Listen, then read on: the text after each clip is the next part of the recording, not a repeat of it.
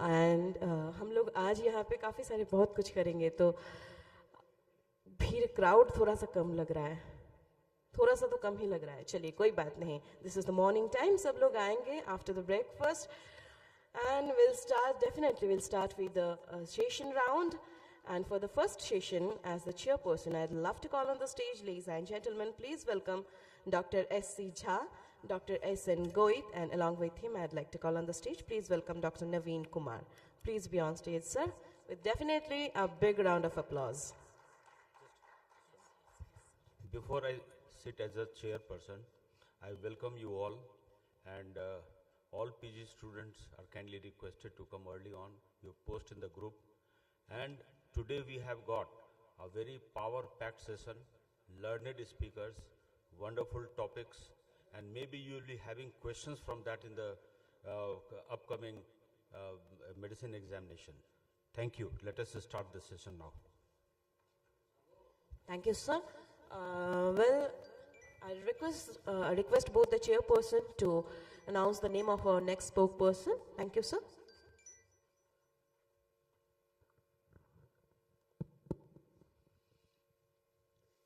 It is my privilege to welcome Dr. Sanjay Kumar for the first talk. The topic is not written here. I think it is pulmonary rehabilitation, which is a very important topic. He is the leading chest physician of Patna and Bihar. And over to Sanjay for the deliberations.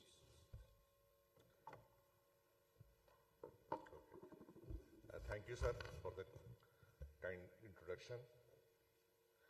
My short introduction is that I have spent my formative years as a doctor in this hall. I was given the admit card for sitting in the medical and dental admission test in this hall by Professor Sambhu Saran Srivastava. He was the admission in charge. And I was a student of this college, so it is very nostalgic moment for me to be on the dais. Thank you, sir. I would be talking about pulmonary rehabilitation.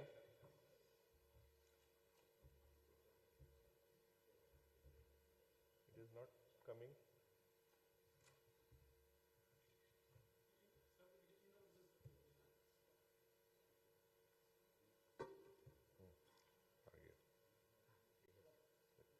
Okay.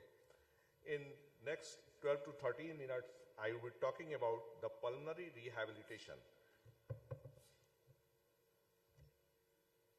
The only disclosure that I have to make about my presentation is that I got the help from the pulmonologist Dr. Deepak Talwar of the MCR Noida in making this presentation. Taking you to the anecdotal view of our third year classes, I took this chart from the epic book of PSM by Park, in which rehabilitation has been denoted as an important mode of intervention so far so disease management is concerned. But we seldom give importance to this aspect. So far so the respiratory diseases, chronic respiratory diseases like COPD are concerned, most of the time we permute and combine the drugs to get the relief, but it is not always the patient get the relief. And here comes the role of rehabilitation. It is basically a comprehensive intervention that is customized as per the patient need so that their physical and psychological conditions improve and they adhere to the program to make their life easy. Taking all these aspects, the pulmonary rehabilitation has been defined by ATS and ERS in 2013.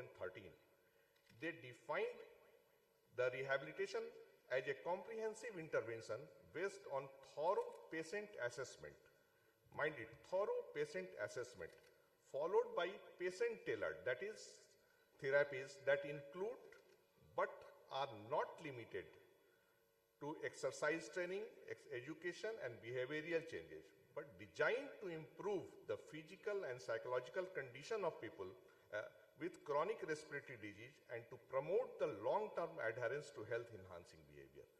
So we have to make that life easy in terms of not only the symptom management, but the better quality of life.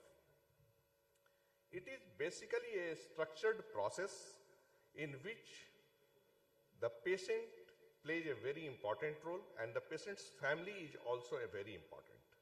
The whole process goes through different stages of right from the patient selection to the rehabilitation, reassessment and maintenance, and all the stages has its own content.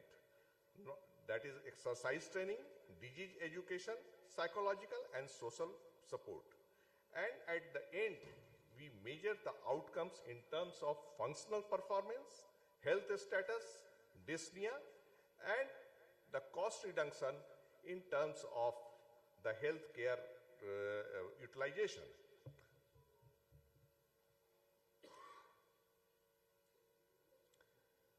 As I have told that it is a structured program and it is a teamwork in which the patient is the pivotal and we have the other members of the team like physiotherapist, pulmonologist, nutritionist, cardiopulmonary technicians, psychologists, etc. Each member of the team is very important. As far as the program is concerned, basically the program is structured like a baseline assessment of the patient because it is to be met at the patient's requirement and it is tailored as per the patient need. Then we structure the program for the patient and finally we measure the outcome. Who are the patients for the PR program? All patients with respiratory disease utilizing the optimal pharmacotherapy, but still they have unacceptable symptoms, poor exercise tolerance, poor quality of life, poor physical activity, and he is utilizing the healthcare resources to much extent. All those patients are basically the candidates for the PR program. And mind it, rehabilitation can be initiated at any stage of the disease, either in clinical stability or directly or during an exacerbation, because at that time patient's acceptability to the program is maximal. First part is the initial assessment of the patient.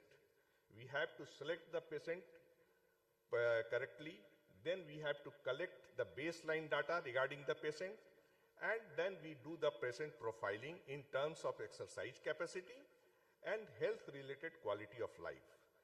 We all have to also see whether the patient is doing some exercise, and last but not the least, we will have to assess the patient's goal because sometimes the patient's goal may be unrealistic.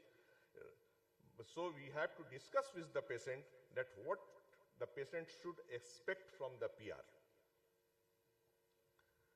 So far, so the assessment is concerned, we have to do a lot of things, but important are lung function, and we have to see how dyspneic the patient is in terms of the MMRC scoring. We will have to look for the comorbidities because we will have to tailor the program taking into the account of the comorbidity as well, and other things we will have to also do, like we will have to measure the exercise capacity of the patient. We will have to assess the strength of the muscles of the patient, and then we will have to discuss with the patient and the family regarding the goals and make a shared decision. Once it all has been done, the patient is enrolled for the PR program. Once the patient is enrolled, we will have to offer different components, but all components are not needed in all patients. There are certain components like education, exercise training, psychological counseling, nutritional support, and exacerbation self-management and behavior changes. These are almost common to all patients, but the other components like oxygen therapy and other things may be needed in some patients and may not be needed in some patients.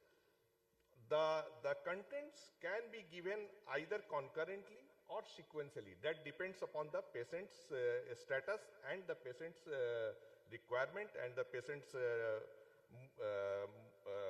how the patient is accepting the things. Most important part is the exercise.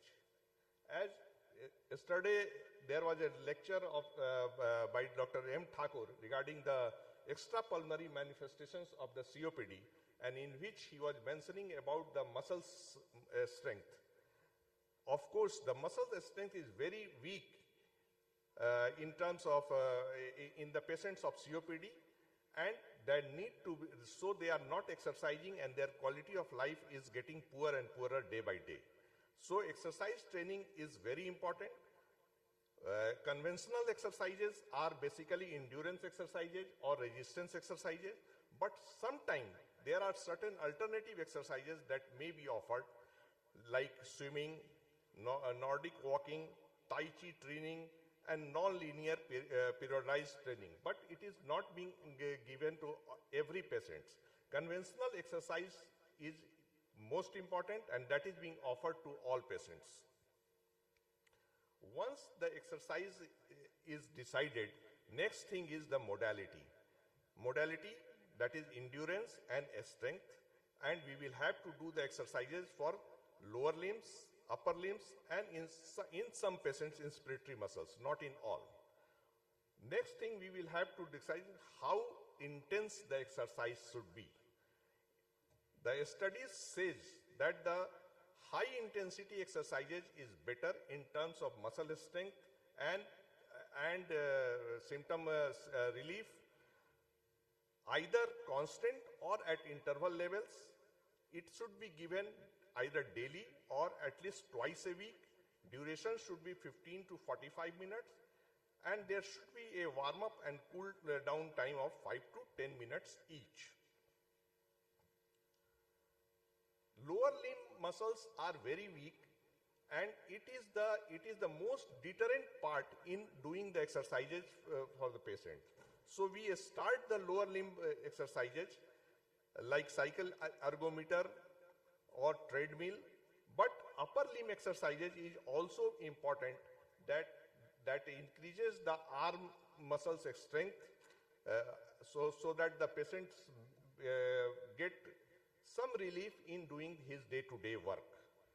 Either it should be done in 4 to 6 minutes in first week, then we increase 2 minutes per week to be added to achieve of 10 to 15 minutes at least 3 times per week.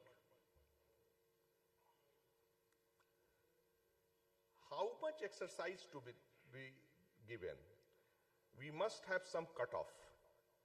The cutoff is being determined as per the target heart rate for the patient. It should be calculated for the patient, that is 220 minus age into 60% to 220 minus age into 80%. And next is the dyspnea scale. Patient should be asked to exercise to the extent that he becomes slightly dyspneic in terms of modified Borg scale, either at the level of the 3 or 4. And a simple measure is the talk test. The patient is able to talk but not able to sing. At that level, we should stop the exercise. Next is the breathing exercises. Breathing techniques which provide relief from the dyspnea is the pursed lip breathing, diaphragmatic breathing, and pranayama. Pursed lip breathing is basically an active expiration against resistance. The benefit is that it develops PEEP so that it prevents the dynamic airway collapse, and it also recruits the respiratory muscles so that the patients get relief in the dyspnea. Some patients may need even oxygen during the exercise, and it has been shown that oxygen reduces the lung hyperinflation and ventilatory requirement for the exercises, so that the patient is more comfortable during the exercise, but oxygen requirement is not a deterrent for the exercise. They must be promoted, the patient must be promoted to take the exercise even with oxygen or even with NIV. It has been shown that the people with chronic hypercapnic respiratory failure who are considered appropriate candidate for nocturnal NIV could also benefit from NIV during exercise training. And often only NIV enables exercise training for patients. So if the patient requires that, we must give them. But we should ask the patient that you do the exercises even with this support. Even the high frequency nasal cannula oxygen is also being given to some patients during exercise. And it helps the patient. In a multi-center randomized controlled trial, it has been shown that it improves the workload, it improves the dyspnea, and it improves the fatigue perception. And it also, the time improved by 60% in more patients using HFO than the Venturi mask. Inspiratory muscle training is not required in all patients. It is in some patients it is being required in which the diaphragm appears to be weak. Yoga and pranayam has been promoted.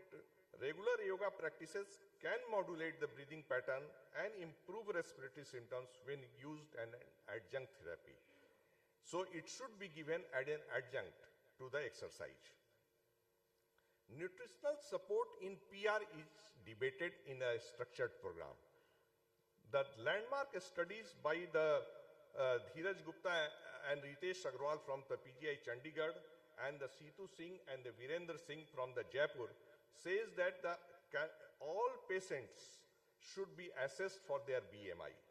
And if the BMI is less than 21 per kg per meter or there is loss of more than 10% of body weight during the past 6 months, they must be given nutritional support both in terms of calorie and in protein.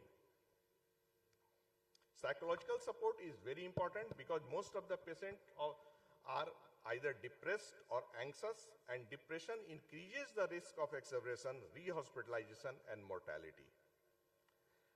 Once all these has been given, we will have to look the PR effects in terms of PR components, in terms of training, in terms of behavioral changes.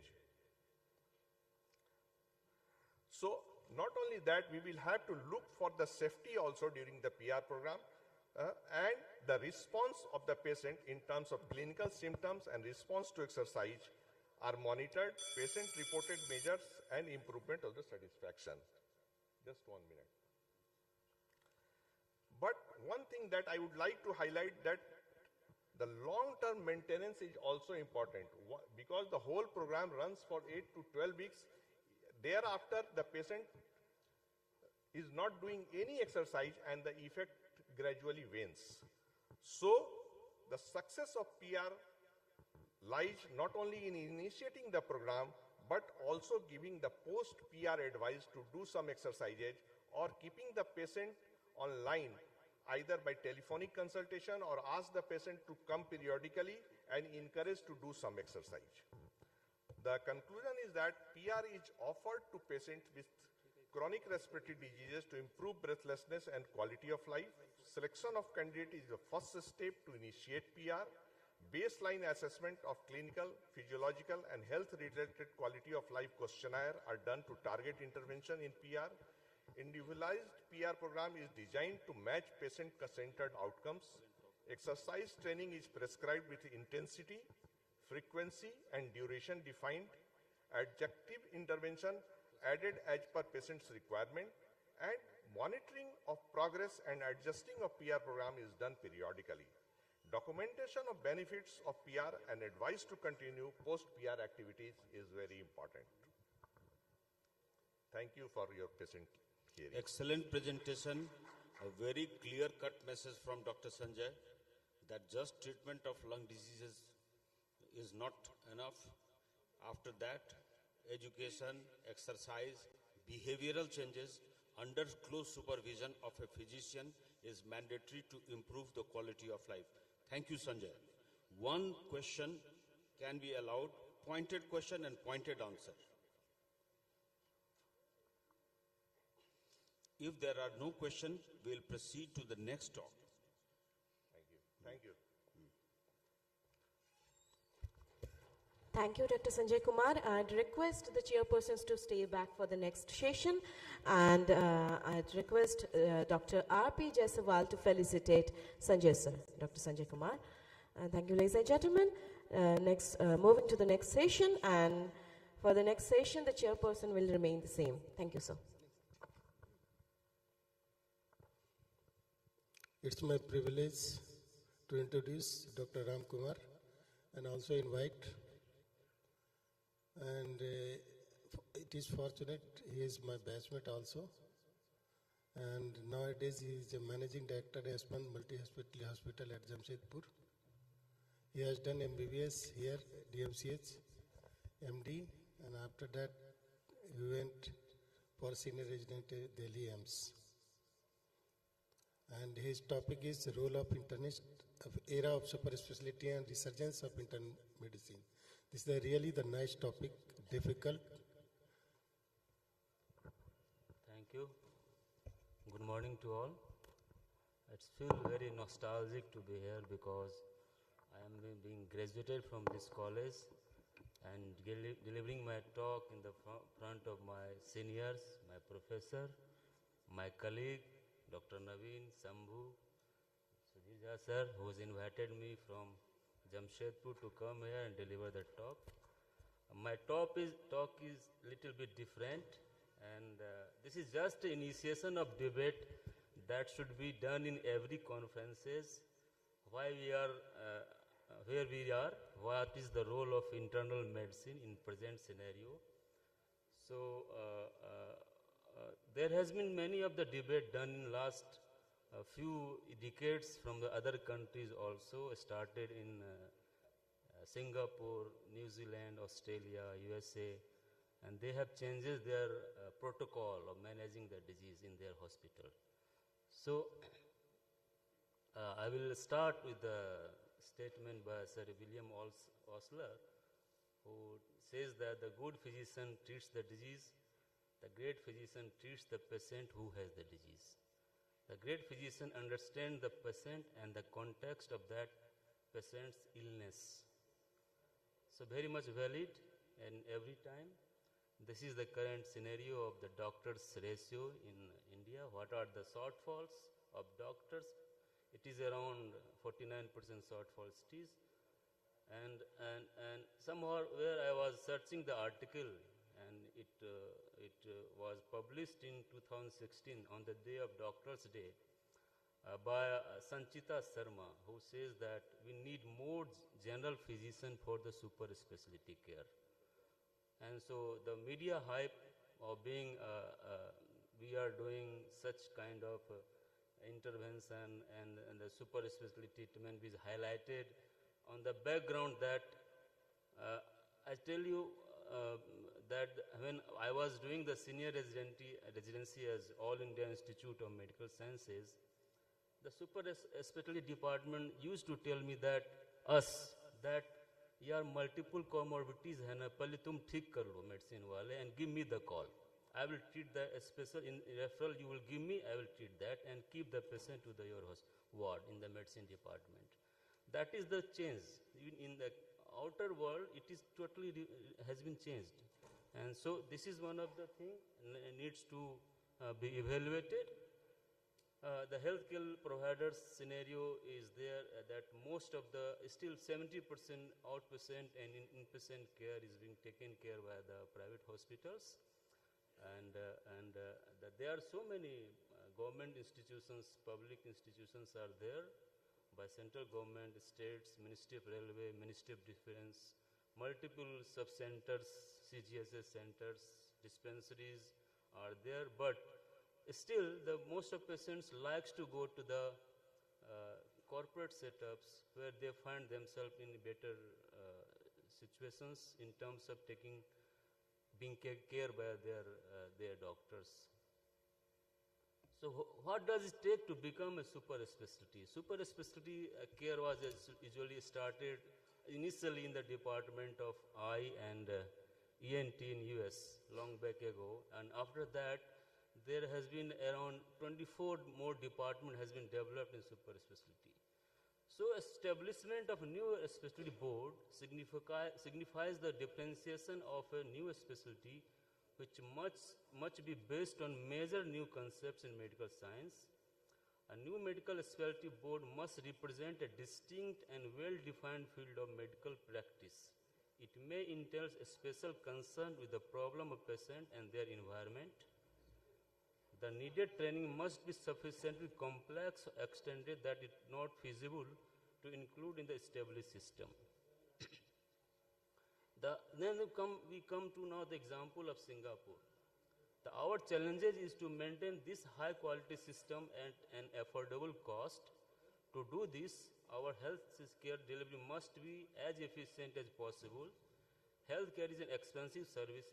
More than half of the cost in healthcare involves paying for the services of skilled people, doctors, nurses, and paramedical professionals. That is why our specialist clinic attendants are growing at a rate of 6%. This is also driving the cost of healthcare upwards.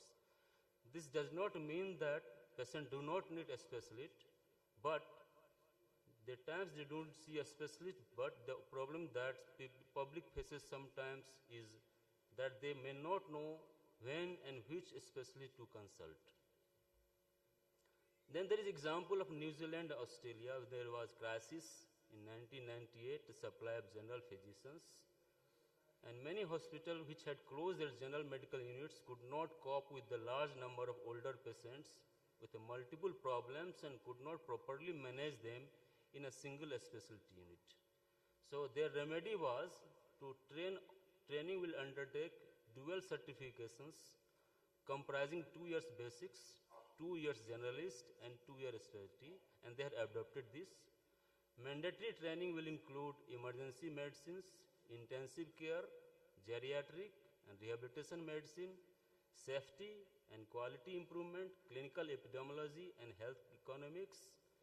General physician will assume the role of case managers for more patients. This is very important, including surgical patients who have complex medical problems requiring the skill of a generalist, consulting as necessary with other specialists. General physician will have greater responsibility in operationalizing clinical science frameworks, medical information systems, and quality and safety improvements programs. Then the example of USA. They created a role of hospitalist in their country. The primary role of hospitalist is to take care of the hospitalized patients and returning them to the care of their regular physician upon hospital discharge. The hospitalists are site-defined specialists who has given a certain number of beds, who serve as a surrogates for the primary care physicians. Hospitalists modern US have expanded from community hospitals to academic medical centers, and the clinical and non-clinical role of hospitalists have evolved accordingly. Published data supports the value of hospitalists in reducing hospital cost and length of stay without sacrificing quality or patient satisfaction. So this has been a data. They have shown that the outcome is very much good, better than the patient differentiating in different, being admitted in different specialty. So key challenges to the hospital include overcoming the purposeful discontinuity of care created by the handover of the patient at hospital admission and discharge, and identifying the skill and competency that will define a specialty. Now this is the current challenges. The demand of specialization is very much. Privatized, expensive, urban-oriented centers are there. Acute shortage of rural family doctors, lack of primary care approach. So internists versus specialists, this is a debate. Internists provide the holistic care. Specialists give the comprehensive care. There is compartmentalization of care in the hand of a specialist. They are not limited by the boundaries of medical specialty, especially the internist. And the specialists are driven by the more sophisticated technology. They are able to provide highly specialized and advanced treatment when needed. but they also need collaboration with other care providers. And internist, I would say, give them cost-effective whole patient care to patients with complex comorbidity and provide much needed cost-effective care with minimal cross-referral to subspecialty, although their roles are complementary rather than competitive. So, early and potential health problem is sorted out. Patient receive appropriate care, develop long-term relationship with internist, and they provide effective treatment for a wide range of health conditions which can help to reduce healthcare costs and improve access to care of patients who may not be able to afford the specialized care. So, what is the wrong with specialization? There are growing dependence on technology. Therapy is expensive, tedious, and inhuman. For example, a middle-aged man with chest pain might have to go a hemogram, full biochemical test, RFT, LFT, ECG, TMT, X-ray, 2D echo, angiography, CT scan, and still the clinical examination of dry pleurisy may be missed by simple auscultations. So this is the drawback. Then healthcare cost and price increase. Recent year with emergence of managed care in USA and institution of gatekeeper mechanism. This is a very important word, gatekeeper mechanism, for limiting access to a specialist. Even in India, the time has now come to analyze the role of internist in the era. So who are internists? They are the fully trained specialist and is integral part of internal medicine. He is a master clinician, diagnostician, a doctor trained in the basic of super specialties of the medicines. So this is the whole idea of delivering this talk, where we are and what we are capable of. So what is the need? Physicians need to be able to handle the wider spectrum emergency medical admissions. It has been shown that many acutely ill patients are managed well by the general physicians. Patients presenting vague symptoms benefit from the skill and knowledge of physicians who have retained a general approach. There is no proof that super specialization always results in better outcome patients. Data supports in the favor of that. Problems such as boredom, poor undergraduate training, high physician to patient ratio, high cost of pharmacy may arise with super specializations.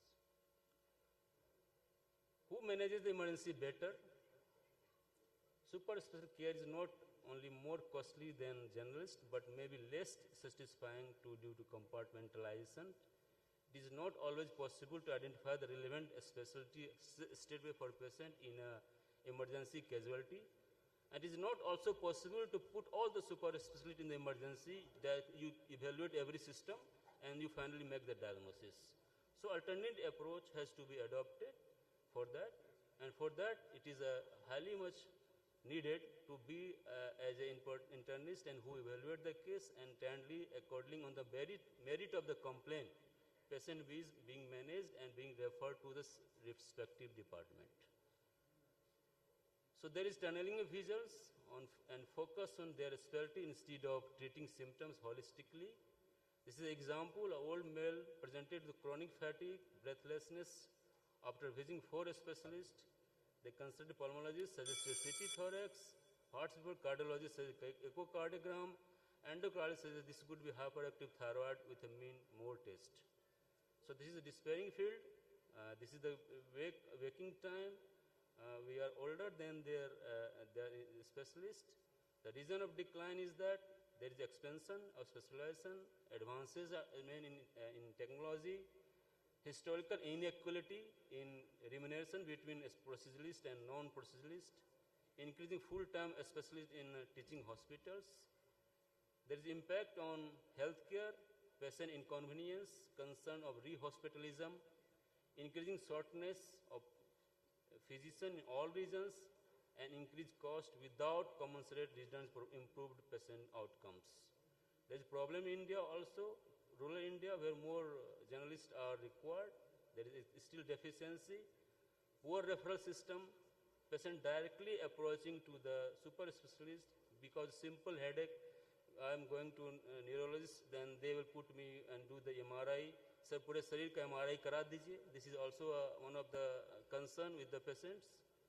So researchers and policy makers who focus their attention mainly on developed West often forget this aspect. So what should internists do?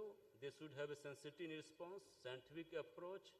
They have realized that priorities of state and society must flow from the priority of concern for the individual rather than the reverse. Ideas of equity and fairness should be tempered by knowledge of variations in health status. Each patient represents a story. You know that in a clinical disease, every patient is different patient, and every patient is presenting with different symptoms and clinical conditions. But maybe diagnosis, ultimate diagnosis may be the same, but their presentation is different. So this is a world for health planner. We do MBBS, takes 5.5 years, and then we do internship, we do the post-graduation, then you do the super post-graduations. So most senior physicians feel that a thorough grooming internal medicine is very essential to become a super specialist. It is there that health and medical education planner have to step in. Lack of experience is the reason why neurologist send his patient to an endocrinologist for diabetes, to a cardiologist for hypertension, an early CCF, and to gastroenterologist to drug-induced dyspepsia. So the internist is there to stay. He should be the primary care physician of a given patient, and he should choose when and whom to refer a patient should the need for super specialty is concerned crop up. So this is the my last slide. So often a question is asked, is general medicine too broad a discipline, too hard to master? The best is answered by saying is life. Thank you. Today, it is said to be the age of super speciality, when number of seats in super speciality is going almost parallel to number of seats in post-graduation. So this is a very pertinent question, whether the end of internal medicine is over. And Dr. Ram Kumar has highlighted the problem in such a and analyzed it in a significant manner. Well, a patient is not a cardiology, not heart only, not kidney only, and other many things are there. So it can never be the end for internal medicine. Just persons going primarily to super specialist, that is the wastage of money, technical based analysis, and it is not fit for the humanity as such, and in particular poor economic countries like India. This is a topic where if in a senior persons and learned audience, someone wants to put his suggestion, is welcome. One or two suggestions are welcome on this.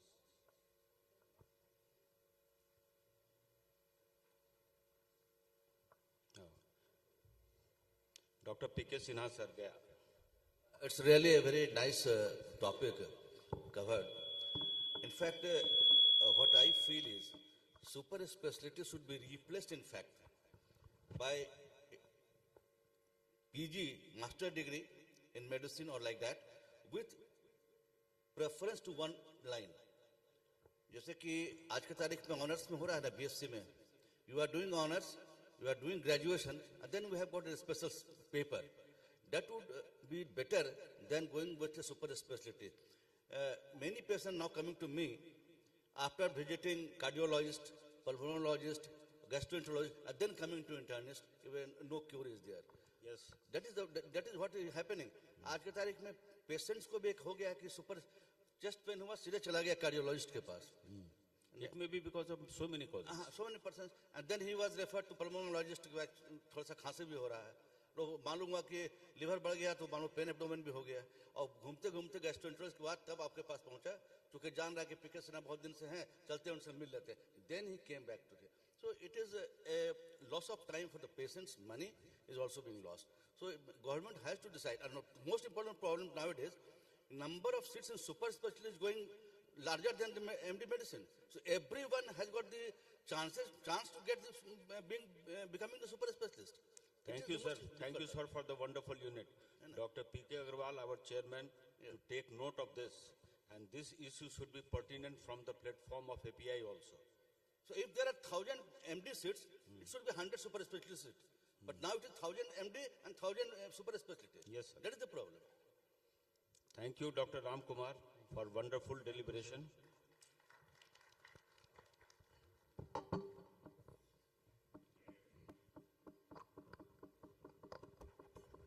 Thanks to Dr. Ram Kumar, and I'd request the chairpersons to felicitate Dr. Ram Kumar. Well, for the next session, I'd love to call on the stage as the chairperson. Please welcome Dr. R.P. Jaiswal, and along with him, I'd like to call on the stage. Please welcome Dr. Asen Jha. Please be on stage, sir.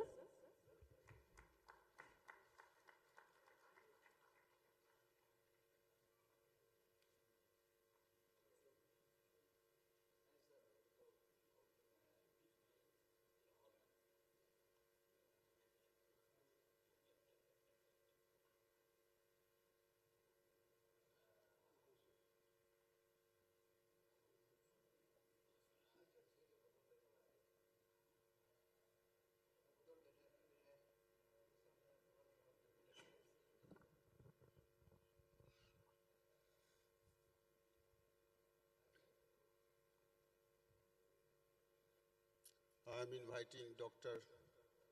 Rajesh Kumar Jha. He is professor and HOD. His topic is sulfonylurea still relevant after Corona and Carmelina trial?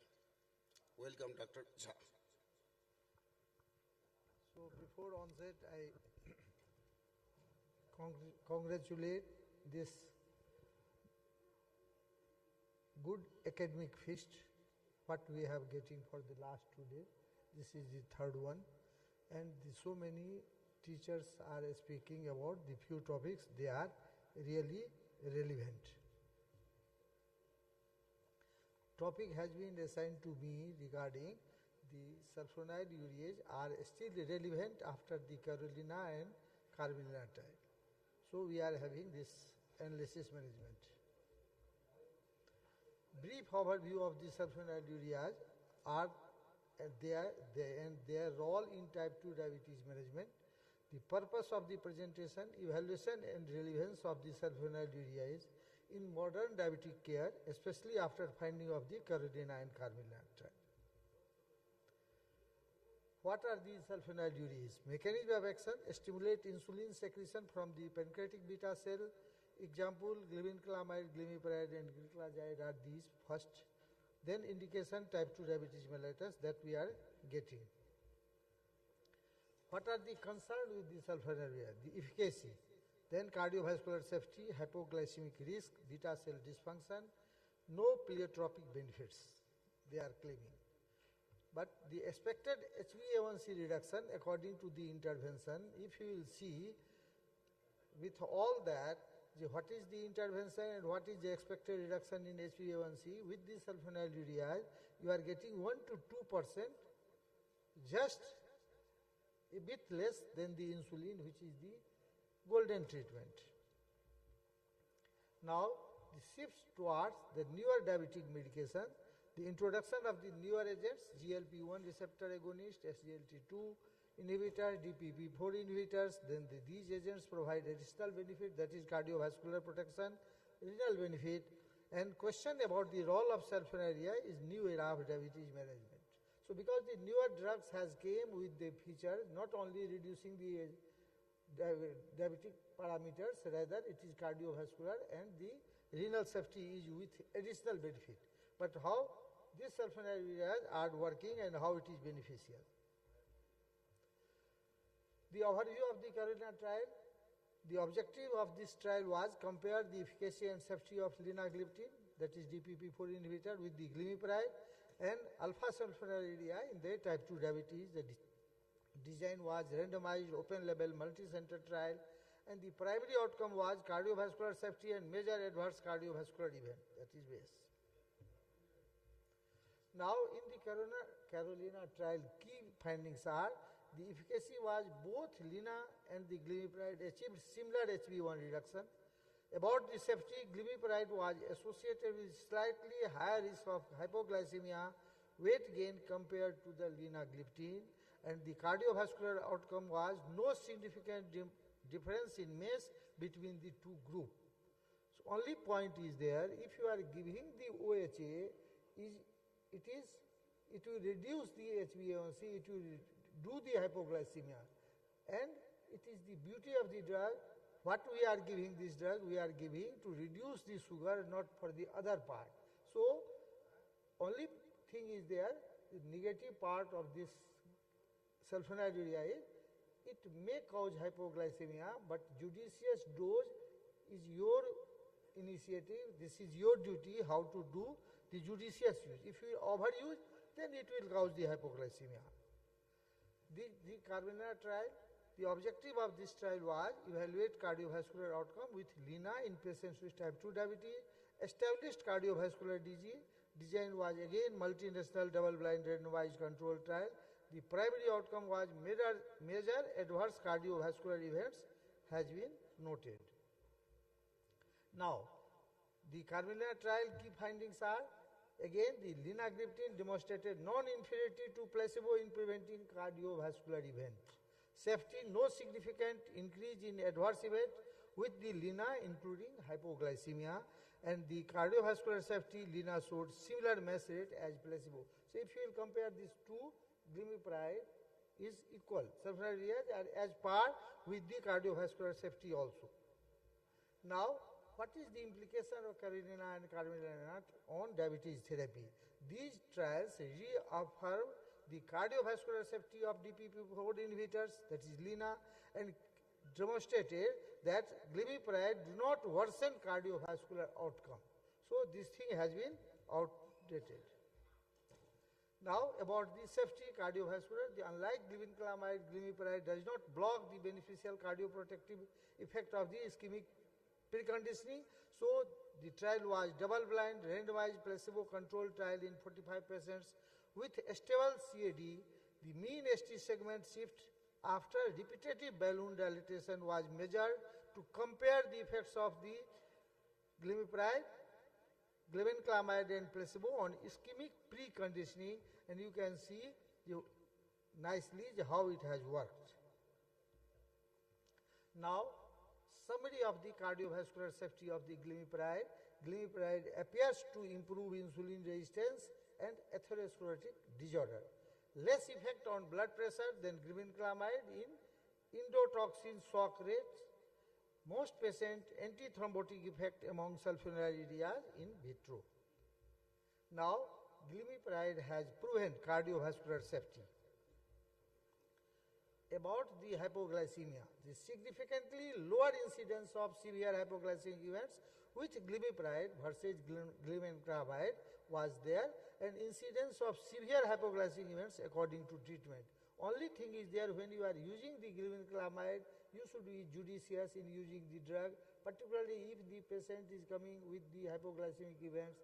Stop the glibenclamide for minimum 48 to 72 hours and measure the blood sugar, and accordingly you should start the treatment. So prospective population-based 4-year study to compare the frequency of severe hypoglycemia in patients with type 2 diabetes treated with glibenclamide versus glibenclamide was compared here.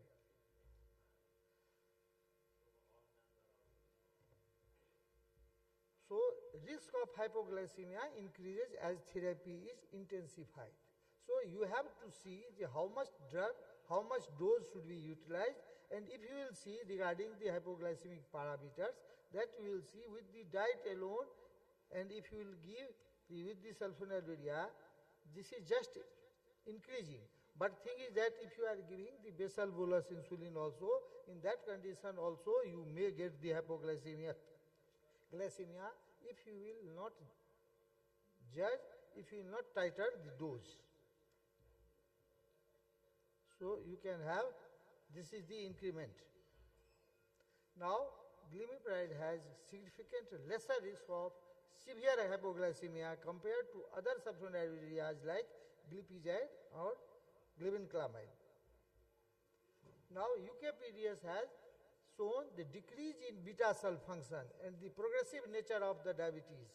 If you will see, gradually the pancreatic function is not decreasing like that, and it is going on.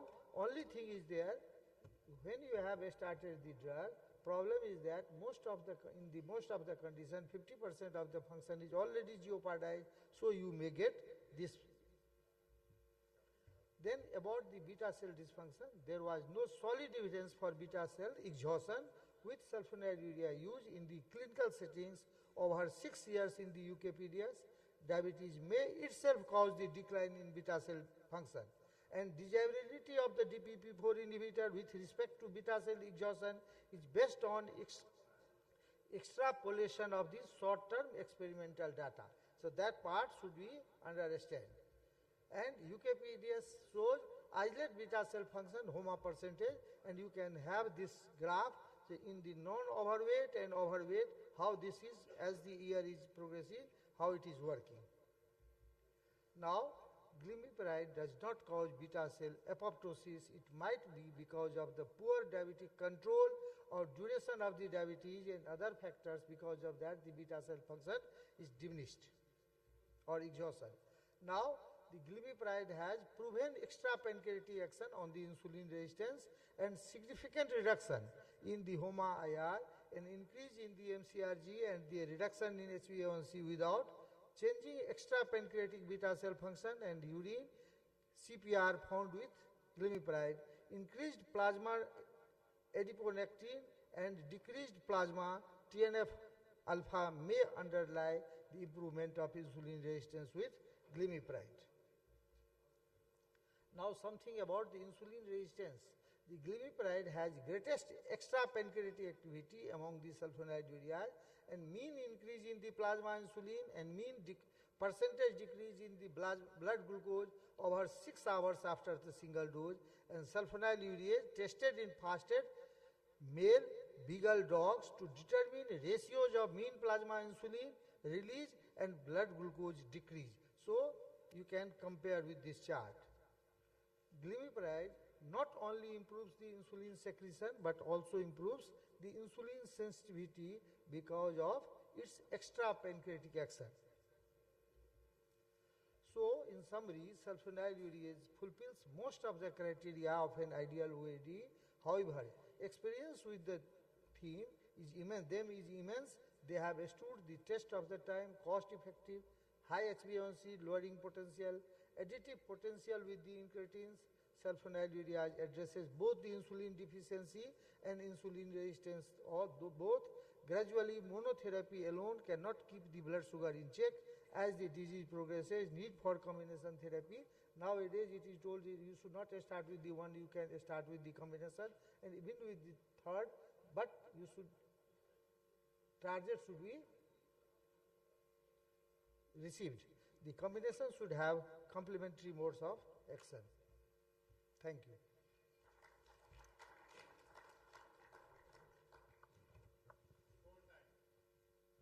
Yes, sir. Because Congratulations, Dr. R.K. Jha, sir.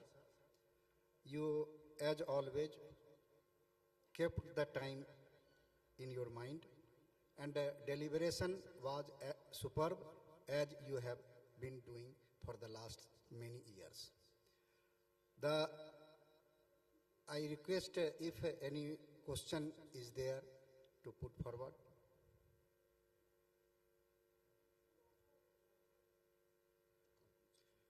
So the session can be concluded. thank you, sir. Thank you. Thank you, sir. Thank you, Dr. R.K. Jha. Well, chairpersons are requested to stay back for the next session. And I request Dr. A.K. Mehta to felicitate Dr. R.K. Jha. And I request both the chairperson to announce the name of our next spokesperson. Thank you, sir. I request Dr. Saibal Guhasa to come and deliberate.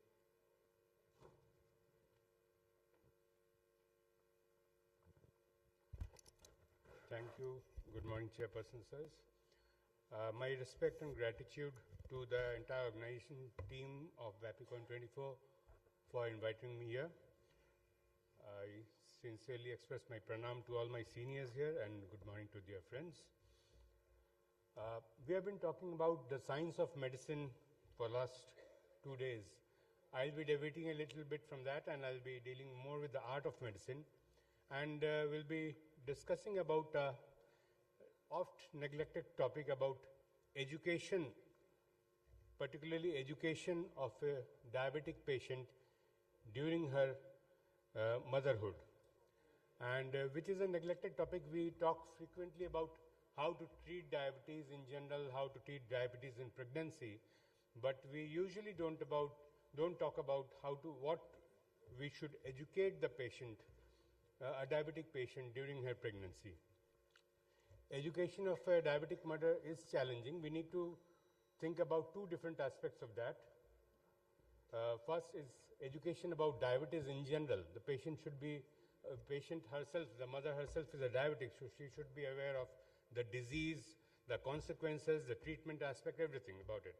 And the second part is education about motherhood, the part which she should know about pregnancy, the safe methods of pregnancy, and how to carry on the pregnancy in a safe manner. So, diabetic mothers face a unique challenge, basically managing their own health as well as ensuring the well-being of their children.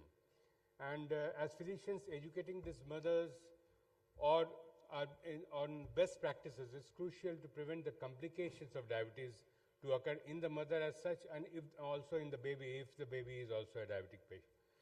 So two-pronged approach is needed, educating them about the healthy upbringing of their children, whether the children is a diabetic or not, as well as educating them about diabetes in general, its risk factors and complications, and means and ways to prevent those. So we'll talk about the do's first, what all things need to be done. The first and foremost is educating the mother about measuring her sugar levels, because that's the cornerstone, that's the first pillar in control of diabetes.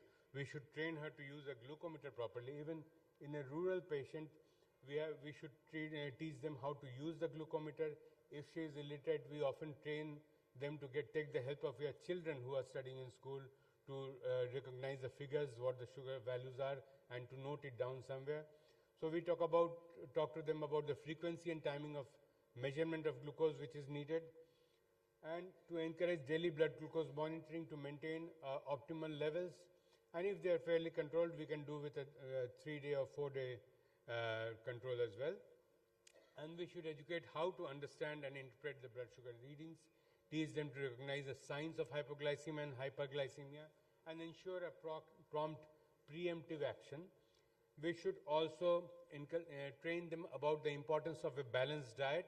Diet should be ideally rich in fiber, low in refined sugar, low in simple starch, and appropriate in portion sizes also. So that is also important. The timing, quantity, quality, everything about the diet needs to be emphasized upon. And the timing of diet, especially in respect to meal blood sugar fluctuations, should be emphasized, because that is very important in pregnancy. And we should also train them in a simplistic manner about how to do the carb count, the carbohydrate count, and use a carbohydrate exchange list about different types of food and how much calories do they give, and planning and meals and snacks to maintain a stable blood sugar level, and make them understand about the glycemic index of food, which foods to be preferred, which needs to be avoided.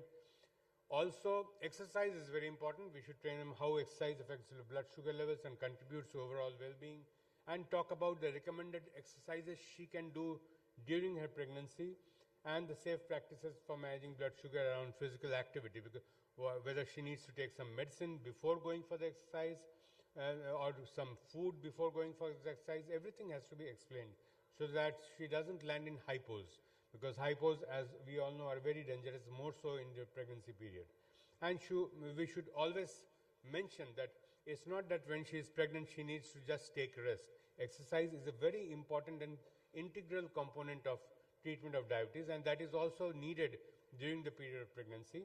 And we should advise on a regular moderate exercise tailored to their condition.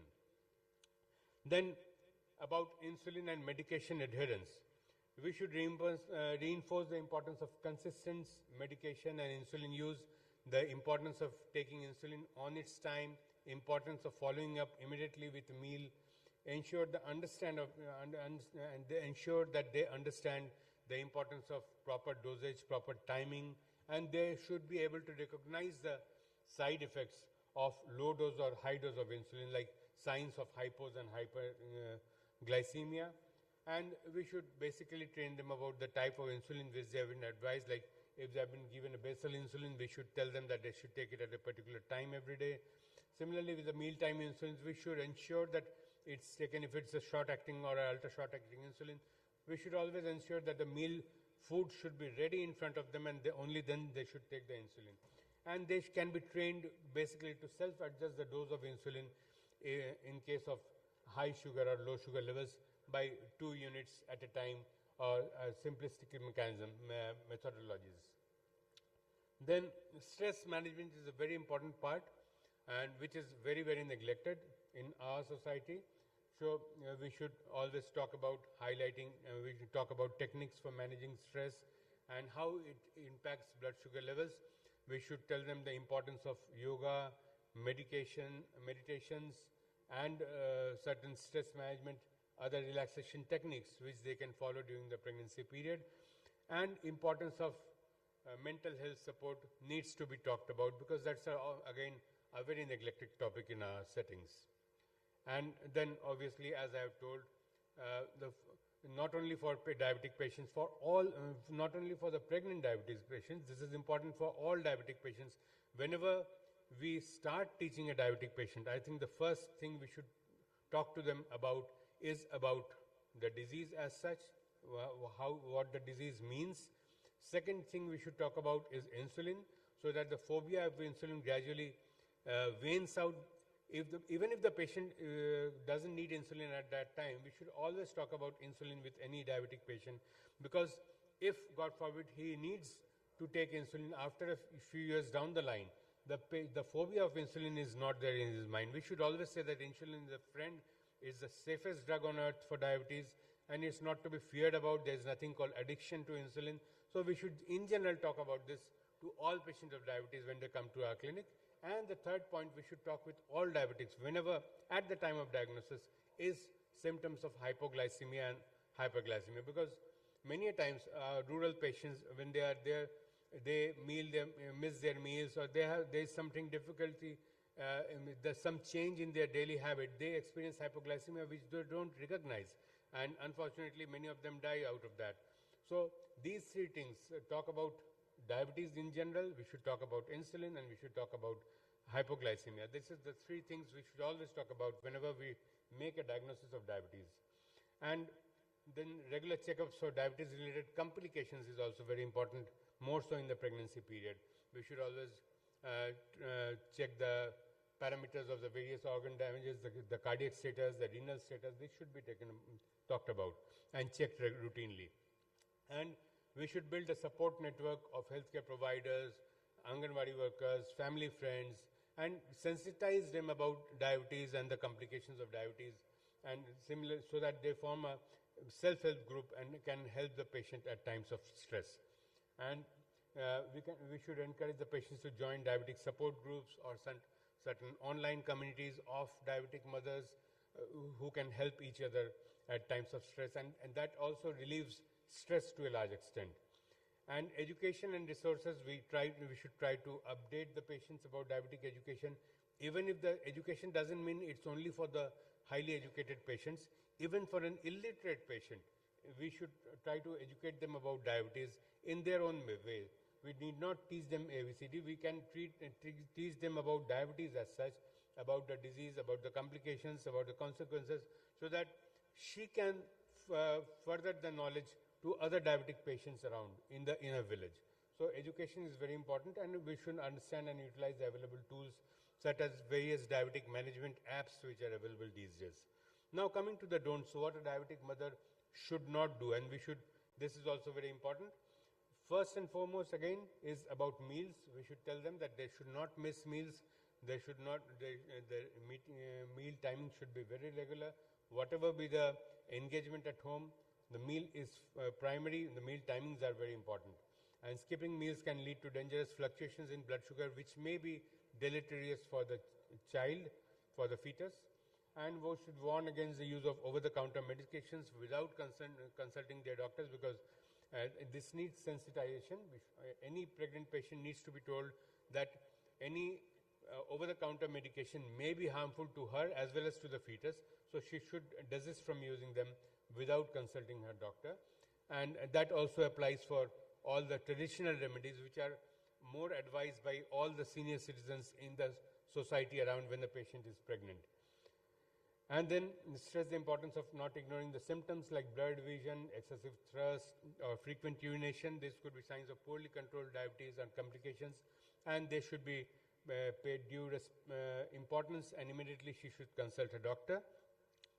And about meals, we have already talked. We should educate them about the danger of high sugar or highly processed foods, the ready-to-eat foods, which she should avoid during the time of pregnancy. And these can give a spike in blood glucose levels and contribute to poor management. And then again, if the patient has a concept that she is pregnant and she needs to stay in rest, she needs to take rest, we should tell her that this is a myth. There is a role of exercise during pregnancy, and we should always, and we should train them, we should inform them about the risks of a sedentary lifestyle in pregnancy, which can lead to weight gain and worsen the diabetic complications and worsen the complications of pregnancy as well.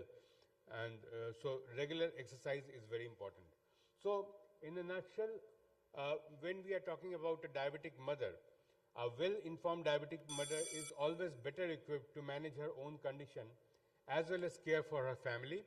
And she is, if she has been educated well by her healthcare provider, she stands a better chance of tackling her disease and tackling the complications of her disease, and also preventing any complications of pregnancy also. And by emphasizing about these do's and don'ts during her regular visits to her healthcare provider, a diabetologist can empower their patients to lead a healthier and more balanced life. Thank you for patient listening. Thanks, Dr. Guha, for nice presentation. You have given a special emphasis on the awareness of diabetic complication and mental stress. Thanks. Any question from the audience?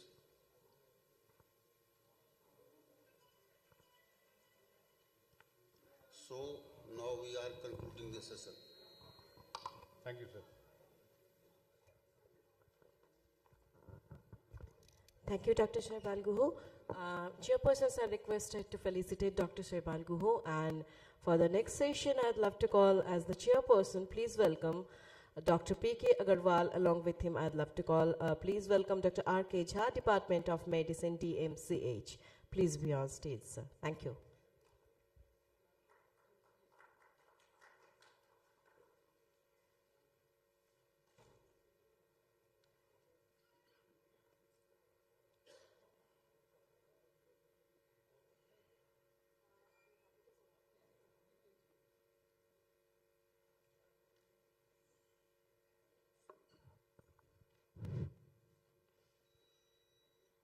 It is my privilege to call upon the stage the governing body member, Dr. P.K. Sinha sir, and he will deliberate the sudden cardiac death with the physician perspective.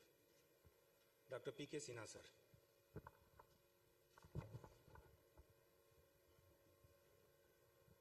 So, very, very good morning to everyone. Sudden cardiac death, you all know, it is defined as sudden natural death presumed to be of cardiac cause that occurs within 1 hour of onset of symptoms in witnessed case and within 24 hours of last being seen alive when it is unwitnessed.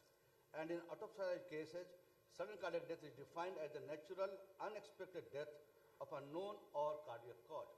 Friends, the scenario is that sudden cardiac death accounts for 15% of all cause death and approximately 50% of all cardiovascular death, with up to 50% being the first manifestation of cardiac disease.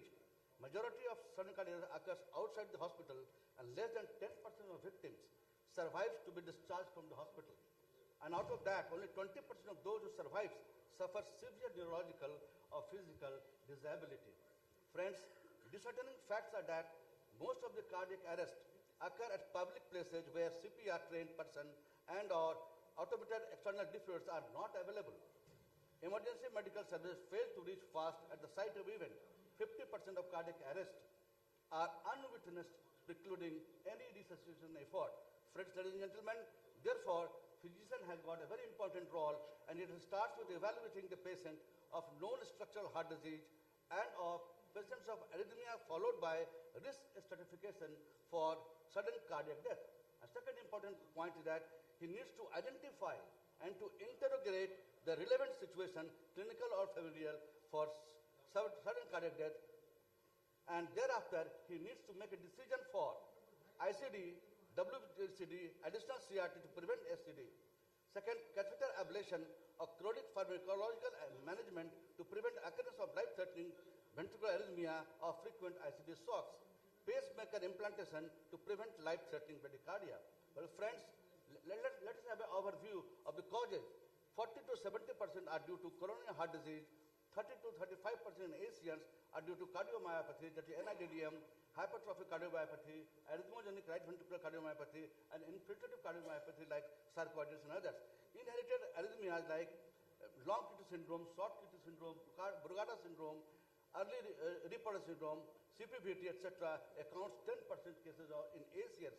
Valvular heart disease accounts for 1 to 5% cases, and idiopathic ventricular fibrillation and others accounts 10 to 8% cases. Friends, age-wise, if you can consider the CPVT, LQTS, HCM, and ARVC accounts majority of cases in less than 35 years of age. Coronary heart disease and valvular heart disease accounts most of the cases after 35 years of age, and NIDDM, Brugada, and early reporter syndrome lies in between. Friends, the population-based risk factors are the same as for coronary heart disease, and the triggers are heart failure on stretch, ischemia, myocardial inflammation, vigorous exertion, electrolyte abnormalities, environmental stress, psychological stress, and depression. And well, of course, we have got a common these myocardial substrate like myocardial scar, or myocardial stretch and fibrosis, and cardiomyocyte dysfunctions. Friends, the mechanism involves is life-threatening arrhythmia, ventricular fibrillation, sustained polymorphic VT, asystole, bradyarrhythmia are the important causes. The pulseless electrical activity and severe acute MI with pump failure are the most important causes for sudden cardiac death. Well, friends, we need to risk stratify to prevent the patients. So, when to go for searching for this risk? So, these are the indications. Patients suffering from overt structural heart disease and or primary electrical heart disease, or first documented ventricular arrhythmia, family history of sudden cardiac death, patients suffering from unexplained syncope or having pre-syncope, syncope palpitation, on exertion, emotional excitation in younger population especially, patient going to join sports with vigorous exertion, and also patients and relatives need to be surveyed for who have got SCS survivors. Workup will lead history and physical examination and investigations. Well, friends, history needs to focus on red flags. So, absence of vagal syndrome in cases of arrhythmic syncope. Well, friends, family history of premature sudden cardiac death, that is drowning or car accident in LQTS or CPVT. Subtle features to suggest inherited causes include a family history of epilepsy, sudden infant death syndrome, deafness, heart failure, or pacemaker implantation at less than 50 years of age. Features of disease related to pro-arrhythmic conditions include mid-systolic click in MVP and outflow tract murmurs with valsalva in hypertrophic cardiomyopathy. Specific skin features may be relevant, like lupus perineo, erythema nodosum in sarcoidosis, angiokeratoma and Fabry disease, xanthelasma and xanthoma, and palmoplantar keratosis in ARVC. Well, friends, ladies and gentlemen, electrocardiogram needs to be investigated for diagnosis of underlying disease, for risk stratification, and for detecting BA subtype if captured, and to look for features of inherited arrhythmia syndromes like the long QT syndrome, like short QT syndrome, like the more than 2 millimeter coped elevation or shuttle back elevation in Brugada syndrome, or epsilon waves in for ARVC, and of course early reporter syndrome. Well, friends, Holter recording needed for daily arrhythmia. Patient activated ECG recorders for intermittent monitoring over long period for infrequent events. Implantable loop recorders to detect arrhythmia and potentially life-threatening symptoms like unexplained syncope. Signal average ECG to detect very low amplitude signals like late potentials, and exercise testing for diagnosis and evaluating response to therapy in patients with suspected or proven adrenergic-dependent rhythm disorder, that is exercise-induced arrhythmia, idiopathic monophoric VT, polymorphic VT, or bidirectional VT. The 4-minute recovery QTC following exercise help in diagnosing long QT syndromes. Well, friends, imaging is crucial for evaluation of LV function and detecting cardiomyopathy. A negative imaging study supports arrhythmia syndrome without structural heart disease, including primary electrical disease in patients with documented VT. Well, friends, echocardiography is important for diagnosing coronary artery disease, dilated cardiomyopathy, hypertrophic cardiomyopathy, arrhythmogenic right ventricular cardiomyopathy, and left ventricular non-compaction inflammatory diseases. Cardiac MRI are needed more sensitive for ARVC and LVNC, late gadolinium enhancement for detection of fibrosis in HCM, DCM, and mitral valve prolapse edema syndrome. Non-myocardial mapping detects diffuse fibrosis and can suggest etiology of LVH like Fabry disease, amyloidosis, and giving opportunity for a specific therapy. CT angiography needed to rule out coronary stenosis. Well, friends, IV propagative diagnosis is done for detecting primary electrical heart disease at cath lab or at outpatient testing location with full resuscitation equipment.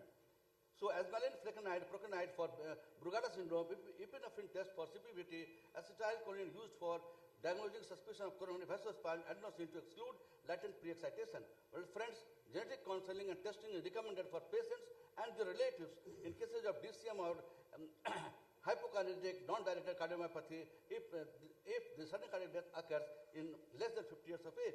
In patients with suspected or definitive diagnosis of ARVC, in cases of hypertrophic cardiomyopathy, and in cases of primary electrical heart disease. Well, friends, electrophysiological study is important for, as best is to confirm the diagnosis of VT and induce mappable ventricular arrhythmia. Electroentropical mapping, endocardial mapping may help in differentiation of arrhythmogenic right ventricular cardiomyopathy from benign outflow tract VT and for targeting biopsy in suspected myocarditis, arrhythmogenic right ventricular cardiomyopathy, and sarcoidosis.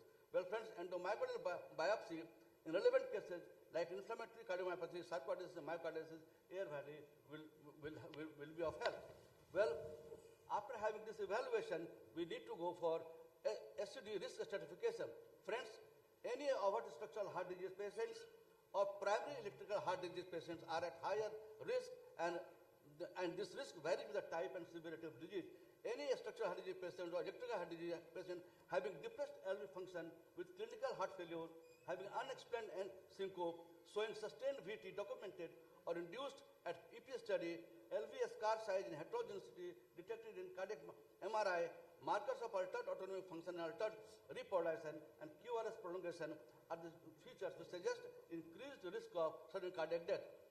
High-risk patients, well, friends, reduction for risk of CSCD beta blocker will be needed for immediate post-acute MI, ischemic or non-ischemic cardiomyopathy, long QT syndrome, CPVT, RVOT VT, and verapamil for fascicular VT. Well, friends, optimal management for heart failure is important to prevent SCD. Well, friends, CABG and revascularization in acute MI and myocardial ischemia. ICD recommended or reasonable for secondary and primary prevention. Patients having disease with continued substantial risk for sustained VT or VF even after optimal medical therapy. Wearable cardiovascular defibrillators as a temporary measure, additional CRT, catheter ablation, and chronic anti-arrhythmic drug therapy, and pacemaker for high-risk bradyarrhythmia cases are needed to prevent SCD. Well, friends, optimization of ICD programming is also important. These are the situations where you need ICD. So, ischemic cardiomyopathy, LVF less than 35%, LVF between 35% to 40% with NIHA class 2 or 3, or LVF less than between 35 to 40% with NIHA function class 2 or 3, unexplained syncope, all need the ICD. Whereas HCM, ARBC, Brugada, LQT, and CPBT, if shows syncopal attacks or has got risk signs are there, they will need ICD. So you need to remember it.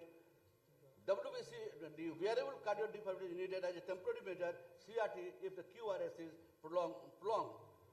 Well, friends, catheter ablation are for chronic AAD may be considered if the identified cause are likely to cause recurrent VTR, irrespective of whether ICD is indicated or not.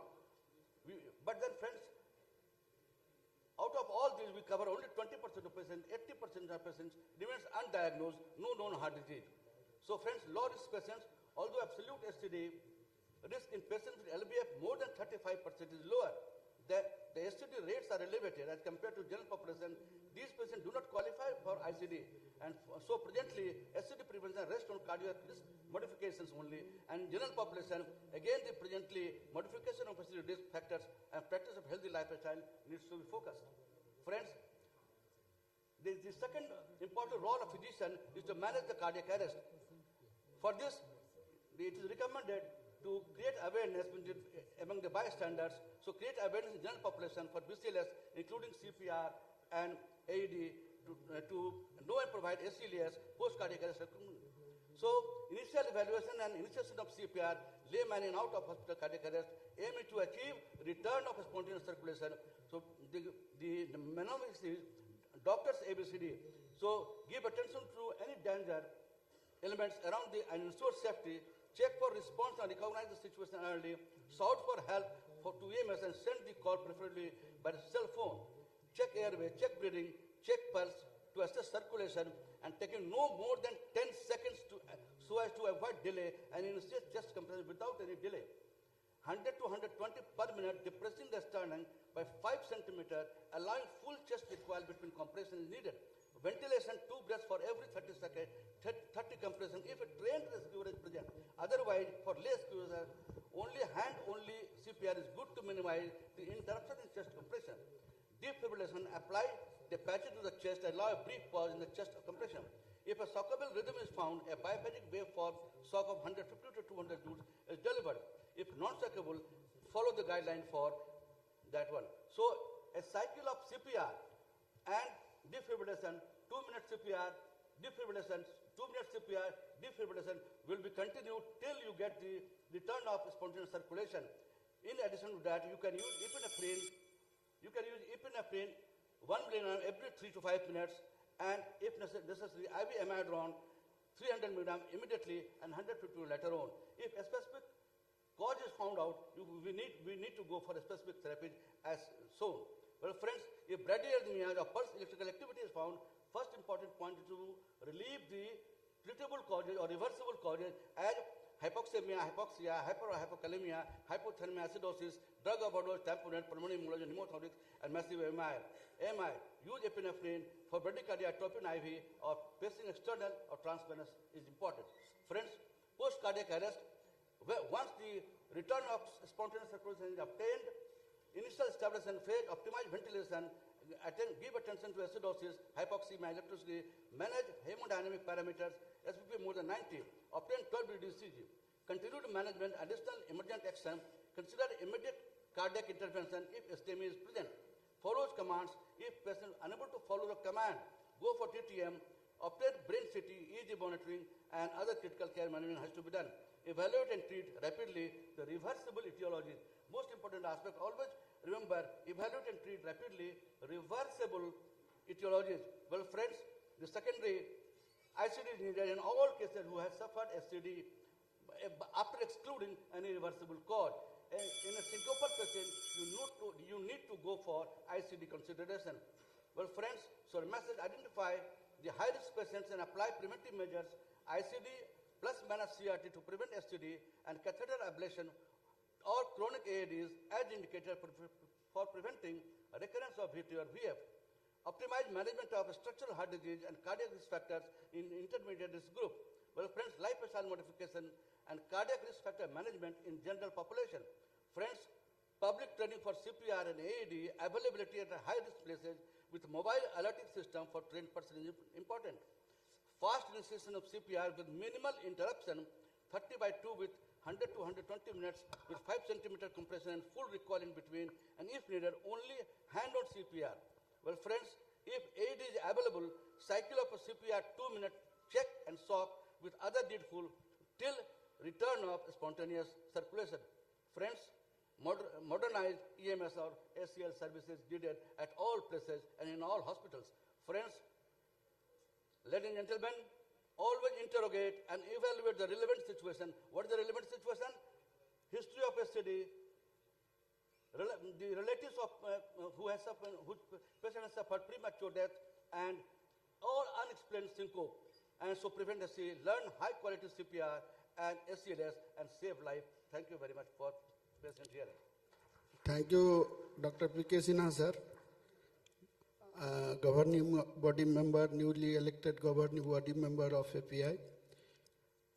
एक सांस या एक heart beat के फासले की बात जो होती है एक पेशेंट के लिए, वो हम डॉक्टर्स के लिए 15 मिनट में भी नहीं समा पाया. सर का इतना अच्छा प्रेजेंटेशन था. हम नहीं समझते हैं कि इसमें कोई क्वेश्चन होगा, लेकिन फिर भी हम लोग टाइम भी थोड़ा ओवर हो गया है. 1 से 2 क्वेश्चन हम लोग अलाउ कर सकते हैं. जी sir. Sir, in case of sudden cardiac arrest inside the hospital, you said that 2 minutes of CPR plus defibrillation, CPR defibrillation should be given. So what is the optimum time after which we expect no return? What's the minimum time up to which it should be given? That's why what you said right at the beginning, you take only 10 seconds to identify the situation. Go beyond that, you are losing the patient. 3 minutes or 5 minutes is enough to lose the patient, because there will be anoxic damage of the brain. The most important point here, I would like to highlight it repeatedly, while you are compressing the chest, 2 minutes, and going for breathing, so lapse of 1 or 2 minutes in between, that will cause anoxic brain damage. So if a expert is not at your side, leave the mouth-to-mouth breathing, only go for compression, only go for Sir, compression, that will save the patient. Sir, lack of time he is restricting us. Yes. Please, sir. Yeah. Thank you very much. Thank you, sir. Thank you, sir. So Now, thank you very much for giving me this opportunity. thank you, sir. We are concluding this session. Thank you. Chairpersons are requested to stay back for the next session. Chairpersons will remain same. And thank you, sir. I'd request Dr. A.C. Jha, sir, to felicitate Dr. P.K. Sinha, sir. Moving to the next session, and for the next session, the chairpersons will remain same. Thank you, sir.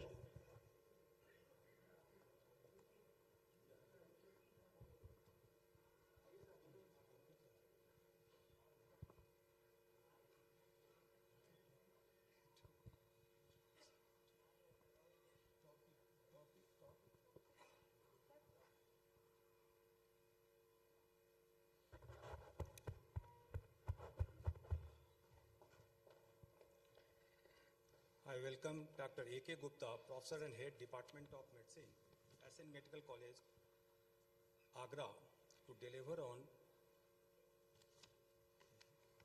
common pitfalls in the management of hypothyroidism. Dr. A.K. Gupta, sir.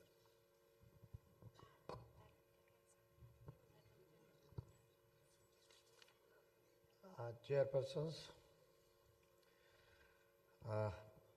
Dr. Amit Das and Dr. Jha, along with Dr. Singh, they were the instruments in to call me here before you. It was Dr. Singh's request, but it was not a request, it is a friendly order rather to be here. So I am here with you. And Dr. Jha insisted that only 12 minutes will be given and not more than 12 minutes the lecture should be there. Dr. Jha insisted twice, and therefore I made it a very short the description about this. So the very common problem,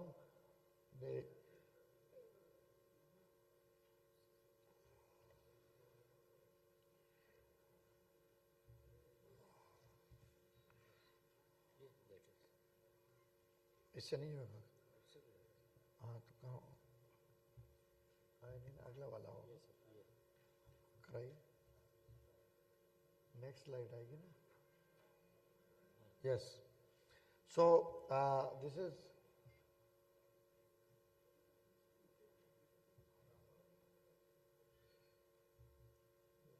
this is the everybody knows about this, that this is a common hypothyroidism in which the T3, T4 are low and TSH high, and we treat by starting thyroxine depending upon the severity, and you give empty stomach an hour before food.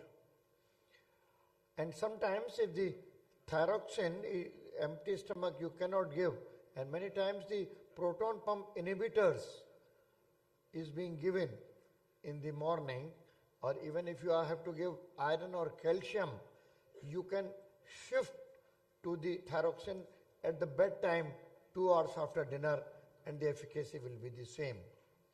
You repeat TSH after 6 weeks and bring TSH to the normal values between 1 and 3. And if you escalate the dose of thyroxine, the TSH should not be repeated earlier than the 4 to 6 weeks. The effect of thyroxine on the TSH comes after 4 to 6 weeks. Both are normal. What to do?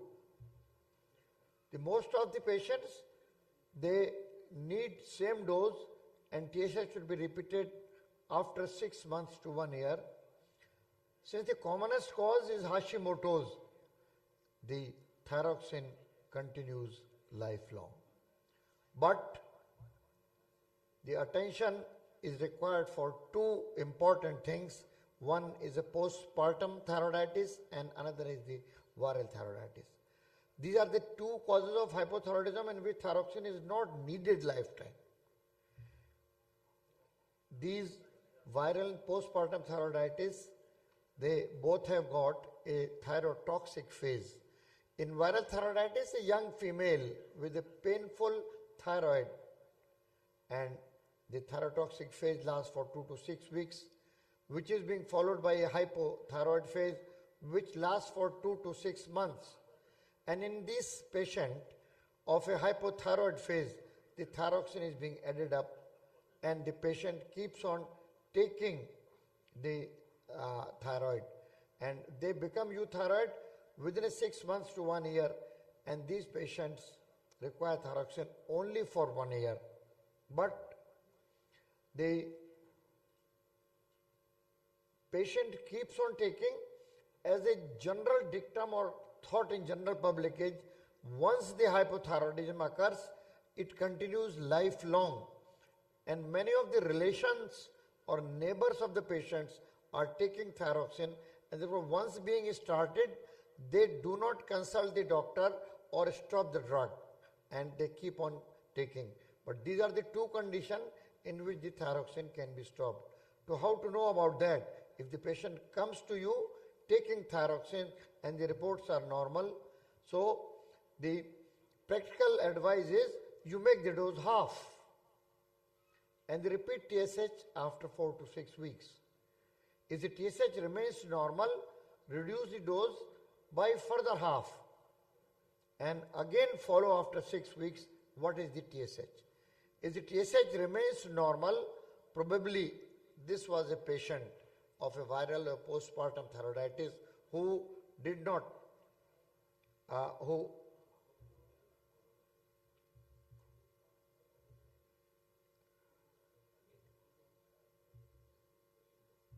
who did not require this.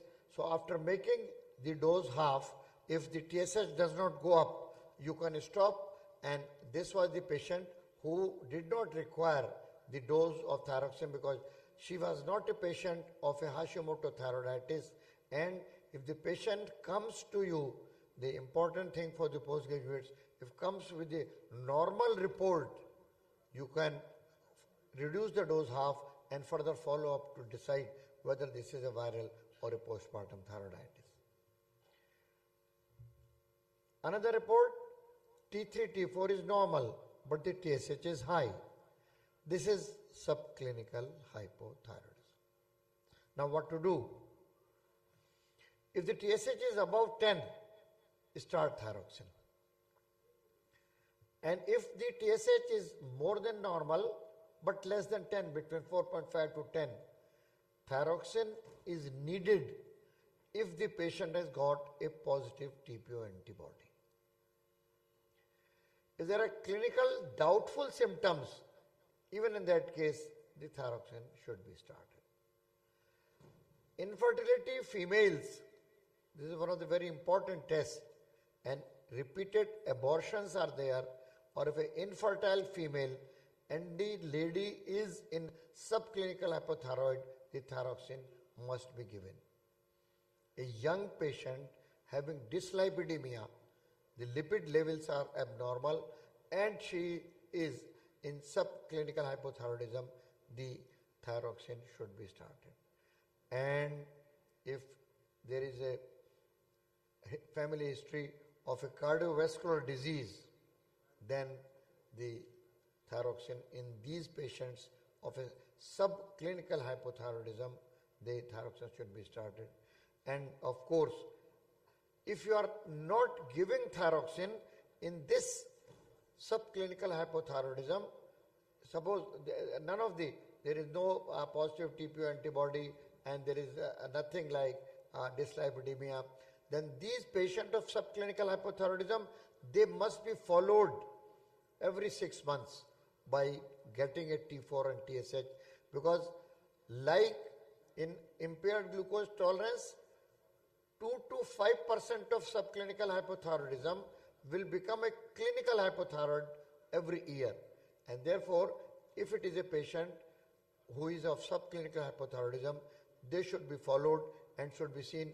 When they pass in hypothyroidism, the thyroxine can be started. So either you start, or if you don't start, follow them after 6 months for getting the test being done. Elderly hypothyroidism. The patient's first time diagnosed above 60. The chances are that the associated atherosclerosis or other things, a comorbid condition, even when the cardiogram and other things are normal, but the chances are that she may be having a hidden the cardiovascular thing. And therefore, even if the TSH is very high, the starting dose should be low, 25 or 50. And because of the fear of the angina, the dictum is start low and go slow. Do not increase the dose after 4 to 6 weeks. Keep on waiting. You can increase the dose, but you can wait for 2 to 3 months and then gradually escalate the dose till you reach your goal and you get a normal report and the patient becomes euthyroid. Hypothyroidism in pregnancy. A common thing which is being done in pregnancy, thyroid function tests are done. And here again, if the lady is having the TSH above 4.5, during, I am talking of first trimester, first visit, the thyroxine should be started.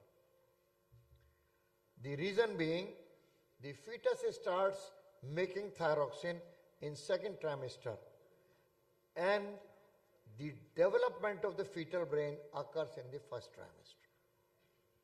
And therefore, the thyroxine is necessary and fetus is dependent on mother for thyroxine. Now, the obstetrician, they get a thyroid function test even in the first visit of the lady, and if you find that the TSH is above 4.5, the thyroxine must be started in these patients. And while treating in pregnancy, these are the levels which are being kept a little lower in comparison to the normal population. A very important thing, and the patients do come off with this report, the T3, T4 are little low, TSH is normal or little low. And a clinical picture, usually a lady of between third and fourth decade who had delivery a year or two before. And when you take the history, she could not feed her child after the delivery because there was a pituitary apoplexy, pituitary failure after the postpartum hemorrhage, and therefore the lactation she could not feed. And after delivery, the amenorrhea was there. But with these two things, she doesn't come. And usually these patients come after 6 months or 1 year. And they come after a long period with anemia, with low blood pressure, because the pituitary failure is there, and therefore the the adrenal failure is also there. And with the adrenal failure, the steroids are not there, and therefore the anemic, hypotensive, hypothyroid, lean and thin lady, 1 year usually after delivery, comes to you, and then diagnosis. You get a thyroid function test done and diagnose on the basis of a very good history, which you have to take a close history of a lactation and amenorrhea, and by seeing the report, diagnose the Sheehan syndrome and treat them accordingly. While treating this patient, the important thing that the steroid should be started before starting the thyroxine. And the dose of the prednisolone is usually about 7.5 milligram, that is 5 milligram prednisolone in the morning and 2.5 milligram prednisolone in the evening. They should be started first, and then the thyroxine should be added after about 2 to 4 weeks. If you start thyroxine earlier, there is already deficiency of the steroid, and by putting the thyroxine, you are pushing the patient to the adrenal failure, and the patient may go in Addisonian crisis. Therefore, in the Sheehan syndrome, if the T3, T4 are low and the TSH is not high, think twice that am I dealing with a secondary hypothyroidism, that is the hypothyroidism secondary to pituitary failure, and in these patients, the steroid has to be started first, followed by thyroxine. And the second thing, that both these drugs, the steroid and thyroxine, will be given lifelong, and it has to be explained to the patient. Otherwise, the patient goes after few months. This is a very common habit in India. जगह बदल गई, doctor बदल लिया, दिखाया, पुराना पर्चा दिखाया नहीं, उसने कहा किसी डॉक्टर ने, अरे ये स्टेरॉइड इतने दिन से चल रहा है, स्टेरॉइड बंद कर दो.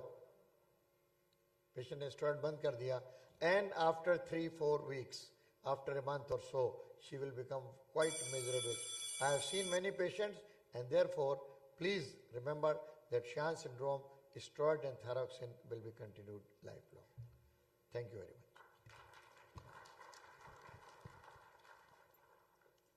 बहुत बहुत धन्यवाद सर. आज मैं आपका टॉक एक पीजी की तरह से सुन रहा था.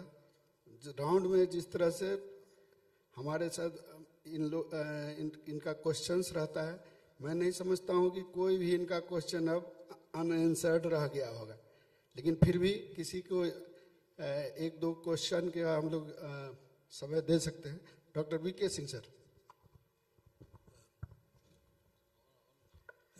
Excellent talk, sir. That's and with time management, one thing very important.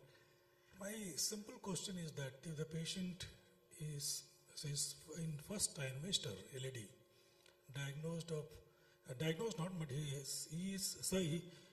TSH is in between 2.5 and 4.5. What to do in that particular cases? If the TSH level, the recommendation is that if it is below 4.5, it should be followed by the TSH again. And if it is above 4.5, the recommendation is the thyroxine must be started at that time. But between 2.5 and 4.5, there is a deadly dilemma because they tell that while treating, the TSH should be brought below 2.5.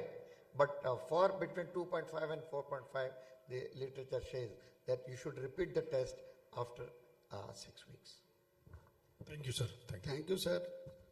और कोई प्रश्न तो नहीं है. अब इस session को हम लोग कंक्लूड करते हैं. Thank you sir.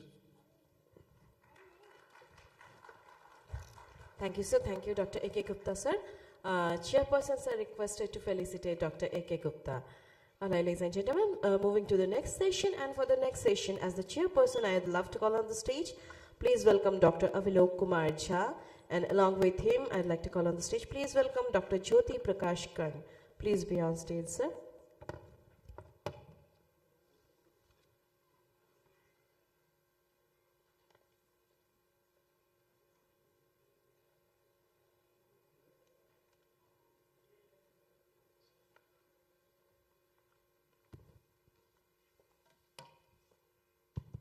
Good morning. New molecule inclisiran. I will invite Dr. Ashish Kumar Jha from Patna. Ashish sir, please.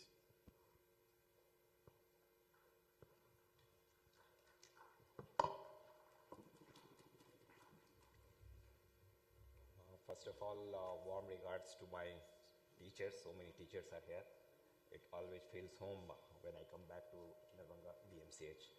Thanks to the managing organizing committee for letting me talk on a molecule which is very interesting. I'll be deliberating on connecting the dots with inclisiran, LDL cholesterol variability, and adherence in atherosclerotic cardiovascular disease. So the flow of chart talk will be the prevalence of elevated LDL cholesterol, its variability, its connection with acute coronary syndrome, and how we can improve the adherence and thereby reduce the coronary event. Whenever we are having a patient with acute coronary syndrome, the chances of having recurrent event is very high. Some 1 in 10 patient report a second MI within 100 days, and there is an event rate of more than 10% of death MI or recurrent ACS at 1 year. So what is the cause? Lowering LDL cholesterol is one of the most important modifiable risk factor. The 2023 AC guideline was to reduce LDL cholesterol to less than 55 by more than 50% from the baseline. And in patients who have a recurrent ACS, that is, which is defined by second cardiovascular event within 2 years, then LDL cholesterol level should be less than 40. But when we are looking at the real world evidence, this is a study from India, and we found that almost 80% of patients fail to achieve a LDL cholesterol of less than 55 post ACS, and almost 55% of patients fail to achieve a LDL cholesterol of less than 70. So this LDL cholesterol variability was significantly associated and is an independent predictor for a cardiovascular event. So what is the connection? How we can improve the adherence? So when we are talking about statin, means when we are talking about lipid lowering therapy, we know that statin has a definite role. Then statin has to be taken 365 days a week. So 365 pills, it has to be taken daily. Now we have evolocumab and alirocumab, which is monoclonal antibody, which has to be taken twice weekly, so some 26 injections. We are living in the age of mRNA, and I will discuss later on, which will require only 2 injections. Now we also have some vaccination, adenovirus-associated vector, which is using the CRISPR-Cas9 mutation. So we are living in an era of evolving lipid-lowering therapy, and tomorrow might be a very bright future. Now, why there is a poor adherence to statin? We know perceived side effect, some nocebo effect in almost 60% of patients. Some refill issue is there. Many of these patients are elderly, and they might have difficulty in remembering taking pills daily. So the poor statin adherence, lipid variability, and the risk of ACS increases. Thereby, there is some discontinuation of therapy. Only 15% of them are initiated on high-intensity therapy. 22.5% of patients switch over to lower or moderate intensity statin therapy. Some 50% discontinue them within 15 months. So all of these lead to a significant increase in ACS hospitalization. So how we can improve it? This is a study which showed that mRNA, because it has to be taken only twice a year, will increase the adherence by 52%. Monoclonal antibody, because only twice a month, will increase by 41%, but statin has only 31%. So the real world data, I will just discuss 3 patients. All of them were on adequate dose of atorvastatin. Young patient who underwent PCI for an STEMI, but current LDL cholesterol is 154. Second patient also had undergone 2 PCI in last 3 years, 2 events of ACS on optimal dose of rosuvastatin and evolocumab every 2 weeks, but current LDL cholesterol is 80. The third patient is a middle-aged, underwent PCI for a multivessel disease, but still LDL cholesterol is 120. So what the guideline says, the CSI 2023, which confers with the ESC guideline and also the ACC and the Lipid Association of India guidelines, they say that whenever you have a patient with ACS, you divide them into different risk category. The extremely high risk group, which consists of recurrent ASCVD events within 2 years in the same territory or different territory, or maybe a polyvascular disease. Sometime he presented with a CAD and other time he presents with a peripheral vascular disease, or a patient with ASCVD with heterozygous familial hypercholesterolemia plus elevated lipoprotein A. This group of patients are extremely high risk and they should have a LDL cholesterol less than 40 and non-HDL cholesterol less than 70. Then there is a very high risk group patients who have a multivessel disease more than 50% less than ASCVD with CAD, peripheral vascular disease, or diabetes mellitus with multiple risk factors or target organ damage, or heterozygous familial hypercholesterolemia with no other risk factors, or a risk factor for CKD, that is EGFR of less than 30. In these patients, LDL cholesterol should be less than 55 and non-HDL should be less than 85. Then we have a high-risk patient, diabetes with one or more risk factor, CKD with EGFR of 30 to 59, or heterozygous familial hypercholesterolemia with no other risk factor, or hypertension with one or more risk factors, or hypertension with TOD. In this, LDL cholesterol should be less than 70 and non-HDL should be less than 100. In all other patients who need statin therapy, the target should be less than, LDL should be less than 100 and non-HDL should be less than 130. So based upon the these guidelines, the therapy has to be personalized. In a patient with a who had an STEMI, underwent angioplasty, who is on optimal dose of atorvastatin and ezetimibe, has a LDL cholesterol of 154, this LDL has to be more optimally managed, and his target has to be less than 40 because he had a polyvascular disease and he is already on optimal dose of atorvastatin. The second patient also with 2 recurrent events, his goal should also be less than 40. So in third patient for a multivessel disease, the goal should be less than 70. So all these patients has to be optimized on an optimal dose of statin therapy, and on top of that, if LDL cholesterol is not achieved, then we move on to a newer molecule. And with this, I would like to share the picture of 2 fellows, Victor Ambrose and Gary Rafcon, who received Nobel Prize in Medical Physiology for 2024 and for the technology of discovery of mRNA. This was related to the development of some COVID vaccine. This is related to the development of many transcriptional gene and personalized therapy such as inclisiran. So inclisiran is a unique mechanism of action. It's the only small interference RNA therapy for LDL cholesterol reduction. It just acts on the PCSK9 inhibitor, it inhibits PCSK9 and thereby increases the LDL receptor on the surface, cell surface. And what it does, we don't have a cardiovascular outcome trial till now. That trial Orion 4 is going on. The result will be published by June next year. But we have trials, some different trials, Orion 9, 10 and 11. Orion 9 was seen in the heterozygous familial hypercholesterolemia. Orion 10 was studied in the established atherosclerotic cardiovascular disease. Orion 11 was seen in patient with CAD equivalent. In all these trials, and then there is a Orion 18 trial which was studied specifically in the Asian patients. So in all these trials, inclisiran was associated with some 50% reduction in the LDL cholesterol on top of optimally managed statin LDL cholesterol with statin therapy. The patient, although we don't have a cardiovascular outcome trial, but the patient level pooled analysis of Orion 9, 10 and 11 showed that inclisiran reduced MACE by 26% over a period of 18 months, fewer MACE compared to placebo, numerical lower events of MI, numerical lower events of stroke. But again, cardiovascular outcome trial is pending and we might have it in the June next year. So these exploratory outcome offers an early insight into the potential benefit of cardiovascular benefit of inclisiran. And Orion 8 studied the long-term safety. The exposure was around 6.8 years, more than 8,000 patient years. The only side effect was the injection site reaction, which was seen in almost 5% of patients. No dose adjustment was necessary in patients with mild to moderate hepatic impairment. Even in severe renal impairment, it should be given, but it was not studied in the end-stage renal disease. No clinically significant drug interaction was expected. No clinically significant difference in efficacy and safety profile in patients who tested positive for anti-inclisiran antibody, which occurred in only 1.7% of patients, and it was not associated with significant increase in LDL cholesterol level. So with these, we can say that when we are talking about efficacy, when we are talking about adherence, increasing the duration is the most appropriate thing. Something which can be taken twice a year will certainly increase the adherence. It should be healthcare professional administered. It's a single pre-filled syringe of 1.5 ml subcutaneous injection over abdomen. We can take it as an insulin. And then in all these patients, this can lead to a better LDL cholesterol management, but of course, at a very higher price.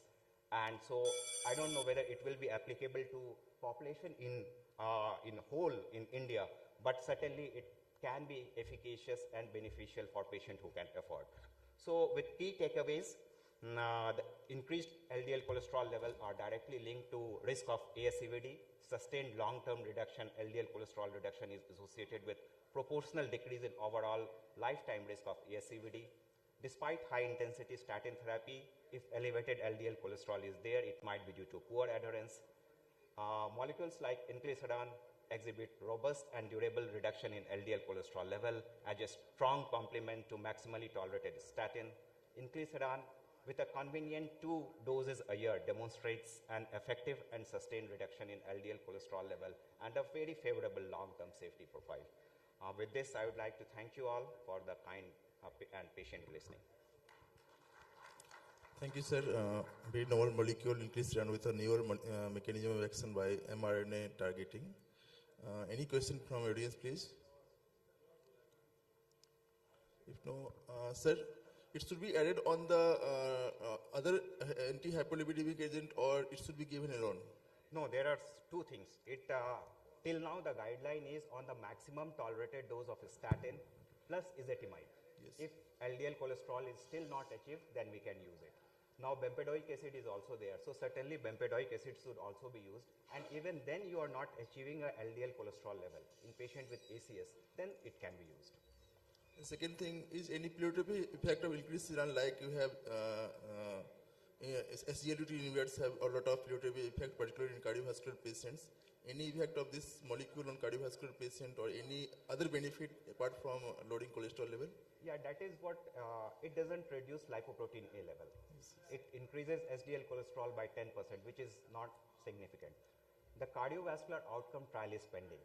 Depending upon the result of 8, 9, 10 and 11, they said there will be 26% reduction in MACE, but that was not designed to study MACE. So we can't say, since that is pending and it will come in June next year. So we should wait for that. This is very nicely presented. I would like to add, probably the cost should also have been little explained. Yeah, that it is about every 6 months injection for inclisiran cost 1 lakh rupees. Yeah, it costs, and that is what I said, that it should be used in only in the affordable patients. Second thing, the Repatha injection every month. Twice a month. Twice a month, even if you go for that, it costs, comes with the name of Repatha, available in India. Yes. Many people are using, and that costs 18,000 rupees. But then when you consider twice a month, it will, the overall cost will be much higher. No, but Ashish, you are getting so many cases. How many cases you have tried inclisiran? I have used inclisiran in 2 patients. One patient who underwent stenting 2 years back had a lesion in RCA.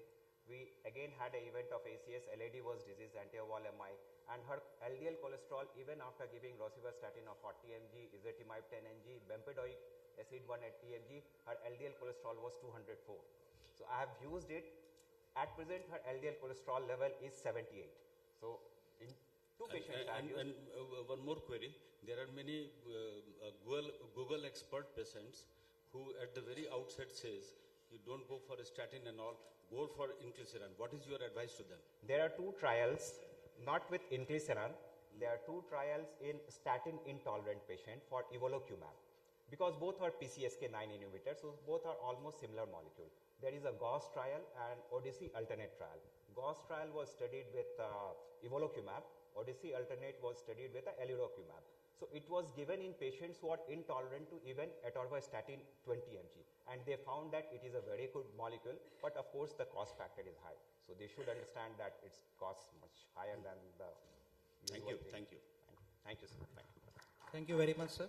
Now we conclude the session. Thank you, sir. Thank you, Ashish, sir. And chairpersons are requested to felicitate Dr. Ashish Kumar Jha. Well, for the next session, Dr. B.K. Singh and Dr. R.K. Jha from Indore are requested to addressing the chair for the next session. Thank you, sir.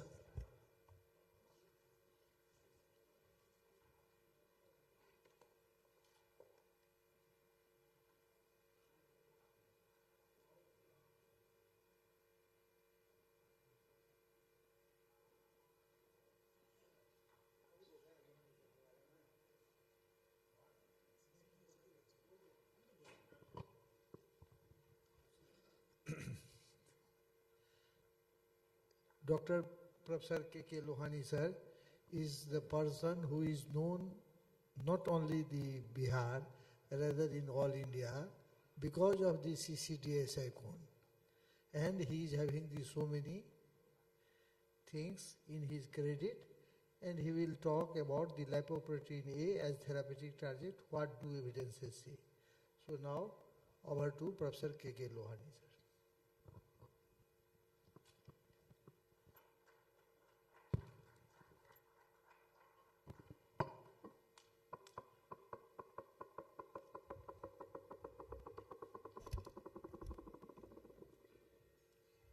Honorable chairpersons and dear colleagues, at the very outset, I would like to thank the organizers of Bapicon 2024 for inviting me here to discuss a very unusual topic, but fascinating one. In a stipulated 15 minutes time, I hope I am given 15 minutes, Dr. Jha, is it true? 15 minutes or 12 minutes? Okay, so in a stipulated 15 minutes time, we will be discussing evidence-based medicine in relation to lipoprotein A as therapeutic target for primary and secondary prevention of atherosclerotic cardiovascular disease. Lipoprotein A, as we all know, is basically a low-density lipoprotein with one major difference. It is attached to apolipoprotein A by a disulfide bond.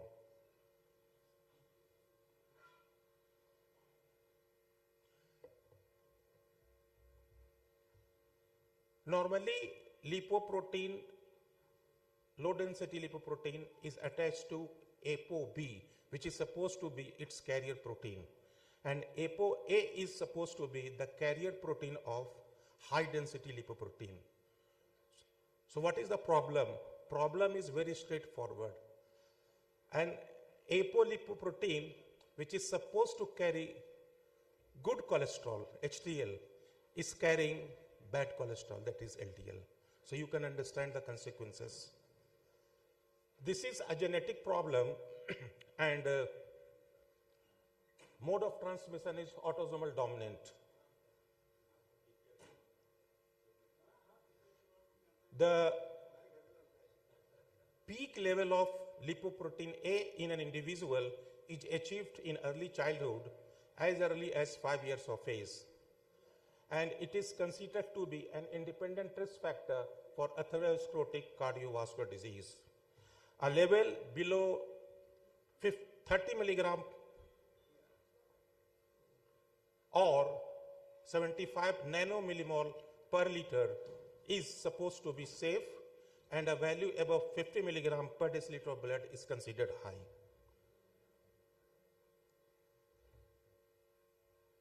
With these introductory remarks, let us come to the role of lipoprotein A testing in primary prevention. We all know in clinical practice, we do not get report of lipoprotein A along with serum lipid profile. We have to ask for it. And the question is, when should we ask for lipoprotein A test?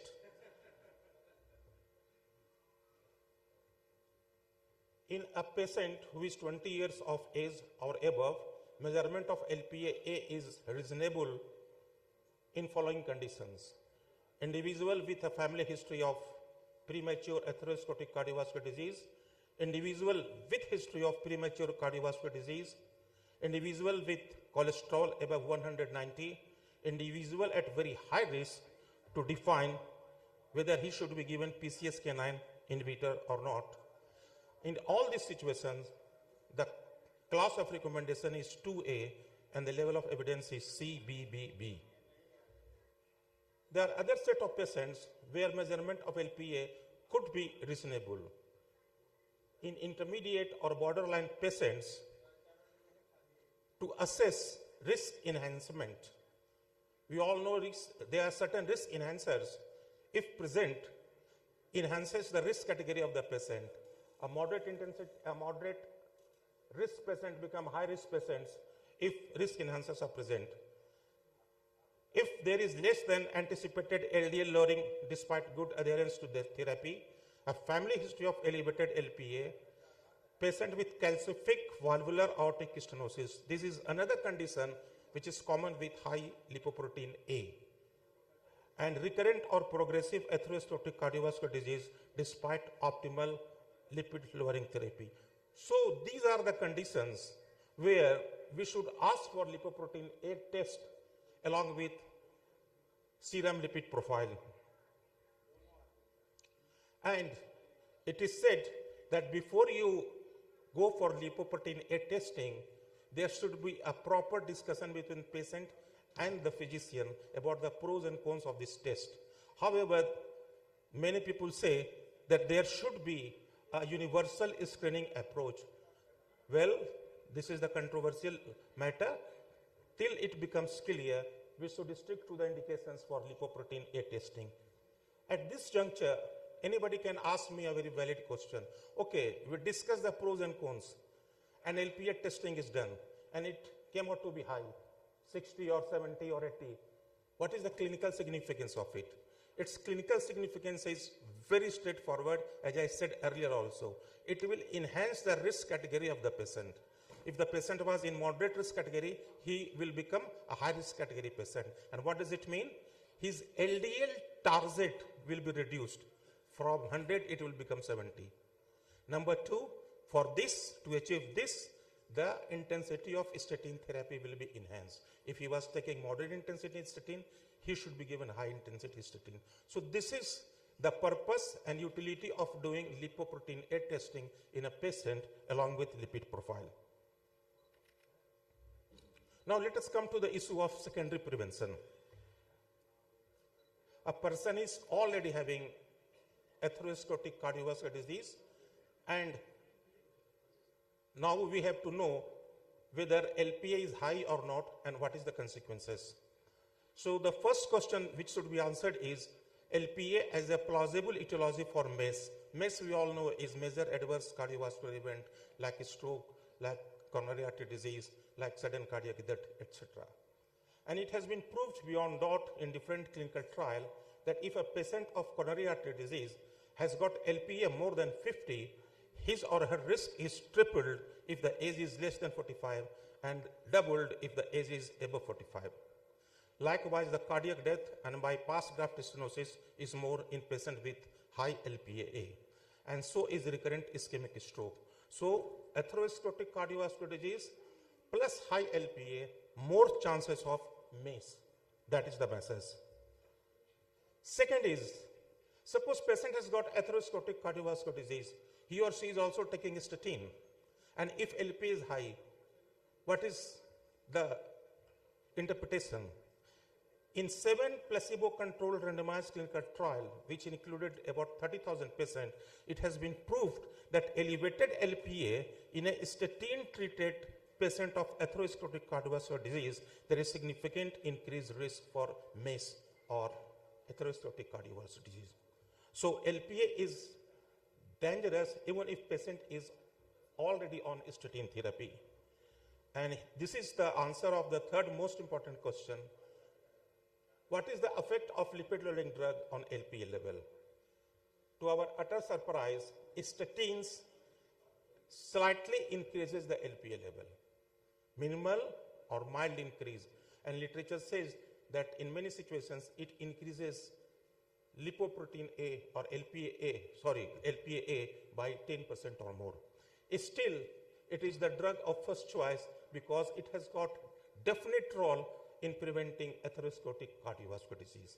Ezetimibe, as discussed by the previous speaker, is an add-on drug, and individually it has got a minimal decreasing effect on LPA.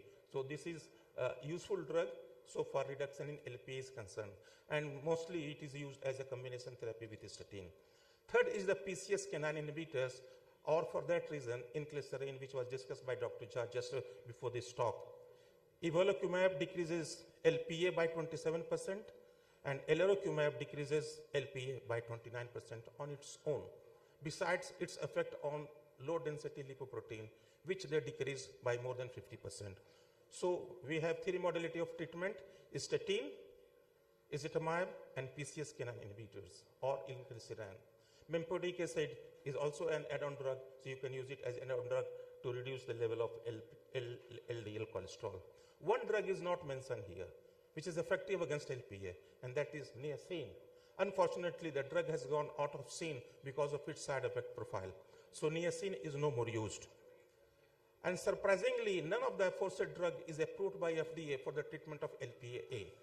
The only treatment which is approved by FDA is plasma apheresis. But then, National Lipid Association of America recommend use of this drug as offline drug in the treatment of LPA. They say, first thing, they have warned that niacin should not be used. It is harmful. So if a patient has got high LPA, never think of giving niacin. So that is out of question. In high or very high risk individuals, it is reasonable to consider more intensive LDL lowering therapy to achieve greater risk reduction. As I said earlier also, so first aim is intensify lipid lowering therapy. If that is not enough, add ezetimibe. If patient is very high risk, statin and ezetimibe may not be enough to reduce LDL level.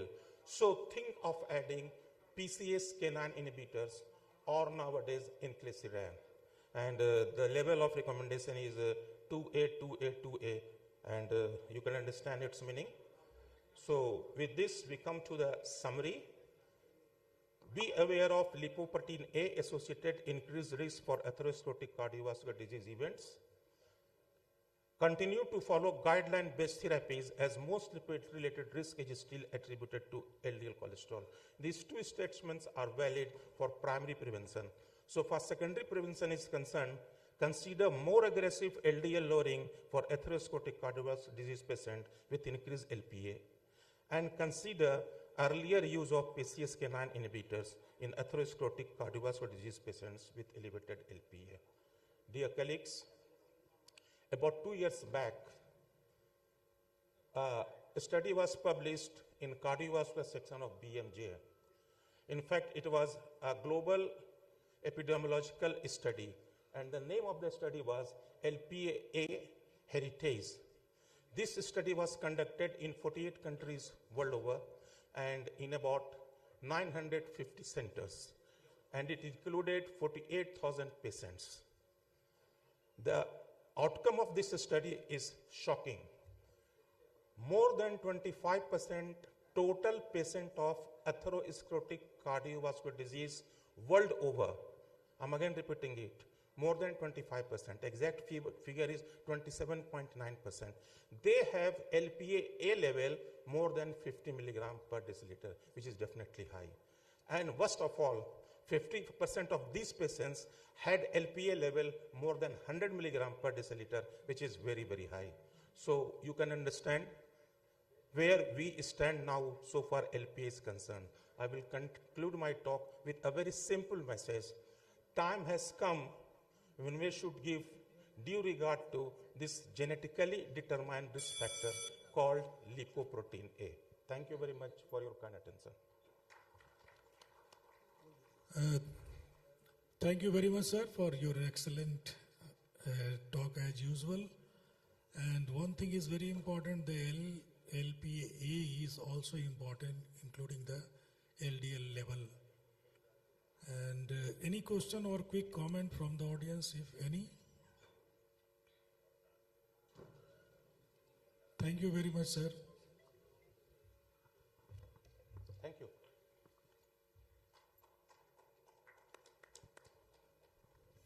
Thank you, Dr. K.K. Lohani. Chairpersons are requested to stay back for the next session. And I request Dr. Vijay Patni to felicitate Dr. K.K. Lohani. Thank you, sir. Chairpersons are requested to announce the next name of the next spokesperson. Thank you, sir. The next I want to introduce Dr. Suresh Kiswaha. He is one of the leading physician at Agra, and he is the secretary of Indian Association of Clinical Medicine. And may I request Dr. Suresh Kiswaha to deliver his talk. Thank you, Dr. Kiswaha. Thank you, Dr. B.K. Singh, sir. First of all, I would like to thank organizing team, scientific chairman, Dr. S.C. Jha, and Dr. Amit Das, API chairman, and whole API Bihar Chapter. Thank you very much. As rabies is a zoonotic disease, and it is a very old, described in the ancient literature also. It is a Latin word which means madness, and also a Sanskrit word, to do violence. It is an acute viral encephalitis by Lysa virus, RNA virus, and it is also seen in Egyptian sculptures and various paintings. It is 100% fatal, but 100% preventable. This is my talk on rabies pathogenesis clinical features. The problem is underreported. Overall, total deaths in world 59,000 per year, over 150 countries, and it is 20 times underreported in Asia and 160 times reported in Africa.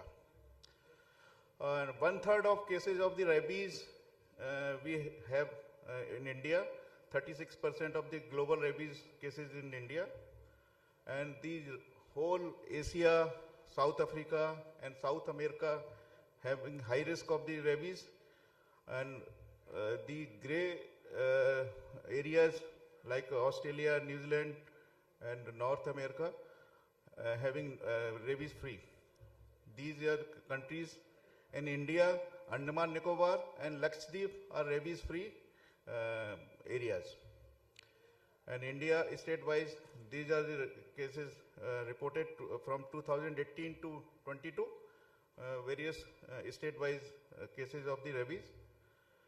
This is the agent, a Lysa virus, a bullet shape, family is Rhabdoviridae, and rabies virus is very sensitive to ethanol, iodine, soap, detergent, and it is destroyed in 1 hour at 50 degrees temperature, and in 5 minutes at 60 degrees temperature.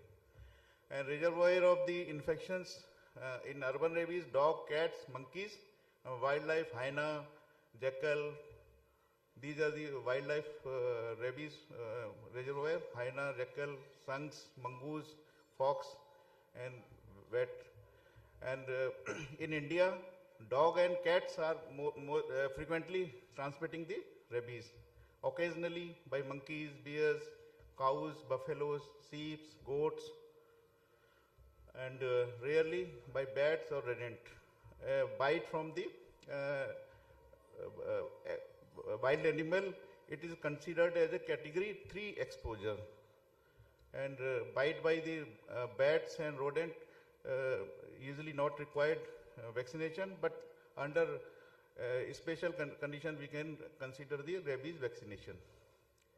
So human rabies transmitted in India 97% by dogs, 2% by cats, and 1% by jackals, mongoose, and others. This is the mode of transmission: bite infected animals, licks broken on skin, scratches, inhalation, and organ transplantation also.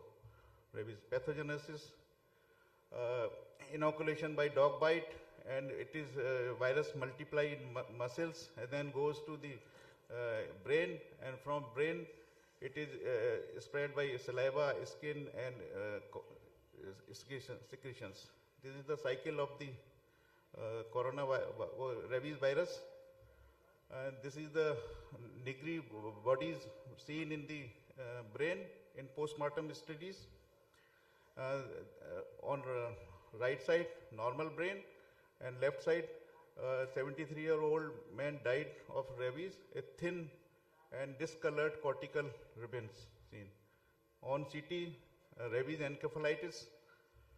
And clinical manifestation, there are 5 stages: incubation, prodrome, acute neurological illness, coma, death. And incubation varies from the days to the years, and it is shorter in children, while children are more vulnerable, and also depend upon the site of the bite, severity of the bite, richness of the nerve supply, amount of the saliva deposited on the bite site. And second stage is the prodrome. It is similar to flu-like syndromes, gastrointestinal symptoms, myalgia, and fevers. And the third stage is most common is encephalitis, or where patient is hydrophobic, 80% cases, and 20% cases paralytic. And encephalitic or furious type is 80%. Most common patient present with agitation, hydrophobia, aerophobia, photophobia, and death, ultimately death. Survival almost 3 to 5 days. Paralytic very less common, 20%. Weakness, ascending paralysis, coma, death, and survival 7 to 21 days. And next, fourth stage, coma after the stage 3, and after fourth stage, fifth stage, death within 2 to 3 days without supportive cardiorespiratory support. Laboratory diagnosis, mostly by the saliva, virus isolation, skin or CSF, or in brain tissue in postmortem cases. These are the differential diagnosis: GB syndrome, viral encephalitis, poliomyelitis, CVA, psychosis, intracranial mass, epilepsy, atropine poisoning. Treatment: admit patient in a separate quiet breeze room, sedation with morphine, barbiturate, muscle relaxant, and surgery or invasive procedures should be avoided. And early disposal of the body by cremation or deep burial. Prevention is better than cure. These are the post-exposure prophylaxis, pre-exposure prophylaxis, post-exposure prophylaxis in re-infected patients. For post-exposure, first is a local treatment of the wound, and there are 3 categories of the rabies bite. In first category, the skin is intact, only contact of the animal. So no anti-rabies vaccine is required in category 1. Only wash the wound. And category 2, skin sketches on the skin, but without bleeding. In category 3, there is a broken skin and mucous membrane, and in category 3, wound management, RAB, rabies immunoglobulin is required, and anti-rabies vaccines. All the bite by the wild animal is put in category 3. These are the category 3 exposures. This is according to WHO. In category 1, only wound wash. In category 2, wound wash and anti-rabies vaccine. And category 3, wound wash, anti-rabies vaccine, and RIG. This is an injection site. In adult, only deltoid anti-rabies vaccine given in deltoid. In children, deltoid and anterolateral aspect of the thigh. No injection should not be given in gluteal region. This is a wound wash. Thoroughly wash for 15 minutes with soap and no suturing, and never apply substance like chili, salt, lemon, herbs. This is the infiltration of the rabies immunoglobulin. And human rabies immunoglobulin given 20 units per kilogram body weight, maximum 1500 units. These are the 4 vaccine and 3 made in India. This is the schedule of intradermal vaccine. On day 1, 2 vaccine on 2 sites, and day 3, day 7, and day 28. This is the category. This is again intradermal. This is the category 3. Wash the wound, and RIG is given on day 0, and anti-rabies vaccine given on day 0, day 3, day 7, day 14, and day 28. If a patient is re-exposed to the rabid animal, if it is less than 3 months, no anti-rabies vaccine is given, only wound is washed. But if patient is again re-exposed to rabid animal after 3 months, 2 doses of the anti-rabies vaccine given on day 0 and day 3. These are pre-exposure. Before rabies vaccine, a bite from rabid dog was a death sentence. These are the gentlemen. Louis Pasteur developed the rabies vaccine. Our first vaccine is given on 6 July 1885, almost 139 years back. This is the history of rabies vaccine. And rabies complications, seizures, fasciculation, psychosis, aphasia, autonomic paralysis, coma, death. This is about the summary. In India, National Rabies Control Program started in January 2008. A pilot study, pilot project was started in Delhi, Ahmedabad, Pune, Bangalore, and Madurai. After the successful of this pilot project, a National Rabies Control Program started in 12th 5-year plan. And this is the guideline made by the Ministry of the Health and Family Welfare, and it is available on the site rabiesfreeindia.mohfw. And this is a training module for the medical officer or medical persons. WHO has target 0 rabies by 2030. It is by 3 approach: post-exposure prophylaxis, awareness, mass dog vaccination. These are the various NGOs helping, and these are the organizations which help rabies control in India, and these are the NGO various. And now some questions. What happens if any pre-exposure prophylaxis or post-exposure prophylaxis doses are delayed? Vaccination should be resumed, not restarted. Do post-exposure prophylaxis or doses depend on the age or weight? No, it does not depend on the age and weight. Can post-exposure prophylaxis be delayed if RIG, rabies immunoglobulin, is not available on day 0? No, it should not be delayed. Next is change in the administration of route or vaccine during PEP acceptable. If it is not unavoidable, then it can be changed. Can rabies vaccine and immunoglobulin be given in pregnant women or lactating women, mothers? Yes. All modern vaccines are inactivated, safe, and potent, no effect on fetal development and breastfeed. Are all HIV individual considered immunocompromised? If CD4 count is more than 200 cells, they can be not immunocompromised. This is again, if bite by rabid animal less than 3 months, only wound wash, no vaccine.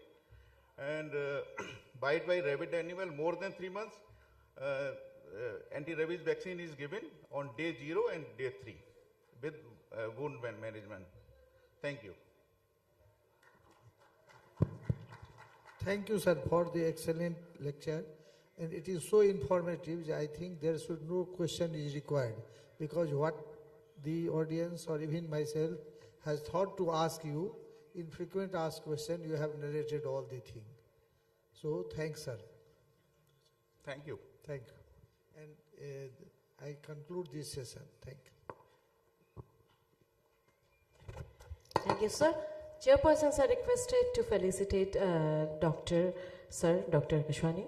Well, next, for the next session, I'd love to call on the stage. Please welcome Dr. K.K. Lohani and Dr. P.K. Sinha as the chairperson. Please be on stage, sir. Thank you.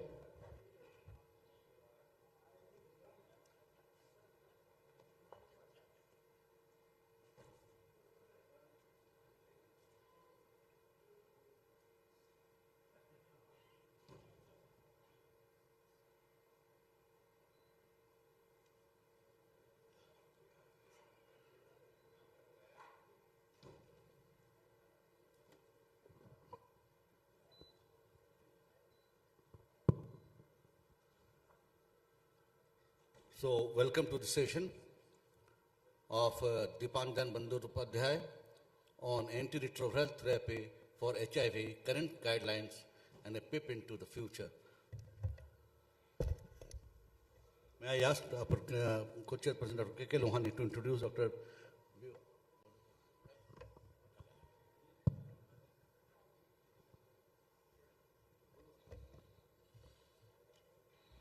Dr. Dipanjan is well known throughout the country for his oratory, and he is close to me for one more reason. He was my junior at RMCH Ranchi, and he is a very, very good orator and expert of the subject. So I request Dr. Dipanjan to go ahead with his deliberation without wasting time. Good afternoon, respected chairperson, seniors, and members of the audience.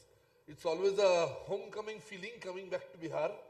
And as Dr. Lohani said, the emotional connects are very strong with this place. I bring you greetings from North Bengal Medical College, and we will move on straight to the topic. We know that among all the advances in HIV is still an incurable disease. So when we talk of ART, what are we doing with ART? We are trying to reduce mortality, morbidity, increase longevity, delay the onset of mutations, and basically prolonging life and giving the patients a good quality life.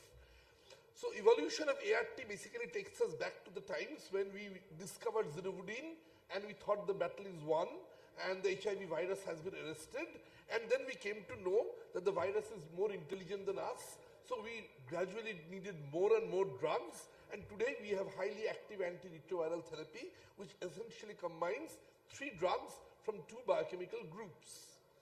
The national goals as of now is to achieve that people who are infected with HIV, 95% of them will be knowing that they are infected with HIV. Of all those who know that they are infected with HIV, 95% of them will be on antiretroviral therapy. And of all the people who are on antiretroviral therapy, 95% of them will achieve good and proper viral suppression. So what do we need for that? We need a good quality antiretroviral regimen. The regimen should be less toxic. The regimen should be conducive, convenient, and there should be excellent adherence to the regimen. One word on adherence: when we talk of hypertension, diabetes, we talk of adherence, compliance. When we talk of tuberculosis, we talk of 85% adherence. When we talk of HIV, the adherence has to be 95%. So 95% adherence with a lifelong medication is actually not a joke. We have been through the ages and stages where the cutoff of initiation of ART has changed in front of our eyes. When I was a resident doctor, the cutoff was CD4 less than 200. Then the WHO changed it to 350. We were thrilled when it became 500. And today we know that thanks to global studies, and the landmark studies are these two, the START and the Temperano, that all patients with diagnosis of HIV should be given antiretroviral therapy. So the concept today is treat all. And lo and behold, again when we were juniors, we had 3 or 4 medications to play around with. Today, we have more than 30 molecules to construct an antiretroviral regimen. So what have we done with these molecules? Basically, the concept of ART regimen is you need 3 molecules for at least 2 groups of drugs. And our juniors probably know better than us because we learned these during the course of our medical practice. What is pharmacoenhancement, since I'm supposed to talk on recent advances? We basically add molecules to the regimens which causes increased therapeutic level so that we decrease the toxicity of the drug. The required doses are less. Ritonavir has been used as a pharmacoenhancer for long. Today we have this new molecule Cobicistat, which is essentially not an antiretroviral drug but is combined with the ARV molecule so that you can use the lesser dose and achieve a good virological control. What are the challenges and the triumphs that we have had over the last 30 years or so? When I was a junior, our prescriptions used to contain at least 8 to 10 tablets per day. Today, we have a single pill in the form of quad pill. And even the TLD that you and I are using, the tenofovir lamivudine dolutegravir, has been combined into a single pill. So today, we have achieved the stage where a patient can take 1 pill in a day. Adherence, as I said, more than 95%. So we have had all these advances of improved formulations, enteric-coated drugs, enteric-coated things like didanosine, extended release formulations of nevirapine and stavudine, heat-stable versions, etc., etc. Today we understand iris better, and immune reconstitution syndrome essentially is not something which will lead us to stopping the antiretroviral therapy. So we basically know that the ART is acting well and we need to tide over this period of crisis. These are all pictures from our Calcutta Medical College collection, and these were the drug toxicities that we have all grown up with when we used to use NNRTIs like nevirapine and efavirenz. And this is Stevens-Johnson syndrome on the right-hand side. Today, excuse me, with protease inhibitors and nowadays the integrase strand transfer inhibitors coming up, we actually don't have these toxicities. What was the major achievement in the toxicity profile? We had tenofovir, which we know is nephrotoxic and also causes some degree of osteoporosis and osteopenia. Today we have this tenofovir alafenamide, which is more metabolically friendly and more concentrates in the white blood cells, so it's more potent to kill the organisms at 25 milligrams a day rather than tenofovir, the traditional tenofovir TDF, which requires 300 milligrams per day. So this is one achievement. And as I said, we have actually reduced and curtailed drug toxicity wonderfully and quite capably. This is basically a reminder of the classes of drugs that we have in our hand. NRTIs and the NNRTIs on the right, on the left-hand side. Beach where you have the non-nucleoside reverse transcriptase inhibitors and the integrase inhibitors, and on your right-hand side you have the protease inhibitors. This was the time when we moved away from nevirapine-based therapy, and TLE became the first-line option in the Indian context. Very soon thereafter came this guideline from the government of India, and today all of you and we are using tenofovir lamivudine dolutegravir as a first-line therapy in a country like India, where we thought that dolutegravir is too expensive for our government to bear. We have second line options which we cannot talk about, but suffice here to remember that tenofovir cannot be used in patients less than 30 kg of body weight, and if the patient is also on ATD, you require a double dose of dolutegravir because dolutegravir will be metabolized by your rifampicin. Rifampicin is an enzyme inducer and it will help in dolutegravir being metabolized earlier. So you use a double dose of dolutegravir. In renal impairment, as we said, we cannot use tenofovir, so use abacavir instead. And patients with creatinine clearance less than 30, you also need to titrate the dose of lamivudine. Manavirok, as we all know and heard of the name, it is a different class of agent. It is basically deals only with the CCR5 tropic HIV viruses. So tropism assay is needed if you want to use this molecule. Tropism assay is not available in our national program. So the occasional patient who is on Manavirok needs to have this tested from the private sector. The most recent guidelines, and this is the US guidelines, which they update every January and February every year. Basically, again, the most interesting thing in this guideline is the guideline begins with cardiometabolic complications. We have always thought of HIV as an infectious disease, and patients in India die of infectious diseases. Today, HIV has transformed itself into a cardiometabolic disease, and the entire document begins with how to handle cardiometabolic disease in the HIV population. So this is interesting. What is U? U is equal to U. Basically, we are now coming to the concept of if your viral load is undetectable, then you are untransmissible. So, if we need the patients to have an undetectable viral load so that the patient will be safe to his partner, his spouse, and maybe to society. And this is the way the new concepts of post-exposure prophylaxis, which is relatively old, then comes pre-exposure prophylaxis, which is PrEP, then comes post-exposure prophylaxis from sexual exposures, which is PEPC in a different name, and TAPC is treatment as prevention, because basically we know if I am treated, my spouse is prevented from getting infected. So, treatment as prevention is a new concept which has come up. These are all the molecules which we have in our hand, and again, the recommendations is INSTI plus 2 NRTI is in the Americas, which is the same as the recommendation in India. So India is now at par with the global level, and we also use dolutegravir with tenofovir and lamivudine. They use bictegravir. Bictegravir is a better INSTI with a better metabolic profile. These are their alternative combinations, which we don't have time to get into. But last part of the presentation, which is the difficult part of the presentation, because Dr. Jha made it a point that I have to peep into the future, and peeping into the future is difficult. What is long-acting cabotegravir? We have now come to the stage where we don't want the patient to take daily medicines. So, we are now talking of weekly tablets, monthly tablets, 6-monthly tablets, and possibly annual injections. One or two on the futuristic horizon, these are the trials which told us that maybe patients who are virologically suppressed will not require 3 drugs. You can do away with 2 drugs in patients who are virologically suppressed. So this is something new on the horizon.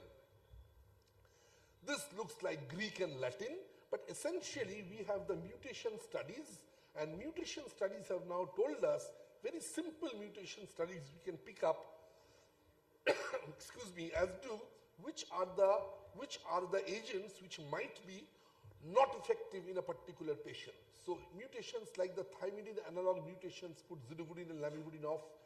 M184V is the signature mutation for lamivudine. K103N is for NNRTIs like nevirapine. K65R puts off your tenofovir, and L10V is a signature mutation for protease inhibitors. So essentially the buzzword is, in the Americas, where economics is not an issue, you need to test for mutation testing before you prescribe antiretroviral therapy. Peeping further beyond, these are the drugs which can actually translate the pharmaceutical industrial advancements into achievements for the HIV treating physicians.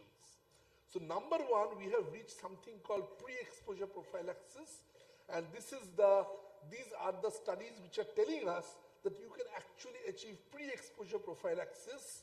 This is yet another study which tells us the durability of long-acting cabotegravir, which is an integral strand transfer inhibitor with rilpivirine. You can achieve pre-exposure prophylaxis. Long-acting or extended release ART is the talk of the town, as I said. So you can have it. So you can have daily tablets, and you can even have injectable tablets, as you can see in the third bullet, that in January 2021 became the first FDA-approved injectable molecule, which is a combination molecule for the prevention of HIV transmission. Pre-exposure prophylaxis, I think we have already touched upon, and time is running out. This is again, as I said, pharmaceutical advancements. So you can have nano-formulated pharmaceutical drugs which can extend the duration of action to a year. So you can have yearly injectable antiretroviral drugs. Last part of the story, novel antiretroviral drugs which are there in the future, maybe our children and our students will be using. These two molecules we can go home with the names with, the islatravir and the lenacapavir. Islatravir, as you can understand, is an NRTI, and lenacapavir, as the name suggests, is a capsid assembly inhibitor. This is a new class of drug which has come up. We don't have time to read the slides, but this was presented at CROI. CROI is the Conference for Retroviral and Opportunistic Infections, the international conference for HIV treating physicians. And basically, this is again a long-acting capsid inhibitor. So if the capsid is not created properly, you have virions which are non-infective virions. So the patient will replicate the viruses, but the patient will be non-infective to his partner. So basically, we are trying to create two things. A healthy individual infects HIV who is non-infectious to his partner. So again, these are the newer drugs. One slide I will spend 2 seconds on is ibalizumab, which is already there as a NEET PG question. And this is a neutralizing antibody, which has now been approved by the FDA for the treatment of HIV. But then you need virally suppressed people with low viral loads who can actually take these injections, and there are issues regarding pregnancy and fetal toxicity. So ladies and gentlemen, where do we stand today? As I said, we have more than 30 antiretroviral drugs. We have strong regimens, durable but less toxic. We have issues of long-term toxicity. We have issues like nephrotoxicity and cardiovascular toxicity. We also have long-acting therapies in our hand today. And most importantly, the future looks at issues like latency reversal, because the problem with HIV is latent viral reservoirs. And if you can reverse those latent reservoirs and kill those viruses, then possibly we are looking at HIV cure in days to come. Thank you. Thank you, Dr. Dipanjan. Dear colleagues, as we all know, antiretroviral therapy was introduced in 1987, as Dipanjan had already shown in one slide, and HART came into existence in 1997. In spite of all said and done over the last 25 years, HIV disease is still an important cause of morbidity and mortality world over. And recommendations and guidelines keep on changing from time to time. I'm happy that Dr. Dipanjan has covered major part of it very effectively. He has also given us an idea about the future of antiretroviral therapy. And rightly or wrongly, I believe that the future is bright so far antiretroviral therapy is concerned and HIV disease is concerned. There is a time, I hope, for 1 or 2 questions. So I invite questions from the audience. So with your permission, just one point to clarify. The future is not bright, the present is very bright. Because we actually don't know that whether there are HIV infected individuals sitting in this auditorium. So we have achieved the stage where HIV is no more a fatal disease like rabies. HIV is a chronic manageable disease and individuals lead asymptomatic long lives. Well, any question? To conclude, I would like to say just one line. It is only antiretroviral therapy which is the strongest weapon in our armamentarium to combat this menace, to prevent complications, to prevent secondary infection, secondary malignancy. Thank you. Thank you, Dipanjan, and thank you, everybody. Thank you. Thank you, Dr. Dipanjan Bandyopadhyay. Well, to felicitate Dr. Dipanjan Bandyopadhyay, I'd request Dr. A.C. Jha to come over the felicitation zone. So for next session, Yes, sir. for next session, may I call upon Dr. B.K. Singh for a talk on management of diabetes in elderly, a well-known physician, renowned personality in Bihar and all over country. So please welcome. Thank you, Chairpersons Dr. P.K. Sinha sir and Dr. K.K. Lohani sir, and good afternoon to all of you.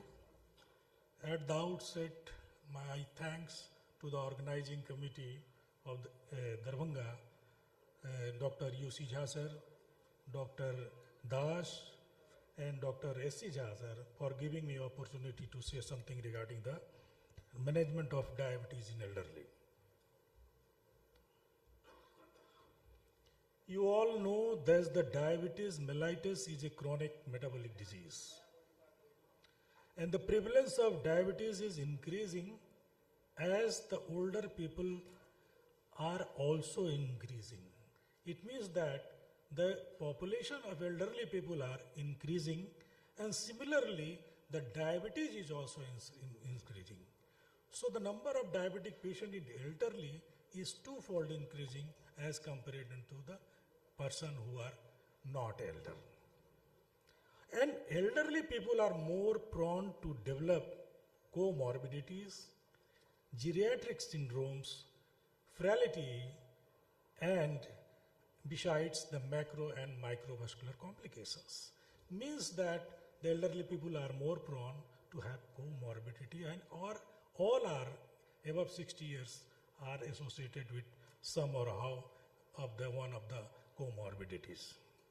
So the management depends not only the disease state but the functional capacity of particular individual. DM prevalence is increasing worldwide around 8.4%, and in India the current ICMR India study data estimates that 101.3 million are living with diabetes and 136 million have pre-diabetes. The current elderly population as at above year is around 153 millions, that is the 15% of the population, and estimated to increase 347 millions by 2050. The population of elderly are increasing, and similarly the number of diabetic peoples and its complication and comorbidities are also increasing. The lifetime risk of developing diabetes is 18.9 to 22.4% in the age above 60 years, but in India it is around 30%. So that in Indian population we are more vulnerable to develop diabetes and its complications. To classify the elderly people, as per the International Diabetic Federation IDF, old patients are divided into three functional groups. The first group is the patient who are more than 60 years of the age but are functionally independent, means they are not dependent to the other people. The second group is the functionally dependent on someone else, and this group is subdivided into two subcategories, that is the frail patients with the severe restriction of their mobility and or strength, and the patient with the cognitive impairment. All patients, even they say that the more than 60% of the 60 years of the age, nearly the 40% people are suffering from the cognitive impairment. So these cognitive impaired people are unable to self-care. And the third group of patients includes the patients who are at the end of their life, having the many complications and illness and malignancy. The clinical presentations are slightly different from the younger people. The classical symptoms of polyuria and polydipsia are lacking in the elderly people because of the renal threshold is increased and the thrust mechanism impaired with the age. And symptoms are usually non-specific in nature and up to 50% of the diabetics are asymptomatic. Malaise, fatigue, lethargy, and loss of appetite are a common manifestation, and sometimes there may be an acute illness presentation like HHS. The diagnostic criteria for elderly and other people are same, but post-prandial or post-glucose load estimation is better way to diagnose the elderly diabetic subset of patient. In that particular group of patient, the A1C, HbA1c has very limited value. The complication and comorbidity, macro and microvascular, are same in comparison to the younger counterpart. Cardiovascular risks are higher, and there is a higher risk of mortality and morbidity, and higher risk of physical and functional disability, comorbidity, rheumatic pain, osteoarthritis, cognitive impairment, Alzheimer's disease, and osteoporosis.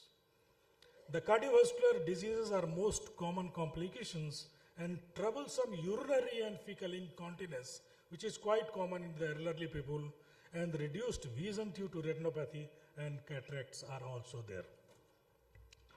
So the management of the diabetic people or elderly diabetic people are slightly different from the younger patient group of the patient. And as you know, the non-pharmacological management, the healthy and behavioral modifications. If the patient is having smoking, then the smoking cessation and alcohol abstinence is more important. The balanced diet should be there. The high fiber and potassium, low salt, low refined carbohydrate and low saturated fat should be given. And there should be a protein supplementation because the elderly people have sarcopenia, so the patient should have a protein supplementation. And regular exercise like aerobic and strengthening training is important. Strengthening training is also important because we want to improve the muscle tone of the patient. And weight loss, if the patient is obese, the weight loss should be instituted. The glycemic targets are different in comparison to the younger population. The fit older people, that is a sub-functional class 1D patient, the HbA1c target is 7%, and the frail old people patient, it is 7.5 to 8%, and very frail old people patient, it is 8 to 9% of HbA1c. Because this target is slightly different because we want to decrease the incidence of hypoglycemia, particularly the nocturnal hypoglycemia. Medications, all types of oral hypoglycemic drugs and insulin are safe in older people. To select anti-diabetic drugs, consider drug interaction due to polypharmacy, associated comorbidity, and risk of hypoglycemia. Metformin should be avoided in certain subgroup of the patient if the patient is having more risk of lactic acidosis or if the patient's GFR is less than 30. But you should be careful regarding the metformin because there is associated risk of vitamin B2 deficiency. Sulfonylurea regarding, there is a chances of hypoglycemia, so short-acting sulfonylurea should be preferred. Thiazolidine ions, risk of fluid retention and fraction is there, and you know the elderly patients are also prone to become for fracture because of osteoarthritis and this indigenous symptoms. And avoided to the alpha-glucosinase is safe but having side effect. And incretin-based therapy, that is DPP-4 inhibitors, there is a low risk of hyperglycemia and some increased risk of pancreatitis. It is safer drug in elderly people. GLP-1 receptor agonist, significant HbA1c reduction and weight loss, GI side effect, but it is associated with the thyroid C-cell carcinoma, so you should be careful about this. And SGLT2 inhibitors, significant HbA1c reduction, weight loss, reduction of BP, and low risk of hypoglycemia. This pramlintide, it is limited use due to its use as the multiple injections, so it should be avoided in the elderly people. And insulin is not a contraindication in elderly. But one thing should remember, there is a risk of hypoglycemia and weight gain, and we want that the hypoglycemia should be avoided. So ADA recommends that the morning basal insulin, the basal insulin is usually given to the evening hour, but in elderly people, the morning basal insulin is the best to initiate insulin therapy in the elderly, and postprandial insulin should be replaced by the oral hypoglycemic case. So insulin, the basal insulin is recommended in the case of the elderly people with diabetes. Because the diabetes elderly diabetic patients have many complications, the most common comorbidities are hypertension. The target BP should be around 140, in between 130 to 140, and associated with the reduction of adverse CVS outcome. The higher target around 150 to 160 are appropriate in frail patients and the very old people who are more than 85 years of age. Achieving target is more important than antihypertensive class, and most people need more than one drug to achieve this target. Dyslipidemia, a meta-analysis of 18,686 people with diabetes in 14 trials, 20% CVD relative risk reduction in elderly people of more than 65 years age. So statins are beneficial unless contraindicated or life expectancy is limited by frailty and the comorbidity. So statins should be instituted in the elderly people having more than 60 years of age, and the aspirin should be considered because there is a risk of cardiovascular mortality in elderly people. So aspirin should be given to the all diabetic patient with serious risk after assessing the bleeding risk of that particular patient. So to conclude is that the elderly population is increasing all over in the world, and similarly the diabetic populations are also increasing in all over the world. And early clinical recognition and diagnosis is paramount important to treat the diabetic patient early, because the symptoms are non-specific in nature, so high index of suspicion is needed, and many of the diabetic patient in elderly people have asymptomatic in nature.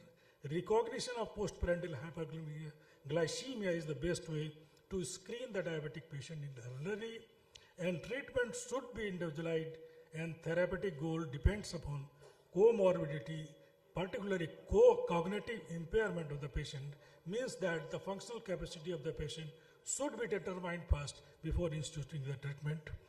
The care should be taken to avoid complications like hypoglycemia, the micro and microvascular complications. So friends, the elderly people are more prone to develop comorbidity and complications, so we should be careful in treating the diabetic patient of age above 60 years. Thank you very much for your patient hearing. Thank you, Dr. B.K. Singh, for such a nice elaboration and deliberation on the topic. In fact, you all know diabetes has become a major public health issue, and the most important is to recognize this early and treat properly, not only diabetes, but other comorbidities together, and in elderly, it becomes more essential. So, any question from the house?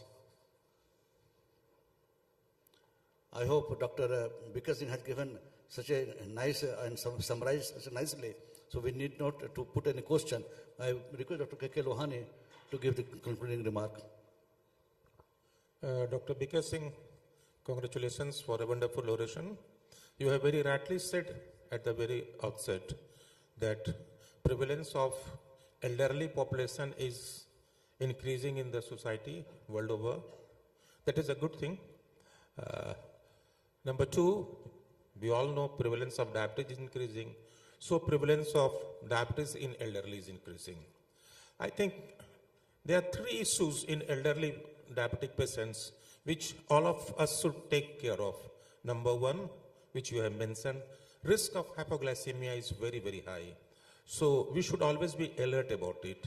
There is no need for very tight glycemic control because this is not the age to think of macro and macrovascular complications. This is the time to prolong the lifespan of the patient with no hypoglycemia. So that is one thing. Second thing is, by this age, comorbidity is there. So we have to take care of that, you have rightly said. And third thing, which I personally feel, that elderly patients in general and elderly diabetics particularly need special psychosocial support. Most of the time, this is a fact, they are neglected, they are in a corner, they become a useless commodity for the family. So as a doctor, we should know that it could be risky for the patient and it could precipitate even atherosclerotic cardiovascular disease, heart attack, stroke, and diabetes is already there. So thank you very much, Dr. B.K. Singh, for wonderful deliberation, and thank you everybody for your patient hearing. Thank you, sir. Thank you very much. I think we are relieved of this responsibility. Yes, sir. Chairpersons are requested to felicitate Dr. Singh. And now it's time to announce the next chairperson's name and further to address the next chair. I'd love to call on the stage. Please welcome Dr. A.K. Mehta and Dr. Shiv Kumar Suman. Please be on stage, sir.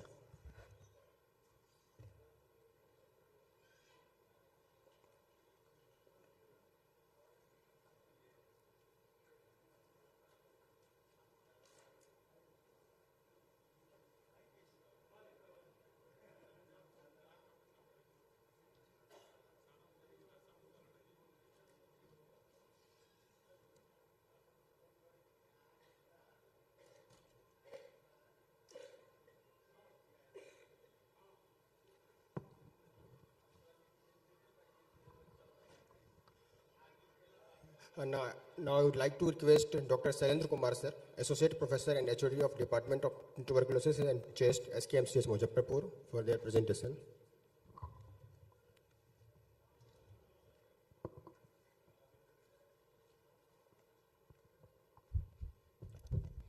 Thank you, sir. First of all, I would like to thank the organizing committee chairman, Dr. Sudhir Chandha, and Secretary, Dr. R.K. Das, and Clinical Secretary, Scientific Secretary, and this giving me the opportunity to speak in this prestigious Bapicon at Darbhanga. It has got three generation rather relationship with this medical college. Me and my son and my another next generation is also admitted in first year. So this is very special moment for me. My topic is common mistakes we do in the management of tuberculosis. So since morning and since yesterday, we are learning many things about what to do, but now it's time to learn about what to not do, what mistake we do in a very common disease like tuberculosis. Because every physician or every general practitioner or any specialty, they go through a patient of tuberculosis. And tuberculosis program is such a dynamic program because time to time changing guideline, time to time changing everything. So one should have to update himself with the changing guideline. You are not above guideline. Of course, guideline is not guideline, but you are not above guideline. So guideline should be considered. So let us start with the wisdom line of Mr. Winston Churchill, who was a politician, a military officer, and very famous author also. So he was really a great philosopher, apart from politician. All men make mistakes, but only wise men learn from their mistakes. Before starting my topic, I have to declare few things because it is necessary that I am not teaching you. Very senior teacher are in front of me, in front row, in second row. So I do not intend to teach you tuberculosis, just want to share some common facts based on my experience and they are also supported by literature. This presentation is prepared in context of programmatic management based on guidelines. Tuberculosis is among the infective disease with vivid and wide presentation and variation, so no rule of thumb about its presentation can be drawn. Our experience may be different, your experience may be different, and you may be right in your context. So nothing is like right and wrong. EPTB is very lengthy topic, so I will focus on pulmonary tuberculosis only.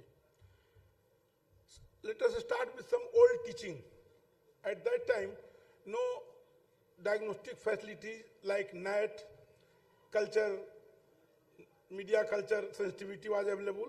So mainly the diagnosis was based upon clinical, finding your clinical acumen and X-ray chest. And there were few phrases taught by our teachers that some are still important.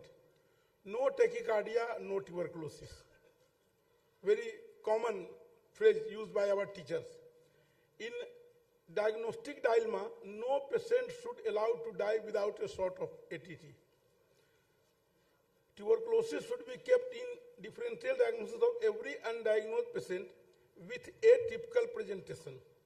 Tuberculosis can affect any organ part of our body. Very true. In diagnostic confusion, it is better to have a short AT trial than a long exhaustive workup. This is not true now a time because every workup, every investigation is available at your doorstep. So it is not exhaustive, not expensive at all. All are free. So let us divide common mistakes in following headings: proper history taking and clinical examination. One, think that X-ray, sputum is positive, X-ray is showing lesion, so what is the need of history? Yes, still there is need of history because the patient has been treated few years before a course of by ATT and patient is showing NAT positive, he might not be case of active tuberculosis. So history is very important. Proper clinical examination, you can differential diagnosis is prompted by proper clinical examination from very beginning. A minimum workup for common differential diagnosis. Relying solely on finding of X-ray chest, it is a big mistake nowadays. Reliability of different phenotypic and genotypic diagnostic method, we should know. They are not 100% reliable, they are reliable in context of history and in context of clinical finding. Immunological test and diagnosis of active tuberculosis, common errors in treatment and follow-up, post-tuberculosis sequelae, a big glitch in the diagnosis and treatment of tuberculosis. Pulmonary tuberculosis with people living with HIV. Sign and symptom, so history taking is very important and clinical examination. Sign and symptoms suggestive of pulmonary tuberculosis should be considered. Family history of close contact and household contact must be taken into account before making the diagnosis. Occupational history, PTB association with other occupational lung disease also. Once TB is diagnosed, it does not mean that he has not a case of occupational TB. TB may be associated with occupational lung disease. Past history of PTB and treatment, this is also very important. Sign and symptoms suggestive of other differential diagnosis. Profuse and recurrent hemoptysis without obvious constitutional symptom. Most common as well, most misleading symptom, most of them are not a case of tuberculosis. Without constitutional symptoms. Now, go through the diagnostic sensitivity and specificity of some common sign and symptom.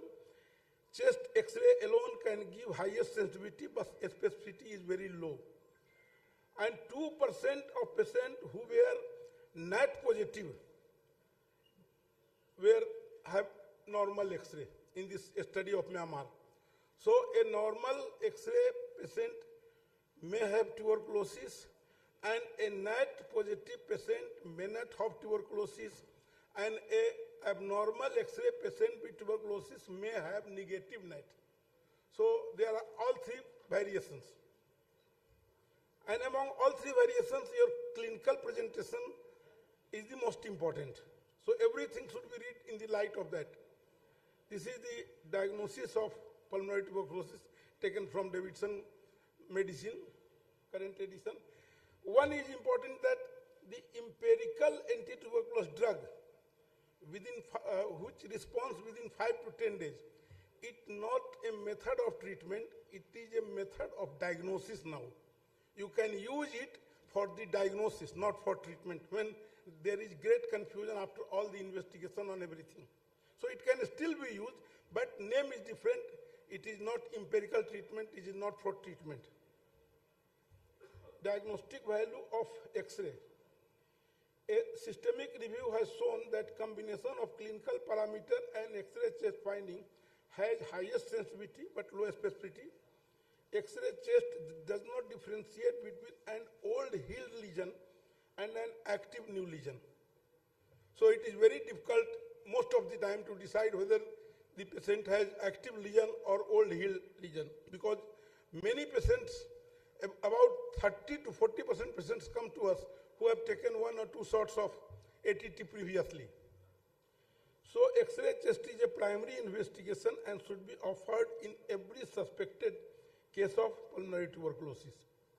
So these are some common findings. Common findings of tuberculosis: chest X-ray finding, cavitation, bronchiectasis, lung abscess, consolidation, pneumothorax, collapse, etc., etc. This is a very confusing case. Patient is diabetic, hypertensive, well-controlled diabetes, shortness, patient presented with shortness of breath, no cough, and 11 years back he has taken a shot of full course of ATT, and this is the X-ray. And after all investigation, including bowel, patient was not a case of tuberculosis, that was a case of post-tuberculous sequelae. So do not start ATT at a stretch in these types of X-ray. These patients, this set of symptoms are most unlikely a case of tuberculosis. A solitary apicity in X-ray chest with short history of cough and other related symptoms. Go through antibiotic. Most probably it might not be a case of tuberculosis. Mild pleural effusion with aggressive constitutional signs and symptoms like high swinging temperature rise, vomiting, and short duration of symptoms. Obviously, it is a case of pneumonia, more in favor of pneumonia than tuberculosis. Bilateral symmetrical lesion involving whole lung or lower zone only, most unlikely case of tuberculosis. Bilateral reticulonodular opacity with predominant symptom of shortness of breath, cough, and profuse expectoration of months to year duration, and seasonal attack of breathlessness. Might be a case of chronic bronchitis or COPD. Recurrent hemoptysis of long duration. Might not be a case of tuberculosis. In all such cases, a careful clinical examination, but NAT should be offered in all such cases, because there is chances of tuberculosis is still present, not zero. This is the sensitivity of NAT. About the 30 to, I have already told that patient may be NAT positive, but still not a case of active tuberculosis. And active tuberculosis with sign in X-ray sign and other clinical symptom may be NAT negative, very a small percentage, and may be a case of active tuberculosis.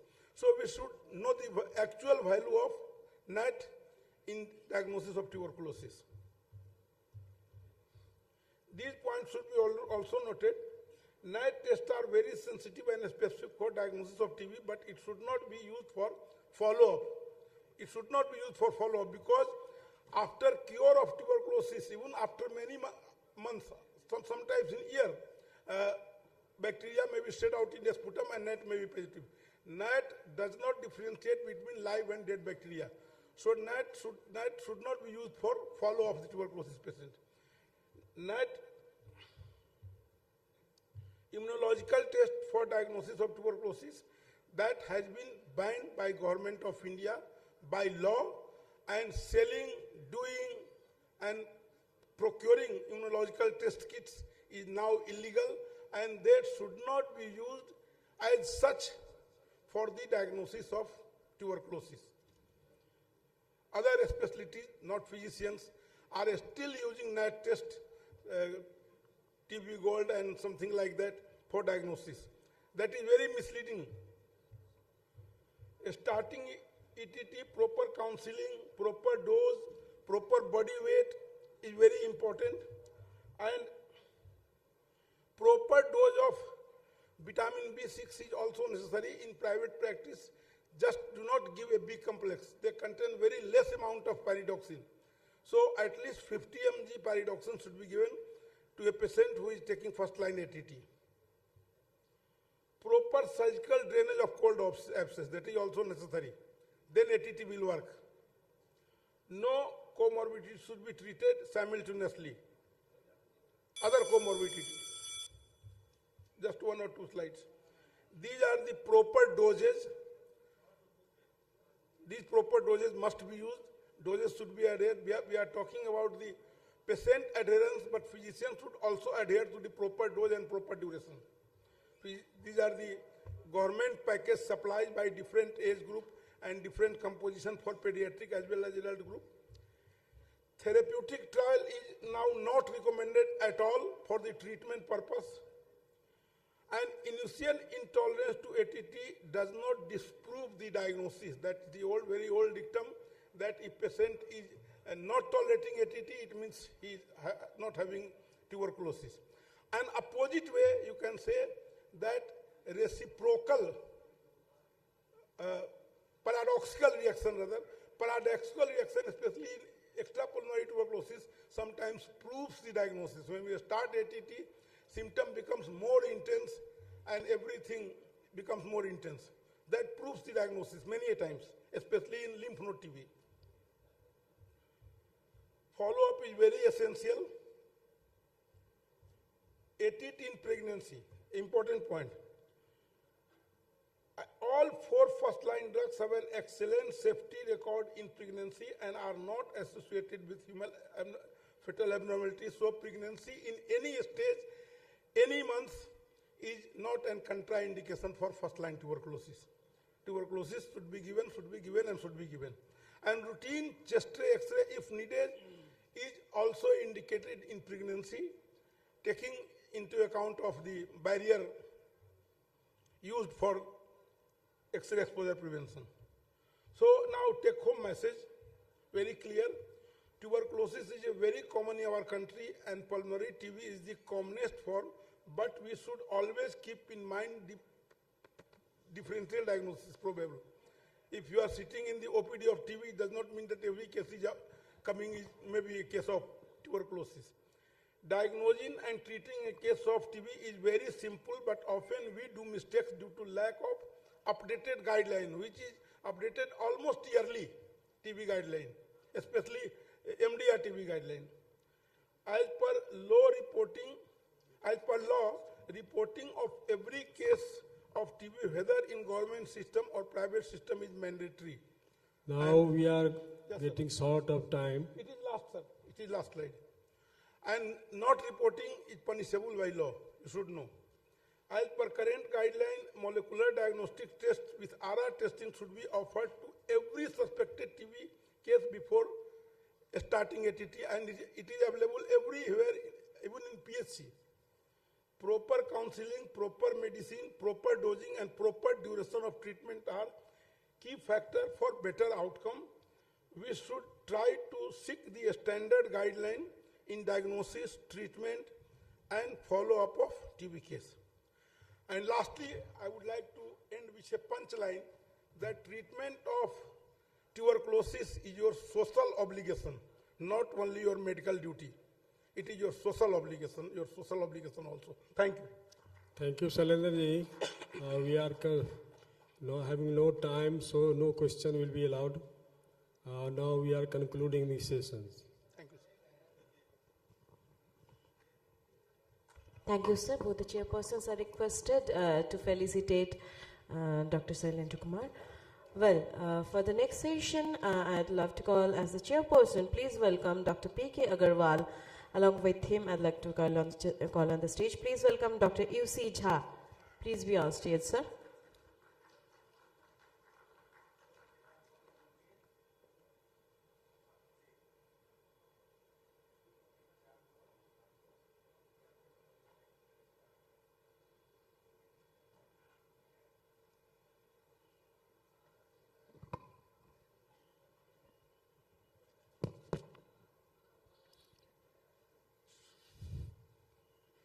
So this is oration lecture, and for that this is B.B. Thakur oration lecture, and for that I'd like to call Professor S.C. Jha to say a few words about Professor B.B. Thakur.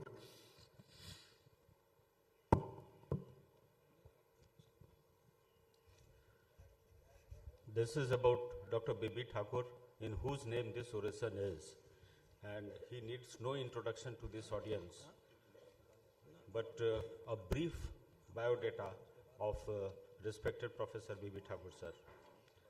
Born in 1941 to mother late Surya Devi and father late Janak Thakur at Khaguni, Ramgarhwa, East Champaran, Dr. B.B. Thakur did his matriculation in 1957, inter in 1959 from Motihari, East Champaran. He did his MBBS 1964, MD Medicine 1969 from the prestigious Prince of Wales Medical College, now known as PMCH. He started his career as a medical officer in West Champaran in 1967 and joined medical teaching in 1970 at RMCH. As a medical teacher, he had an excellent career with a long span of 29 years in various medical colleges of Bihar, and went on to become the head of Department of Medicine SKMCH from 1985 to 1999. Dr. Thakur's journey in API has been untiring and exemplary. He became Member Association of Physicians of India in 1988. His first important assignment in API was advisor at Bapicon 93, New Delhi, where after he went to become member governing body between 96 to 2001, chairman scientific committee at Bapicon Jaipur 2000, president API 2002 to 2003, chairman CME Bapicon 2002, chairman ICP 2002 to 2003, and dean ICP 2010 to 2012. Dr. Thakur is a wonderful orator, has delivered huge number of lectures in almost all parts of the country, including Presidential Oration Bapicon 2002, Dean Oration Ahmedabad 2011, Kolkata, and many other orations. Prolific writer and reader as he is, and went on to write so many articles in many Indian and international medical journals and edited many books. He has been in the editorial board of postgraduate medicine from 2000 to 2012. Dr. Thakur is a wonderful human being and has supported all social organizations of repute like Lions Club, IMA, Indian Red Cross Society, NSS. He, with the support of his elder son, Dr. Ashish Thakur, MD, DM Cardiology, daughter-in-law, Dr. Smita Thakur, helping the poor cardiac patient through the Hridayam Foundation with headquarters in UK. Dr. Thakur has been ably supported and encouraged by his ever-smiling life partner, Mrs. Rama Thakur. His two sons, Dr. Ashish Thakur and Manish Kumar, with their wives and children, have also stood by his side in all important endeavors. So these words are in honor of Dr. Binda Bihari Thakur, the father of API Bihar. Now I hand over the mic to chairperson to kindly invite Doyen in the field of medicine, particularly in case of Kalajar. Over to chairperson, please. To deliberate this prestigious oration, I welcome Professor Shyam Sundar, son of our soil from the Muzaffarpur. Basically, he is from the Muzaffarpur, and the legendary pioneer in the treatment of Kalajar. Dr. Shyam Sundar is a distinguished professor of medicine, Institute of Medical Sciences, Banaras Hindu University, Varanasi.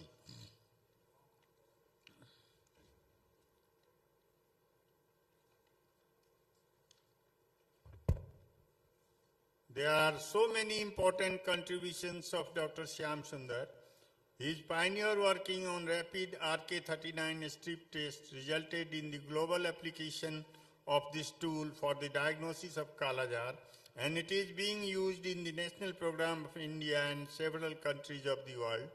He described several breakthroughs in the treatment of Kala-Jar and developed first orally effective drug miltefosine for the treatment of visceral leishmaniasis. Miltefosine was used for the Kala-Jar elimination program in India, Nepal and Bangladesh, and now it is being used worldwide. He led the pivotal carbamazepine trial, based on which the drug was approved by the government of India. He has also done excellent work on lipid-associated amphotericin B. His work with single-dose liposomal amphotericin B is considered as a major breakthrough in the treatment of visceral leishmaniasis and has earned worldwide acclaim. This single-dose regime is now the most preferred according to WHO recommendation, and it is being used in the control program in the India, Nepal, and Bangladesh. Dr. Shyam Sundar was first to successfully conduct multi-drug therapy of visceral leishmaniasis, and these regimens are also approved by WHO and second most preferred regimen. Dr. Shyam Sundar is related in one in the world in the field of visceral leishmaniasis and leishmaniasis. He is ranked number 1 in the world in the field of visceral leishmaniasis and leishmaniasis. Dr. Shyam Sundar is ranked number 1 in India in the field of tropical medicine and number 6th in the world in the field of tropical medicine. Dr. Shyam Sundar equates the top-rated experts in leishmaniasis in the world during the year 2013 to 2023. Shyam Sundar equates the top related experts in leishmaniasis visceral in the world during the year 2013 to 2023. Yes, sir. Kindly. Thank you, sirs. I'm really obliged, highly obliged to the organizers, Dr. Das, Dr. Jha, Professor Kamlesh Tiwari, Professor B.B. Thakur, and Amit Das for my invitation to this very prestigious oration. It is always great pleasure. I am very emotional to be here, which is my motherland. Let's go on to the topic. So, I am just going to tell you a story. I am extremely, please pardon me if I go a little beyond, but I'll try to stick to the time. So this is, if you look at this two figures in 1978, 42,000 patients, and in 1992, 77,000 patients. But these are not actual numbers. These are not actual numbers. You have to multiply them from 5 to 8 times. So if you try to find out actual numbers, it could be something between 4 to 6 lakh patients of Kala-Jar in Bihar, in India in fact. But as you know, most of the cases we are contributing from Bihar only. This is a picture I am showing you in mid-90s. These young boys and the young girl. What is peculiar here is, I mean, they all be appearing to you as a patient of Kala-Jar, but you can see here the marks, these marks. This shows the inadequacy of the treatment of Kala-Jar that we had during that period. These patients had received antimonials, and then, because nothing happened by modern medicine, they went to witchcraft healers. And you can see they tried to burn the spleen and liver, and this young girl actually almost died when she was brought to us. Just a few words about diagnosis. I mean, I don't need to tell this audience much about these things, but still, just to recapitulate, you know how splenic puncture and bone marrow. I want to take you back to 30 years back. I want to take you to 90s, early 90s, when patients were diagnosed. These patients would be diagnosed of Kala-Azar in not less than 1 to 3 weeks, 3 months even. Okay? Because we needed these tests. And we might have killed many patients doing splenic aspiration, which I also used to do. And this is the beautiful picture from one of my patients, just to show you.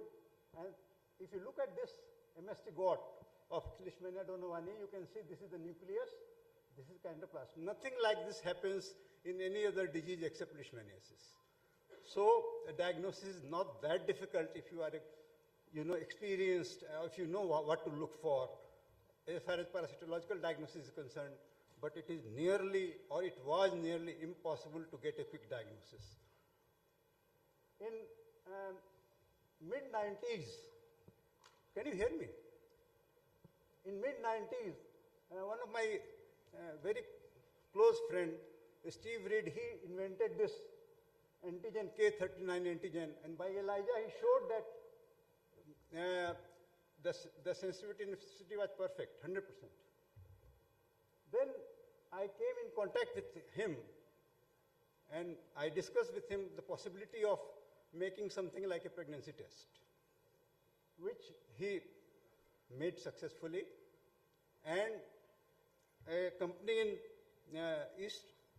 Steve was based in Seattle, south coast of US. And then Arista Biologicals made the first batch which we tested. And we tested more than 200 patients, 230 patients if I remember correctly. And for the first time we showed that with a finger prick blood, a drop of blood, using this strip, you can make a diagnosis of Kala-Azar in less than 10 minutes. So this actually revolutionized it has some pitfalls, but it actually revolutionized the diagnosis of Kala-Azar. This small discovery, very small. Then it is now being used world over now for diagnosis of leishmaniasis, visceral leishmaniasis specifically. Antimony was, if all the senior physicians, I don't know how senior now they are, because so if you go to the history, you will find that antimony 10 milligram per kilo intramuscular for 6 days, if you read old Davidson, would cure most patients of Kala-Azar. For 6 days. But as you see this graph, and I have written the various authors here, the scientists started to increase the dose because there was a report, unconfirmed report, that every patient is not getting cured. So the people started to increase the dose and duration. So from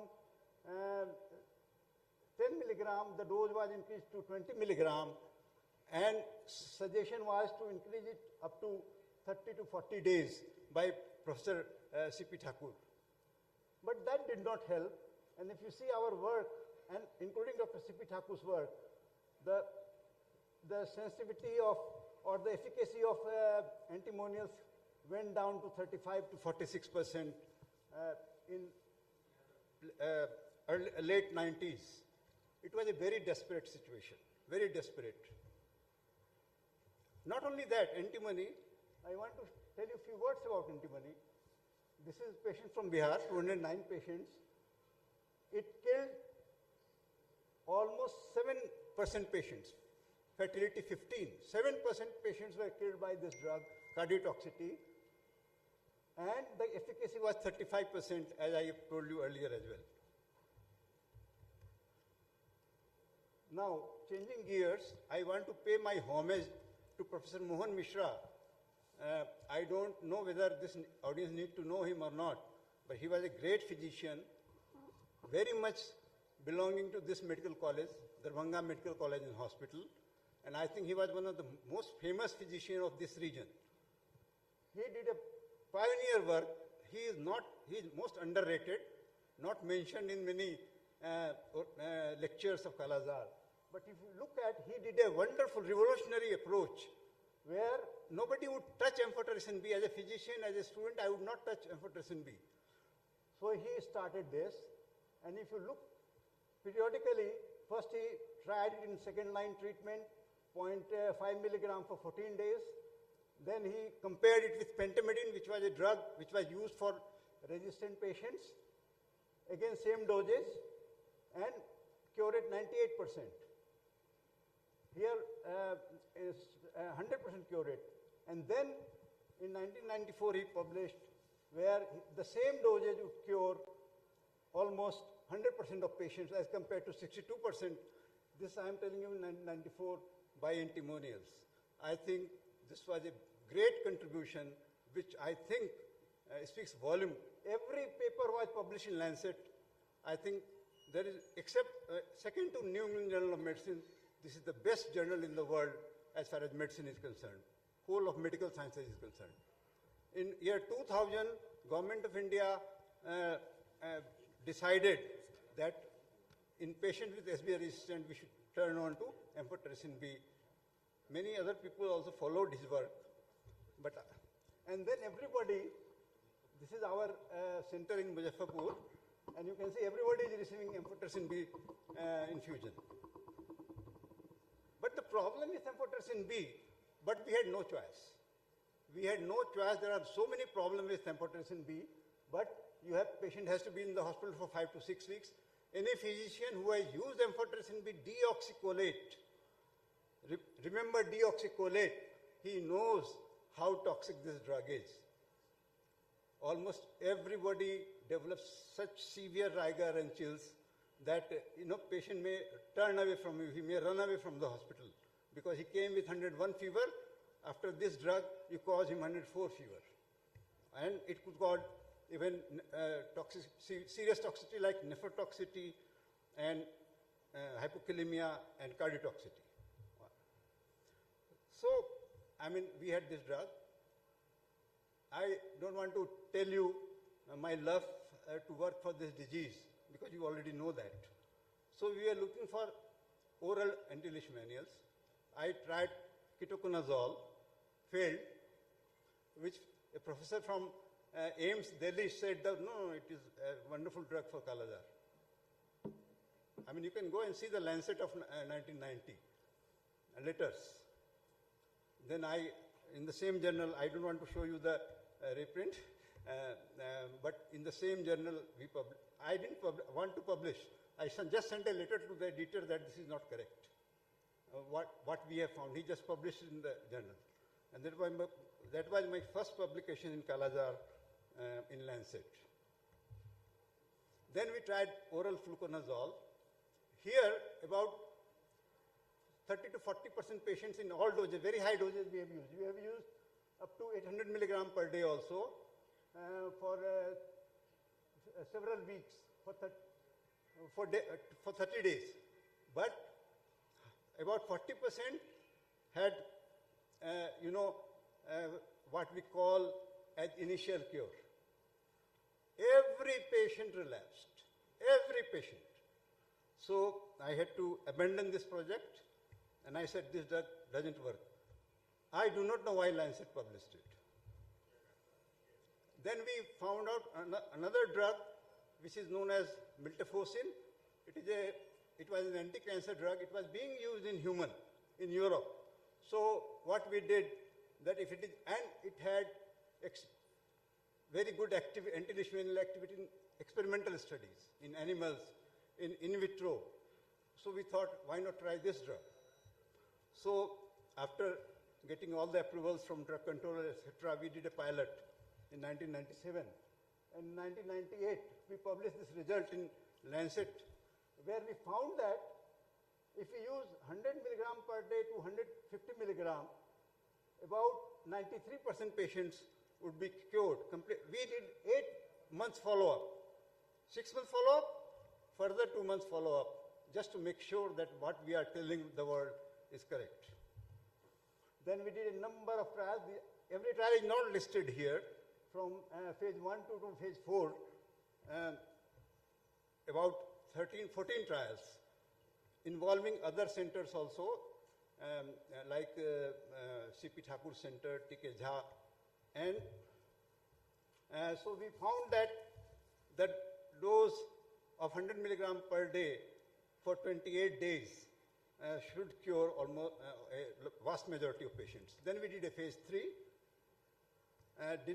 Phase 3 then, where we compared miltefosine with amphotericin B. And you can see this paper was published in New England Journal. Here we found that 94% patients with miltefosine would be cured if it treated for 28 days, oral drug. This was the first oral anti-leishmanial drug for any form of leishmaniasis in the world. And this was the first pivotal publication, compared to 96% with amphotericin B. Not that anybody failed treatment with why? Then you can ask, why 96%? Because in many patients the toxicity was such that we had to stop treatment. This paper was again, as you know, the highest ranked journal in the world, New England Journal of Medicine, in 2002. The drug was approved. We did a trial in children. Initial trials were mainly in adults. Same cure rate, 94%. And finally, we concluded that miltefosine, if you give for 28 days, would cure 94% of the patients in children from 2 years above and adults. The problem was again side effects. This drug was teratogenic. You have to ensure that no pregnancy takes place or you do not give to a pregnant woman. And relatively innocuous side effects like vomiting and diarrhea would occur in vast majority of patients. So if you don't make him understand that ulti ya dast hota ho, that you have to tell him. Otherwise, he will leave the drug. Then after miltefosine was approved in 2005, India, Nepal and Bangladesh, they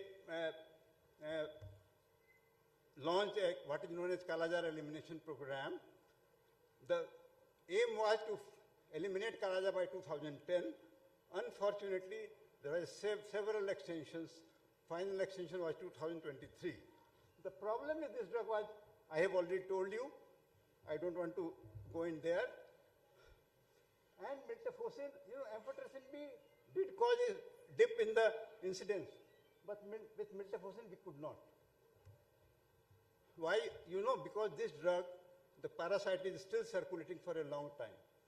And I don't know how many of you know that patient himself is an excellent reservoir for sandfly to transmit infection to others. That is why you find there is a familial segregation. If one member of family is affected, other is also affected. So there was no quick clearance like amphotericin B. Then paramomycin was there. Just 1 second on this drug. Cheapest drug, made in India, and high cure rate, 95% nearly. But again, this drug, this was the first trial after almost, I can tell you, its anti-leishmanial effect of paramomycin was discovered in 1960. Till 1993, in Bihar, some trials were conducted. After it, there was no money to fund a phase 3 trial of this magnitude. Fortunately, the Gates Foundation got interested, and we did a trial with 502 patients.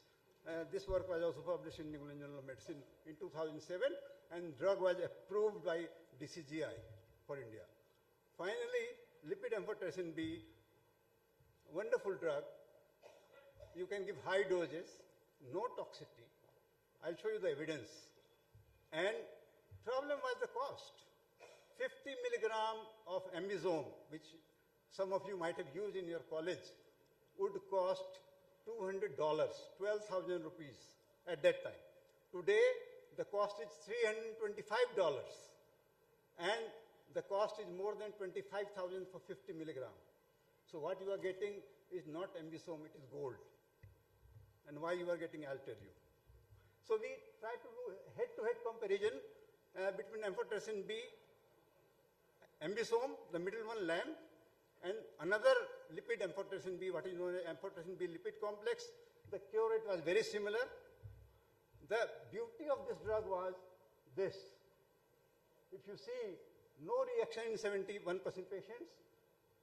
With deoxycholate, only 2%. 98% patient had the reaction. So 14 times less infusion reactions than amphotericin B deoxycholate. Of course, ABLC also had.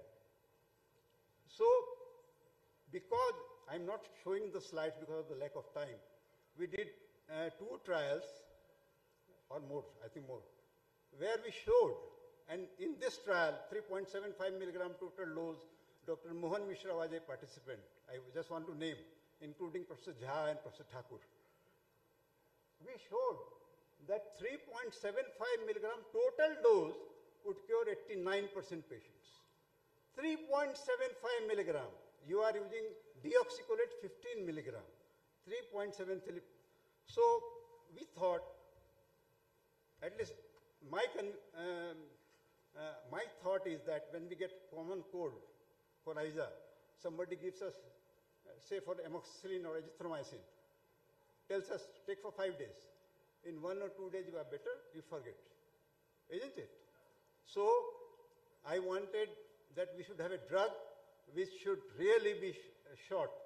So I have almost 25 publications on various lipid amphotericin B from all over the world. And I can tell you there is no better drug as yet. I've almost tested every liposomal amphotericin B or lipid amphotericin B in the world. It has safety profile as good as ambisome. So that is why I will take the name ambisome just to clear the confusion that it is not Ciplage ambisome, it is not excess ambisome, it is not Y ambisome. So, I mean, I don't want to read this slide. You know what the advantage single dose has. The biggest advantage it had, that during the peak time of Kala-Azar in 90s, in our hospital, we used to have a waiting list of 150 to 200 patients for treatment because we are giving free treatment. And this was pathetic. Because we had only 30 beds at that time, so we could treat only 30 patients in a month. So we tried to increase the capacity. Now it is 80 bedded. So my dream was, if we could treat the patient in 1 or 2 days or 3 days, we can treat more number of patients. And this was the first venture with, when I say liposomal amphotericin B, here ambisome. We did this trial where we gave 5 milligram single dose in 1 day or over 5 days, and we found that the cure rate with one dose was 91%, not acceptable. Then we tried to increase this dose to 7.5. Again, in this trial, Dr. Mohan Mishra was a participant, including Dr. Thakur and Dr. Jha. Cure rate dismal 90%, not acceptable. So we stopped working on ambisome. Why? Because of the cost. I thought it will never be used in our country. It will never will be used in our country. So we wanted to find out other avenues. We can use smaller doses with better results. So I will skip this slide. And so we combined multiple drugs, ambisome 3.75 to 5 milligram with miltefosine 7 to 14 days. And if you look at the results, every arm where the combination was used had a cure rate of more than 95%. Then we did a big phase 3 trial where more than about 650 patients were included. We treated these patients in 4 groups.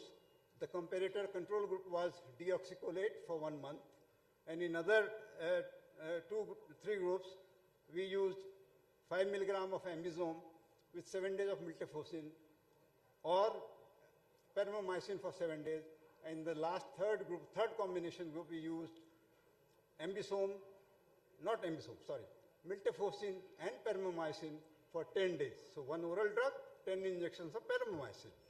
The cost of perimomycin would be 600 rupees for whole course. So with this big trial, in which I and some participation from RMRI also, you can see the cure rate with most tough assessment was more than 97% in all the 3 combinations. I will skip this again. So then why we started working on ambisome again? This was in 2007, 2008. I'll tell you why. Because the WHO persuaded the American manufacturers, Gilead Sciences, to have a preferential price for low or middle income countries. And the price was brought down to 8% of the initial price. That was $16. I thought now this drug may be valuable for our country. So we restarted our working on that drug. We use 10 milligram now. You see, we have burned our fingers with 7.5 milligram. So we use 10 milligram single dose compared with deoxycholate as a control. And it was a big trial. It was unfunded, no money. We used drugs from leftover drugs from other trials, from various, we tried to get the drugs. It was not funded, unfunded trial because nobody was interested.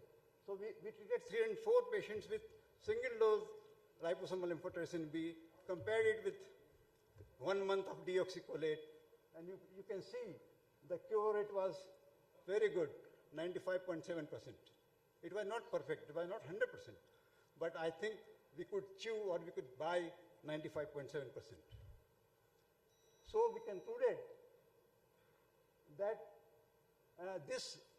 and we calculated the cost of hospital stay, the attendants' wage loss, patients' wage loss, and everything.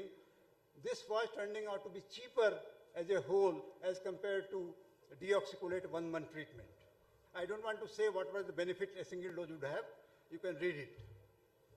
This paper was published again in New England Journal of Medicine in 2010. And this trial actually changed the scenario of treatment of Kala-Azar. It was a game changer. After our trial was published, the Gilead Sciences manufacturers decided to donate this drug through WHO for free of cost to India and other low-income countries. And in 2014, the elimination program approach was revised, and single-dose amphotericin B actually replaced miltefosine as a treatment. Just to show you this figure, you can see this. It was in 2007 that the price came down to $16. We began our trial. We published in 2010. In 2012, the company announced free donation, and this now up to 25, already the contract, see, they have agreed. We don't need now, the problem is. The ambisome is expiring. It is expired. Many thousand vials have expired in India, such a costly drug. So you can see what ambisome did. In a bigger slide, you can see, you see the steep decline, and in 2003, we had only 520 patients in the entire country, not only Bihar. Bihar, Jharkhand, West Bengal, UP. And this is the picture taken when we were using the other modes of treatment, where you can see there is no place for someone to stand even.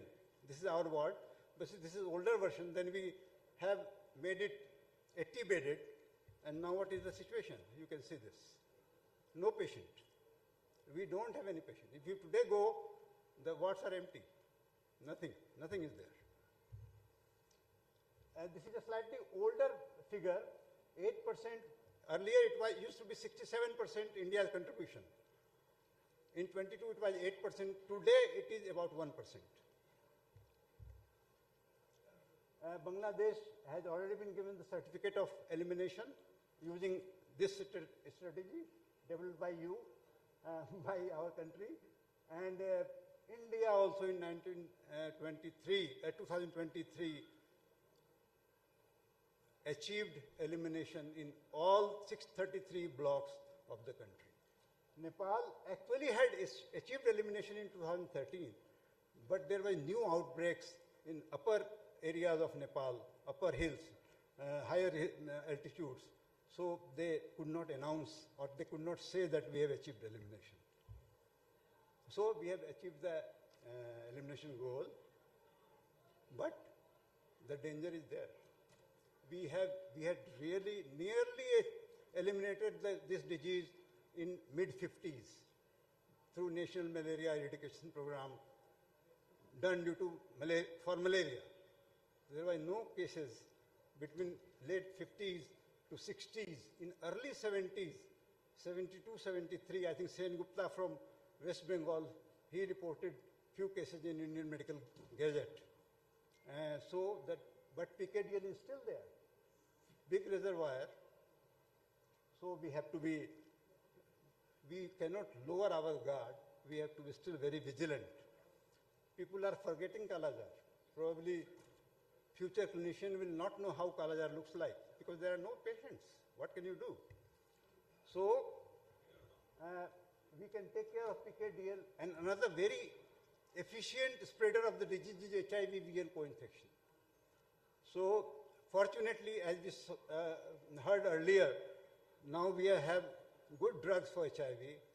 So maybe that we can also, good drugs for HIV, good drug for VL, so we can, control this situation also. We can prevent the resurgence of another epidemic in future. I pray to God that happens.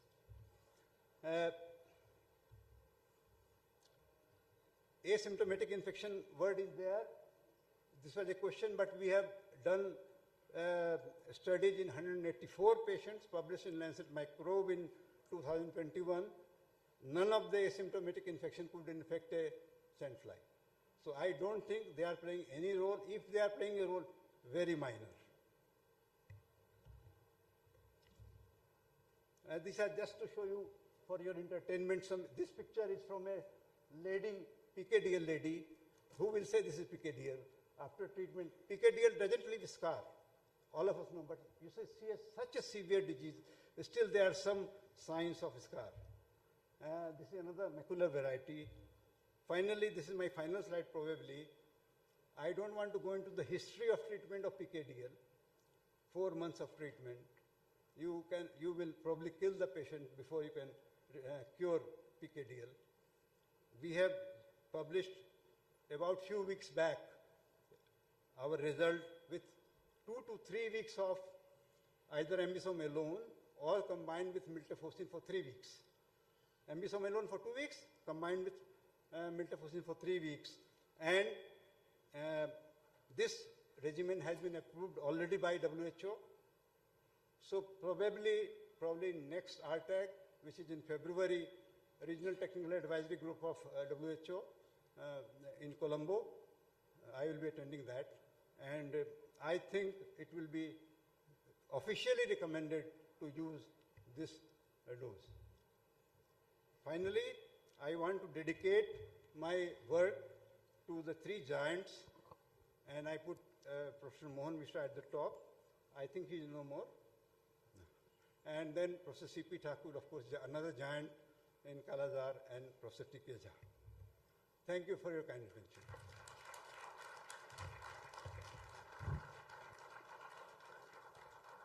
Wonderful deliberation, sir. We are enlightened for the Kala-Azar from the history to the present status. I remember when we were postgraduate student, our half of the ward, at least half of the ward, was full of Kala-Azar patients. And from that stage to the stage of elimination, your contribution is exemplary. I'm giving my mic to the Professor U.C. Jha for concluding remark. rightly said by Dr. Pramod, when I was the postgraduate student, was given to write thesis on Kala-Jar, on visceral leishmaniasis, the role of various drugs on the cell-mediated immunity in Kala-Jar. So at that time, the ward was full. So the journey from the dreadful disease to up to the elimination, we have only achieved elimination from smallpox. We are nearly achieved elimination from polio, and now we have achieved elimination from Kala-Jar. So thank you, sir, for your kind contribution, and you are the single person for completing this journey. A standing applause for Professor Shyam Sundar.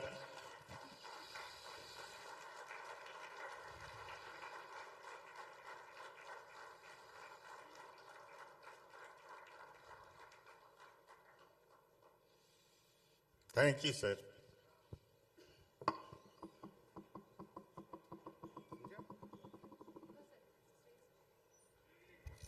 All right, I'd request Dr.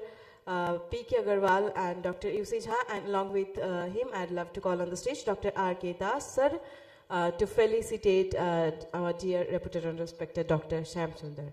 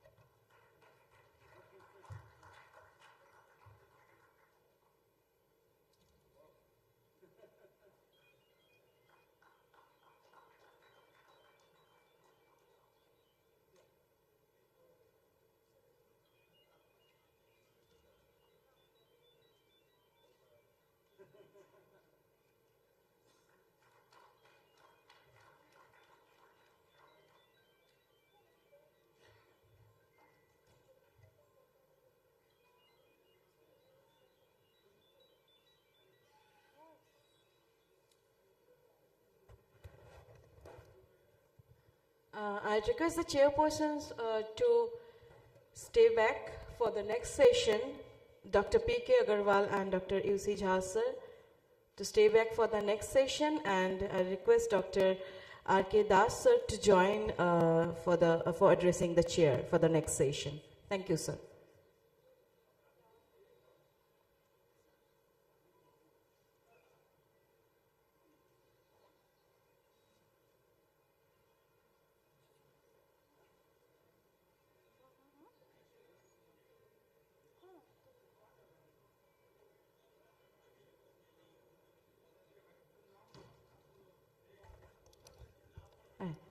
For the next session, I'd love to call on the stage for addressing the chair, Dr. R.K. Das and Dr. Shailendra Kumar.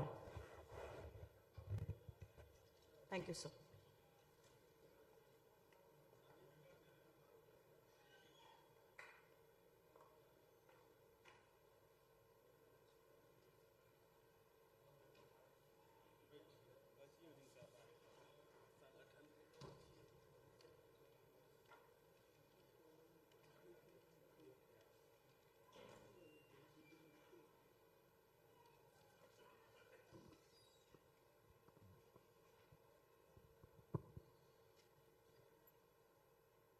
Now, next oration is chairman's oration, and it is customary that in chairman's oration, usually questions are not asked. And our new chairman, I would like to call upon Dr. P.K. Agarwal, our new chairman. He is also a product of from Darbhanga Medical College. At present, he is HOD in Katihar Medical College and postgraduate teacher. He will speak on hypertensive disorders of pregnancy, a very common topic, but time to time the guidelines, the drugs advised are changing. So he will update us on current guidelines about the hypertensive disorder of pregnancy. Dr. Agarwal.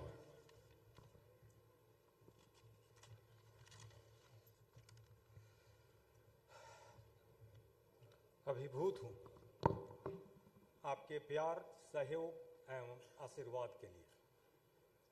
Once again, I extend my sincere thanks to all my dear friends and fellow colleagues for electing me unopposed as the chairman of API Bihar Chapter.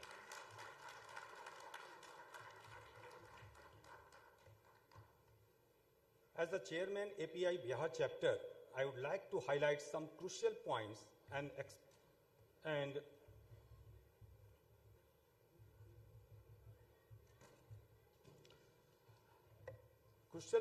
explore future possibilities. We have already discussed yesterday. To summarize, to conduct regular CMEs both at rural and urban areas, to ensure active participation of all members in local disease data collection and analysis, to ensure effective membership drive to strengthen our association, and to ensure active participation of medical college teachers, to ensure active PG teaching programs. Once again, I am very much thankful to our pioneers, especially Dr. B.B. Thakur sir, Dr. A.N. Rai sir, Dr. Kamlesh Tiwari sir, Dr. D.P. Singh sir, Dr. Devi Ram sir, Dr. Hemsankar sir, Dr. B.K. Singh sir, Dr. P.K. Sinha sir, and my younger brother, our past chairman, Dr. A.K. Das. As I commence my scientific discussion, let's draw inspiration from an ancient Indian mantra, Sarve Bhavantu Sukhina, Sarve Santu Niramaya. To achieve this target, I am proceeding one important disease, that is hypertensive disorder of pregnancy. It gives a very bad impact over the society, and it accounts for nearly 13% mortality, nearly 13% mortality in maternal mortality rate. If you consider for the incidence of preeclampsia is reported to be 8 to 10% among the pregnant women, and the prevalence of hypertensive disorder of pregnancy was 7.8%.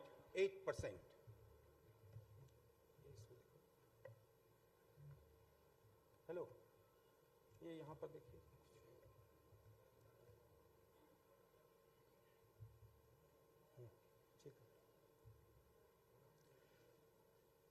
This one is the bad news both for the fetus and the mother, because it gives a bad impact both over the fetus and the mother.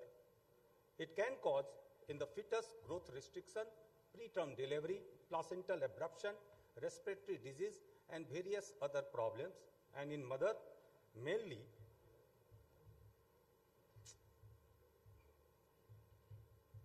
the cardiovascular disorder, future hypertension, kidney injury, chronic kidney disease, etc. The prerequisite to treat the hypertensive disorder of pregnancy is to correct BP recording. And after correct BP recording, the target should be taken into account. If the BP recorded above 140 by 90 millimeter of mercury, another reading should be taken 4 to 6 hours apart to confirm it. And if the reading is more than 160 by 110 millimeter of mercury, because this may be a case of hypertensive emergency, the second reading should be taken within 15 minutes. If you look over the classification, it starts from chronic hypertension, to the gestational hypertension, to the preeclampsia and the eclampsia. What is chronic hypertension? The chronic hypertension is the hypertension in pregnancy diagnosed before the 20 weeks, and it usually persists even after 12 weeks of postpartum. And gestational hypertension, it differs from the chronic hypertension because it diagnosed after the 20 weeks of pregnancy and usually resolved within 12 weeks postpartum. It could be, this gestational hypertension could be mild or severe. There is no moderate gestational hypertension. This is mild or severe. Mild is 140 to 159 by 90 to 109 millimeter of mercury, and severe we describe 160 by 110 millimeter of mercury or higher. What is preeclampsia? Hypertension after, traditionally, hypertension after 20 weeks with proteinuria, we label a case of preeclampsia. But preeclampsia may occur without proteinuria. In absence of proteinuria, preeclampsia can be diagnosed with the evidence of other organ dysfunctions like thrombocytopenia, impaired liver function, particularly if the liver enzymes is more than twice, renal insufficiency when the serum creatinine exceeds 1.1 milligram per deciliter, pulmonary edema, cerebral or visual disturbances. Preeclampsia may arise de novo without evidence of gestational hypertension. And the types of the preeclampsia, it could be early onset, it could be late onset. Early onset, when the preeclampsia diagnosed before 34 weeks, and the late onset preeclampsia when it is diagnosed after 34 weeks. Why it is important? Because the early onset preeclampsia gives more bad impact over the fetus and the mother, and the late onset preeclampsia gives less bad impact over the fetus and the mother.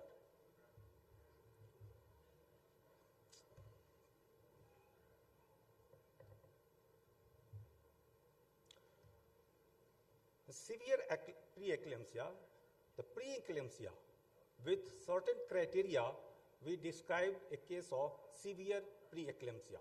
Immediate interventions required in this case.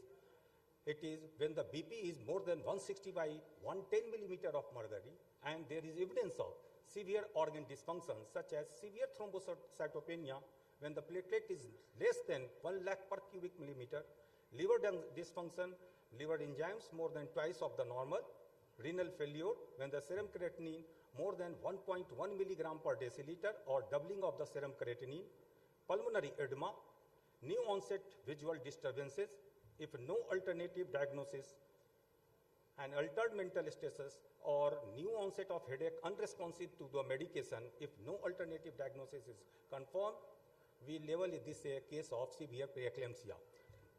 If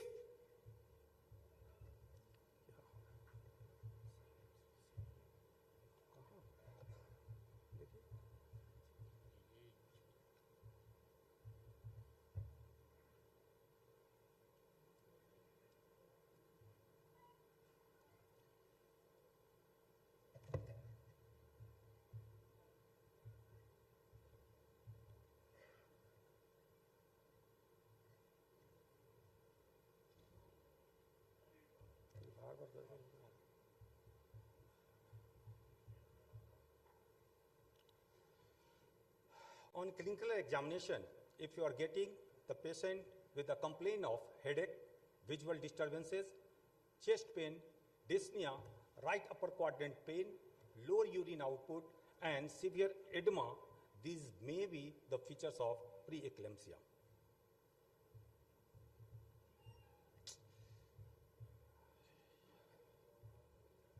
What is eclampsia? Women with preeclampsia complicated with occurrence of the seizures, which may or may not be accountable to high blood pressure. Another entity is the chronic hypertension with superimposed preeclampsia. When a woman blood pressure of more than 140 by 90 millimeter of mercury before 20 weeks of the pregnancy and newly developed proteinuria or worsening of hypertension along with the proteinuria after 20 weeks of the gestation, we label a case of chronic hypertension with superimposed preeclampsia.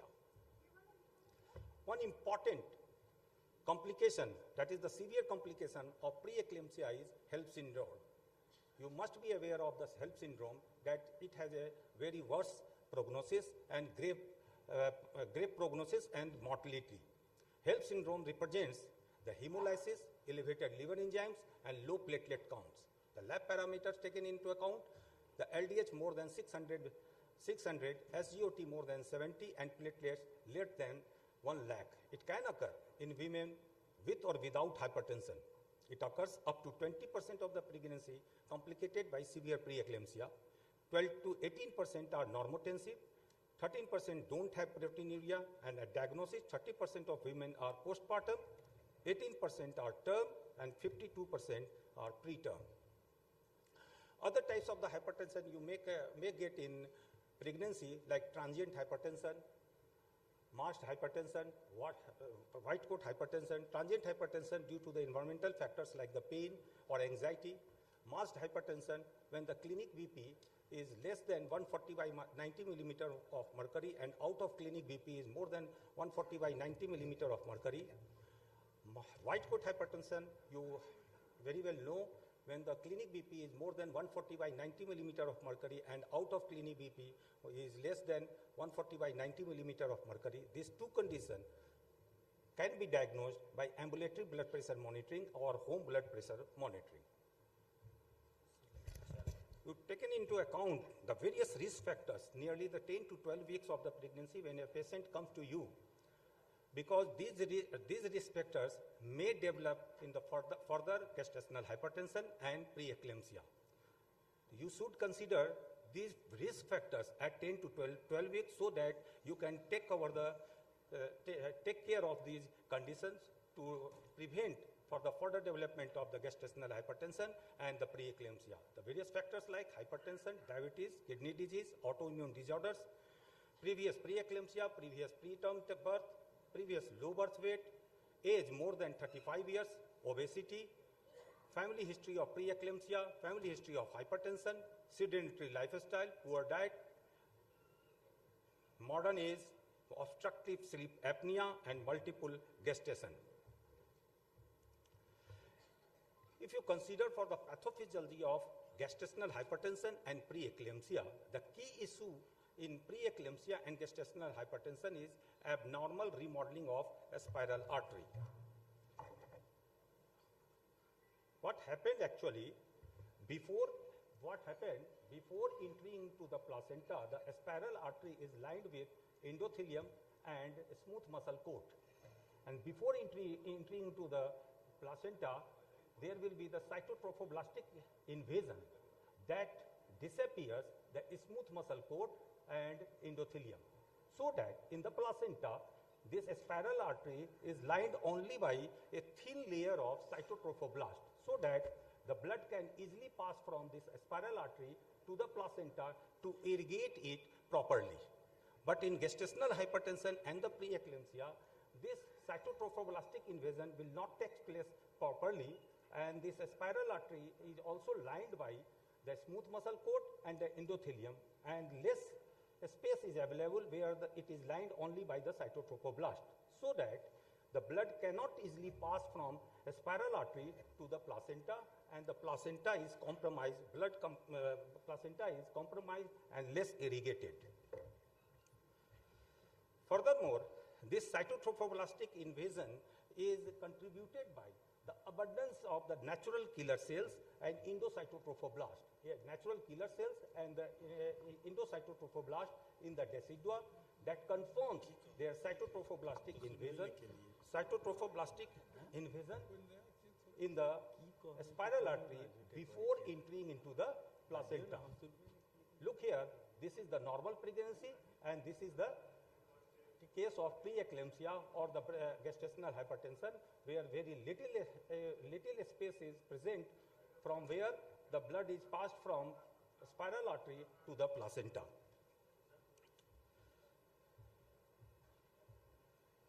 One another factor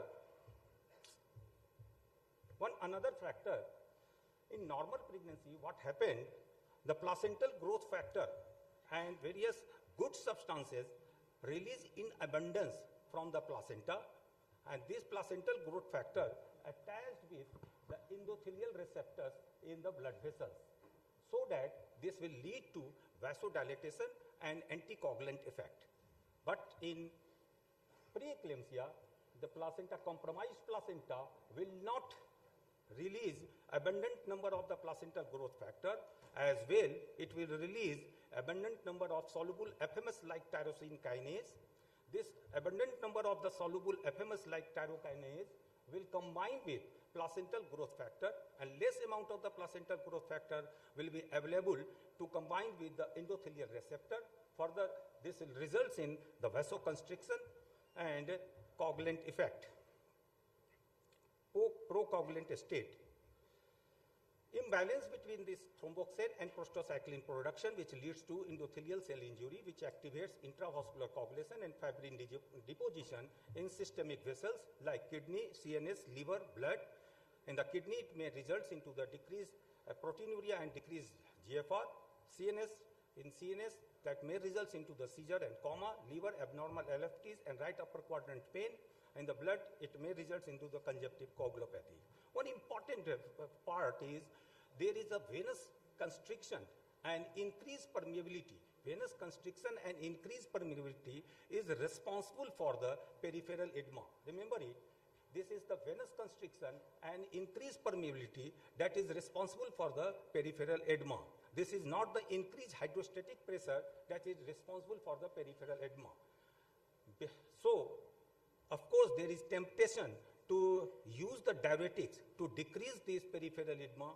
Please don't use diuretics, because the placenta is already compromised, and if you give the diuretics, placenta further will compromise, and the pathophysiology for this peripheral edema is, of course, you know now, there is no increase in hydrostatic pressure. This is the venous constriction and increased permeability. Further, if you look at this chart, the decreased fetoplacental production of the prostacyclin, remember this, please look over this chart, the decreased fetoplacental production of the prostacyclin will lead to decreased renal renin secretion. Decreased renal renin secretion will lead to decreased aldosterone secretion, and this is responsible for decreased plasma volume. At this stage, if you prescribe diuretics, it will further reduce the plasma volume. And further on, of course, there is decreased renal renin secretion, but there is increased uterine renin secretion. This leads to increased angiotensin II sensitivity, and both these two factors will lead to increased blood pressure. And of course, this endothelial cell injury will lead to activation of intravascular coagulation and fibrin deposition, and we have already discussed the venous constriction and increased vascular permeability will result in peripheral and pulmonary edema. You go for the investigation, baseline investigation, the most important is the urine albumin by deep stick method. You establish the proteinuria, because this is the proteinuria that usually diagnose a case of preeclampsia. Urine protein creatinine ratio, CBC for the platelet and anemia assessment. Abnormal peripheral blood smear may aid in the diagnosis of HELLP syndrome, particularly if there is hemolysis, there is cystocytes and the burst cells in the peripheral smears, and if you look, you found the cystocytes and the burst cells, it confirms there is hemolysis. Liver enzymes, ALT, AST, LDH, serum bilirubin. Additional lab investigation may be required, like coagulation profile when the platelet count is less than 1 lakh per cubic millimeter, serum electrolyte in case of multiple organ failure, serum uric acid. One important investigation is serum uric acid. It helps in predicting, prognosticating, and diagnosing a case of preeclampsia. A few word about the uric acid. There evidence is accumulating and pointing to a role for the first trimester uric acid level as a predictor of preeclampsia. Its prognostic value is still debated. Among women with preeclampsia, serum uric acid levels may help to identify those who may develop more severe disease. Some evidence from experimental studies seems to a pathogenic role for uric acid in the development of preeclampsia. ECG and electrocardiogram for the diagnosis of electrical and mechanical information of the heart. Fundoscopy to diagnose papillary edema and hemorrhage. Uterine artery Doppler is very important. Uterine artery Doppler at 18 to 20 weeks, may diagnose a case of preeclampsia and high-risk pregnancy. Its sensitivity is 70 to 80% in detection of late onset preeclampsia and 30 to 40% in detection of early onset preeclampsia. Some specialized tests, we have discussed platelet-derived growth factor and soluble FMS like tyrosine kinase. The platelet-derived growth factor, now you know, is abundant high in normal pregnancy, low in preeclampsia. But the soluble FMS like tyrosine kinase is low in normal pregnancy and high in suspected preeclampsia. But the ratio is very important. The ratio between the SFLT1 and PIGF ratio, if the ratio is less than 38, if the ratio of these two, SFLT1 and PIGF is less than 38, less likely to develop a case of preeclampsia. If it is in between the 38 to 85, more likely to develop preeclampsia in next 4 weeks, and if it is ratio is more than 85, preeclampsia established. One important investigation, ANGAL, this is the earliest indicator of AKI. BNP, to know this is the indicator of cardiac injury, and relaxin, this is high in the first trimester in normal pregnancy and low in suspected preeclampsia. Move over the management. The aim is to save mother without morbidity and mortality, to save fetus without morbidity and mortality, and of course to save ourselves. First, not to use. What not to use? Nitric oxide donors, progesterone, diuretics, and low molecular heparin, wet heparin should not be given in case of hypertensive disorder of pregnancy. And do not recommend magnesium, folic acid, antioxidant, vitamin C and E, fish oils, garlics, etc. One important point, no recommendation of salt restriction in hypertensive disorder of pregnancy except chronic hypertension, because the pathophysiology is entirely different in the chronic hypertension and gestational hypertension, preeclampsia and eclampsia. Antiplatelet agents, one important modality for the prevention. Advise aspirin 75 to 150 milligram. Nowadays we usually provide 150 milligram per day because the resistance with 75 milligram is more than the 150 milligram. It starts from 12 weeks onwards until the birth of the baby if there is one high risk and or more than one moderate risk factors. High risk factors are history of hypertension in previous pregnancy, chronic kidney disease, autoimmune disease like SLE, type 1 and type 2 diabetes mellitus, chronic hypertension. Moderate risk factors are first pregnancy age more than or equal to 40 years, pregnancy interval more than 10 years, BMI more than 35 kg per meter square at the first visit, family history of preeclampsia and multifetal pregnancy. But ICOG recommends gestosis score for the starting antiplatelet agent aspirin. When total score of gestosis score, when the total score is equal to or more than 3, the pregnant women should be marked at high risk for preeclampsia, and there should be a start aspirin 75 to 150 milligram along with calcium 1 to 1.5 gram daily. The various drugs that is used in preeclampsia, eclampsia, advice for weight management, exercise and healthy eating in all cases of SDP. Low salt intake in case of chronic hypertension, not in other cases. Threshold for the treatment will be more than 140 by 90 millimeter of mercury, and the target will be 130 by 85 millimeter of mercury. Remember, do not drop blood pressure less than 110 by 70 millimeter of mercury. Otherwise, it will compromise the placental circulation further on. The various drugs used are labetalol, nifedipine, and methyl-dopa. Labetalol 200 to 1200 milligram in 2 to 3 divided doses, but it may be associated with fetal growth restriction. Nifedipine 30 to 120 milligram per day of slow release preparation. Methyl-dopa, use it when labetalol, nifedipine is not suitable, and dose is 0.5 to 3 gram per day in 2 to 3 divided doses. If there is hypertensive emergency, when we label it hypertensive emergency, when the BP is more than 160 by 110 millimeter of mercury with the adverse condition like PRES, AKI, acute pulmonary edema, hypertensive encephalopathy, CVA, and HELP syndrome. Advice for immediate reduction of the BP of less than 140 by 90 millimeter of mercury in next 1 hour. That is, the time is very crucial. Reduce the BP less than 140 by 90 millimeter of mercury in next 1 hour. Definite treatment is the termination of the pregnancy. And here we use usually IV labetalol, oral nifedipine, short-acting, hydrolazine IV may be given to lower the BP. The doses of the various drugs, labetalol 20 milligram for the initial dose. If no control, 40 milligram should be given. If further no control, then 80 milligram at 10 minutes interval until target is reached. The maximum dose of IV labetalol is 300 milligram in 24 hours. If no control, you may switch over the hydrolazine or oral nifedipine. Nifedipine 10 milligram as the initial dose. If no control after 30 minutes, add 20 milligram. Further, if no control, add 20 milligram, then can continue with dose of 20 milligram every 4 to 6 hours. Hydrolazine 5 milligram IV or IM should be given, then 5 to 10 milligram every 20 to 40 minutes. Other drugs you may use in conjunction with these three important drugs, IV nicardipine, IV nitroglycerin, and IV nitroprusside.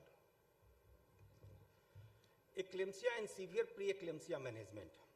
In this case, consider need for magnesium sulfate in eclampsia and the features of severe preeclampsia such as severe headache, visual scotoma, nausea, vomiting, severe hypertension, epigastric pain.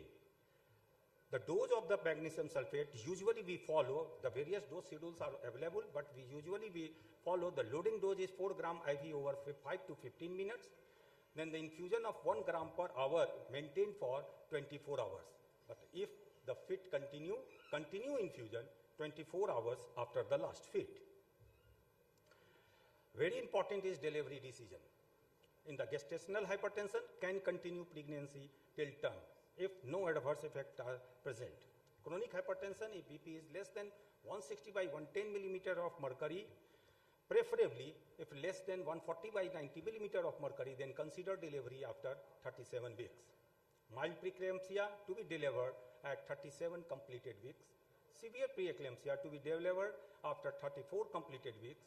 Eclampsia should be delivered once mother is stabilized after magnesium sulfate from fit. Postpartum follow-up, daily BP checkup after up to 7 days. If more than 130 by 80 millimeter of mercury, continue antihypertensive therapy. If less than 130 by 80 millimeter of mercury, discontinue antihypertensive therapy. And if the BP is more than 150 by 100 milli of mercury, intensify your treatment with another drug or increase the dose. Stop methyl dopa after 2 days, switch over to other drugs. To conclude our talk, by reducing pressure, by antihypertensive, fetus are in danger of decreased fetal growth. Remember it, fetus are always in danger of decreased fetal growth, and that is not our target. It is said over 10 millimeter BP reduction is associated with 145 gram of birth weight reduction. Do not ever reduce BP less than 110 by 70 millimeter of mercury, we have already discussed, to avoid inadequate placental perfusion. Great chance of recurrence of gestational hypertension, preeclampsia and eclampsia in subsequent pregnancy. The overall risk is 20%. So the patient is counseled for this. Close follow-up is needed. Hypertensive disease of pregnancy is associated with for the future development of hypertension and cardiovascular disorder in next decade to come, especially if there is not only the history of gestational hypertension and preeclampsia, but also if there is a history of a small for gestation age and preterm delivery of baby. So for follow-up, you must inquire, of course, for the gestational hypertension and the preeclampsia, and also for the outcome of the baby, if it is small for gestational age and preterm delivery of the baby, there is chances in next decade the mother may develop cardiovascular problems. Thank you. Thank you for your patience here. Very nicely presented, Professor Agrawal, about preeclampsia, eclampsia of pregnancy, pathophysiology of it, the management of pre-eclampsia, eclampsia, and emergency hypertension in the cases of pregnancy. And you have given a clear-cut treatment management plan till date, which is being explained, and is a good talk of yours. Thank you very much.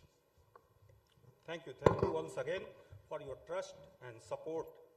A special thanks to Dr. U.C. Jha, our organizing chairman, Dr. R.K. Das, organizing secretary, chairman scientific committee, Dr. S.C. Jha, and all the members of the organizing committee for organizing such a wonderful and hospitality-oriented conference at this very site.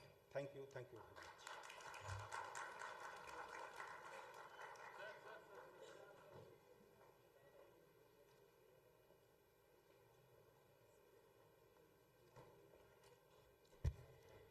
I request to the chairpersons to felicitate our dear Dr. Sir. And along with him, I'd love to call on the stage for the felicitation Dr. U.C. Jha Sir and Dr. S.C. Jha Sir. Please be on stage, sir.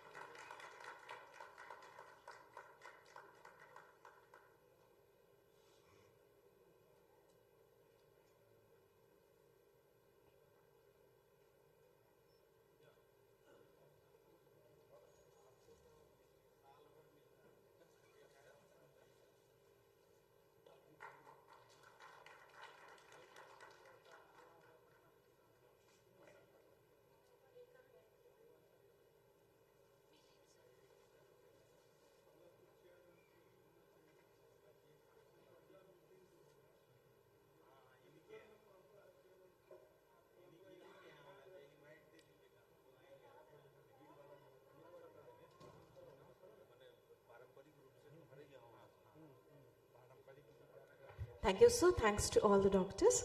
Well, for the next session, I'd like to call on the stage as the chairperson. Please be on stage, Dr. A.K. Gupta from Agra and Dr. Shiv Kumar Suman. Please be on stage, sir.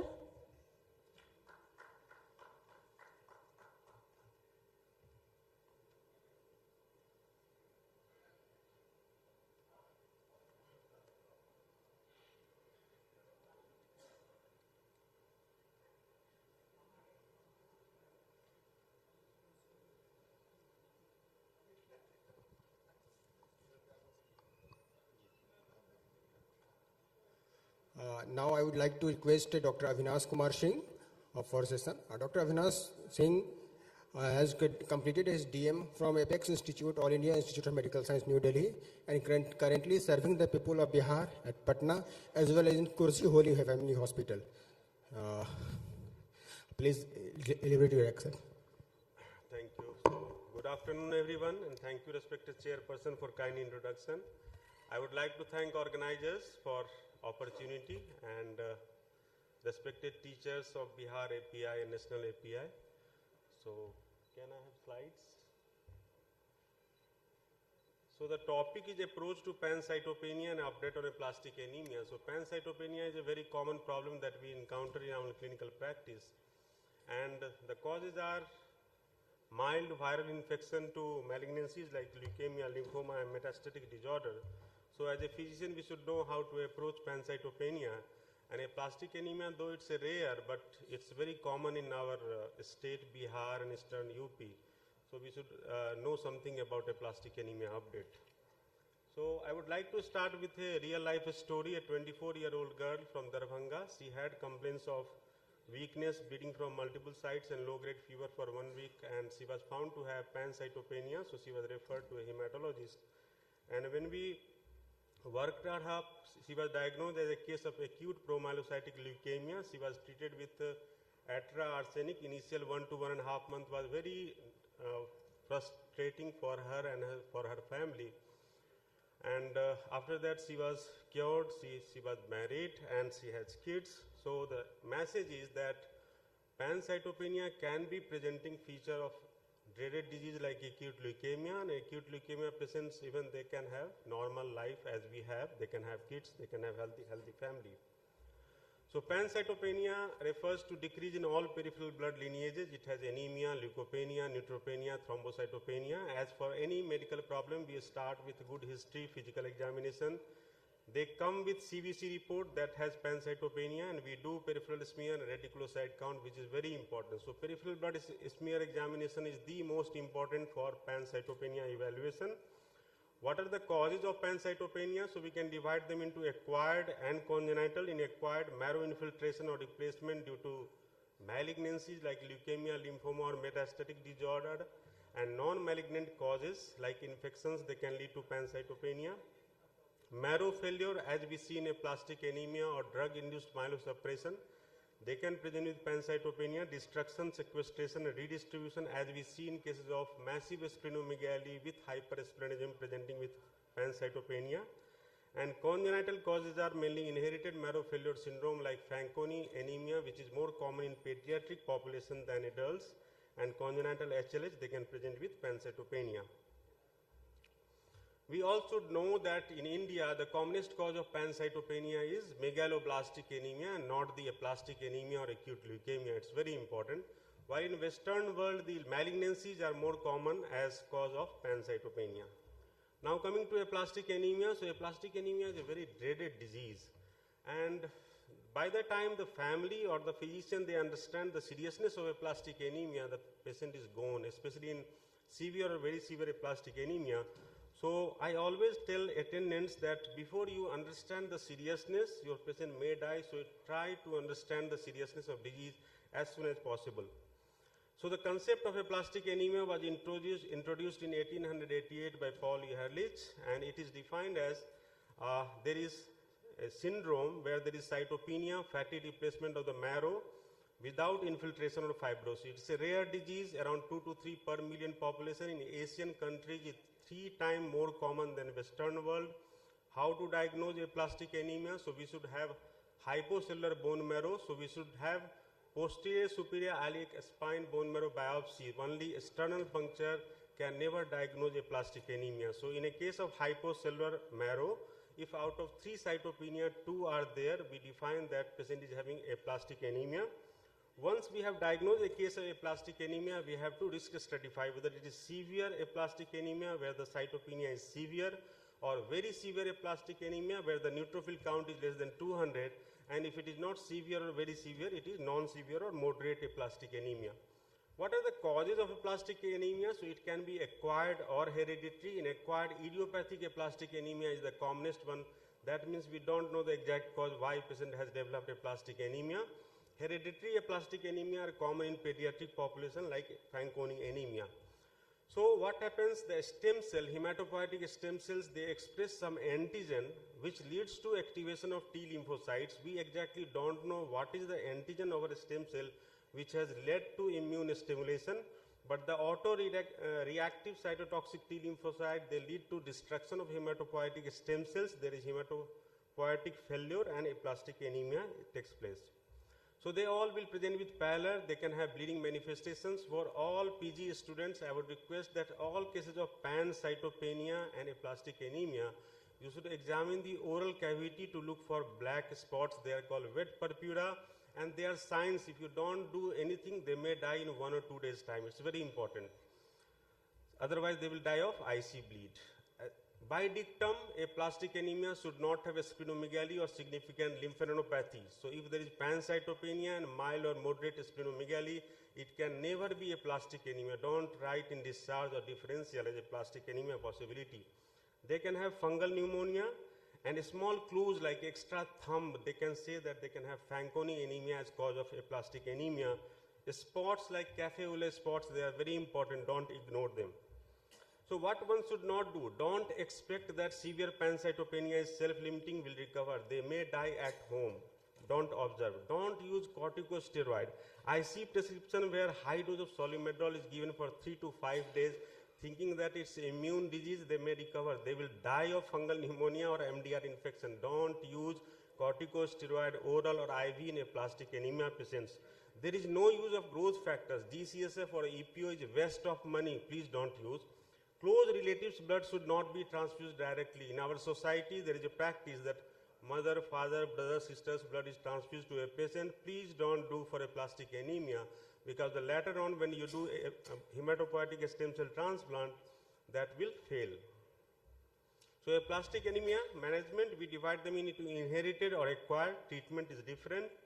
And management of aplastic anemia, especially severe and very severe, is a team approach. We have to be very careful in coordinating and teaching our team how to manage aplastic anemia. It's just like teaching farmers how to play cricket and defeating a team which plays good cricket, as we saw in Lagan movie. So the coming to management, so first part is supportive treatment is very important. So we have to take neutropenic precautions, neutropenic diet, that is raw food should be avoided. If there is neutropenic fever, it becomes a medical emergency. We should manage them. Bleeding should be controlled and managed. Blood components are very important. Whole blood doesn't have any role in aplastic anemia management. Blood should be leukodepleted and irradiated. And please don't use NSAID if there is aplastic anemia, because they may not die if you don't do anything. If you just give Dilona, patient may die in 1 or 2 days' time. Please don't do that. Coming to definitive treatment, so if patient is young, less than 40, bone marrow transplant is curative. If patient is more than 40, immunosuppressants are the definitive treatment. In bone marrow transplant, younger patient has better survival compared with older patients. Hematopoietic stem cell transplant is same as farming. So you prepare the land, that is called conditioning. We take a stem cell donation just like taking seedlings and planting to other farm. And engraftment is same as we do harvesting. So immunosuppressants, we use anti-thymocyte globulin, also called ATG, cyclosporin or thrombopoietin receptor agonist. And these are the ATG available. So we have horse ATG, rabbit ATG, and in China, pig ATG are available. In India, or in overall, the horse ATG is recommended ATG treatment for aplastic anemia.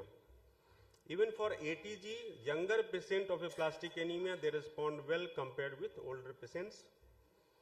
So to conclude, pancytopenia is a common problem in clinical practice. Aplastic anemia is a life-threatening disease. Bone marrow transplant or HSCT is a curative modality of treatment, while immunosuppressants, they can control around 2/3 of disease. Early referral and sooner definitive treatment can save lives. Thank you.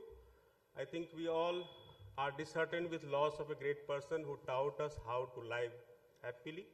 And I do practice heartfulness meditation. So for students who want to practice meditation, they can learn and it can help them in their challenging medical practice. So thank you very much. If there is any question, you can say.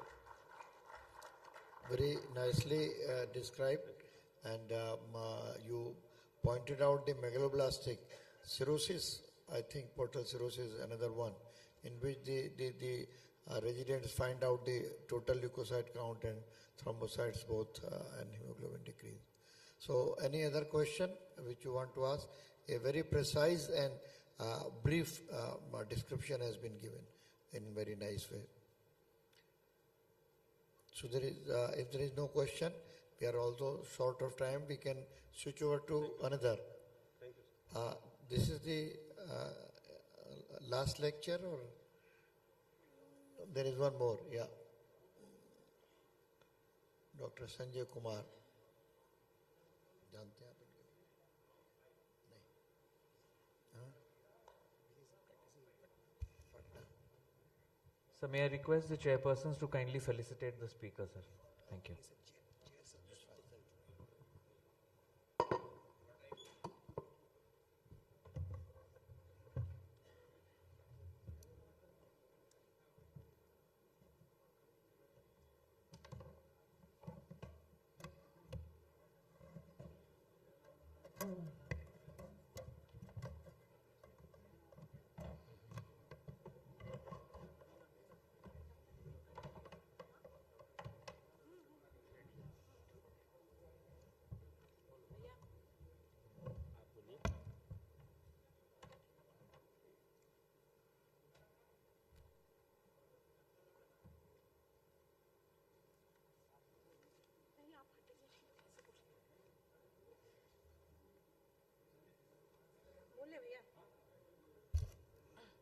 Hello.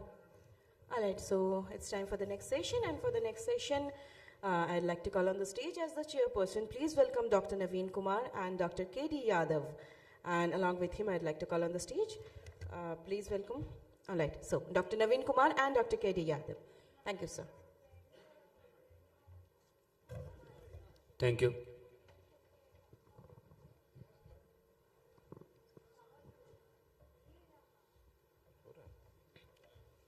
Today with us, Dr. Sanjay Kumar. His topic is emergency room approach to the vertigo.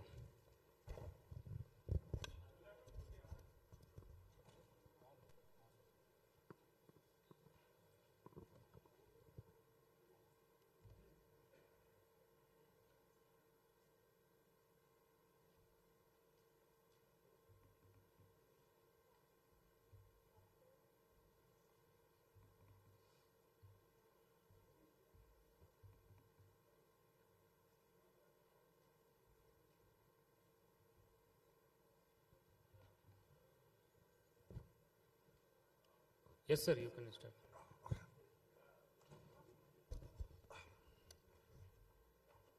First of all, I'm really grateful for all the organizers to call me off for the last session of this prestigious Bapicon.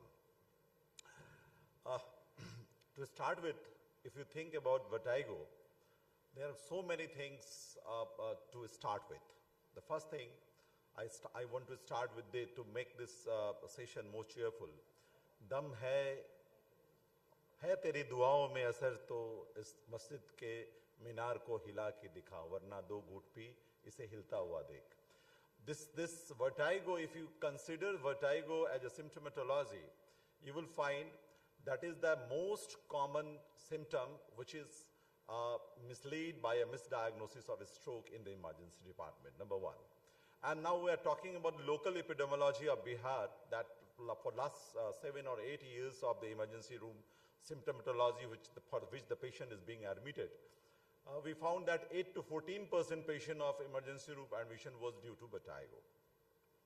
And almost all of them, the residents have given CT scan and MRI brain orders for it. And only 0.5 to 1% yielded some important thing, and most of them were elderly. And the most important thing, still the senior physicians think that the most common cause of vertigo is a problem in cervical spine. And the truth is that this is the least common cause of vertigo worldwide. Only known cases of cervical spine causing a vertigo is reported 14 to 16 patients worldwide. So see what type of myth we are having with this very particular vertigo and the real treatment itself. So my topic is very clear to make you clear that how do we approach when a patient comes to you and the common problem is vertigo. So let us start what exactly it is. It is we just remember that something is drilling, either the environment is moving or you are moving. This is vertigo, but this is one important thing.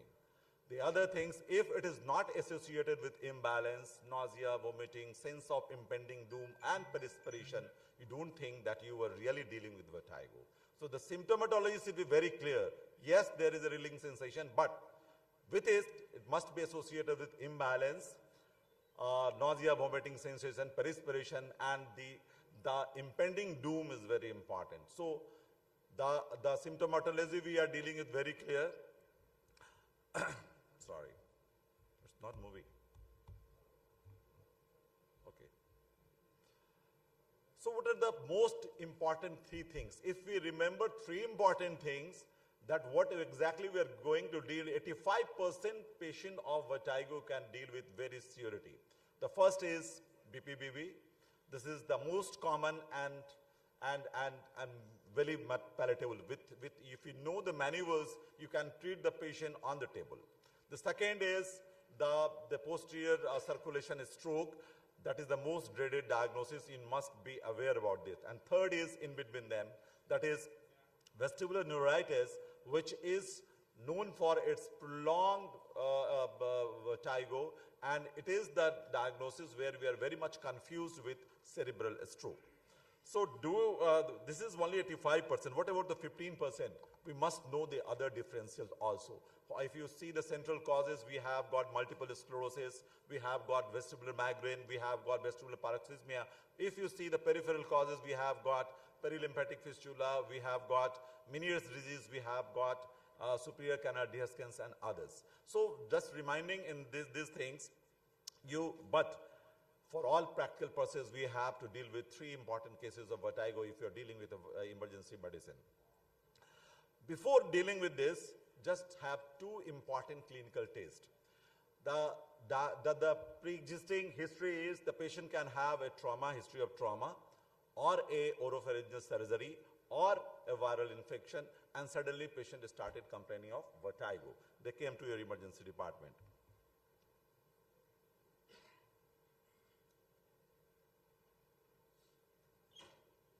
This video reveals an interesting pressure-induced vertigo. You have to do this. You take the pinna and close the external ears. The history should be a history of trauma, or a viral infection, or a oropharyngeal surgery. And see this nystagmus. So this is a second time you can do this. This is Henneberg sign, and this is a sign of perilymphatic fistula. The second video, the patient will say, Doctor Sahab, whatever I am saying, जो हम बोलते हैं हमको खुद सुनाई देते रहता है. I am not able to speak properly. Why? Because जो हम बोलते हैं वो हमको सुनाई देते रहता है. सुनाई तो हमको भी देते, but his problem, autophone is there. And if you give a sound, and there will be a vertigo. And this is Tullio phenomena. This is the superior canal dehiscence. So just having some clinical important tests, you can have, but what is the important paradigm? The important paradigm, the patient is having a history of trauma before starting of vertigo. Now coming to the big threes. What we need to have a proper diagnosis, a complete history, number 1. Number 2, a positional testing for BPB and hint plus testing. 2 important clinical examination can solve all those important problems for you. So what in the history? If the patient says, yes, I am having vertigo and there is a focal neurological deficit, headache, or there is a patient can say that I am having a neck pain, headache and focal neurological deficit, don't think much, go for an investigation, a specialist call is on board.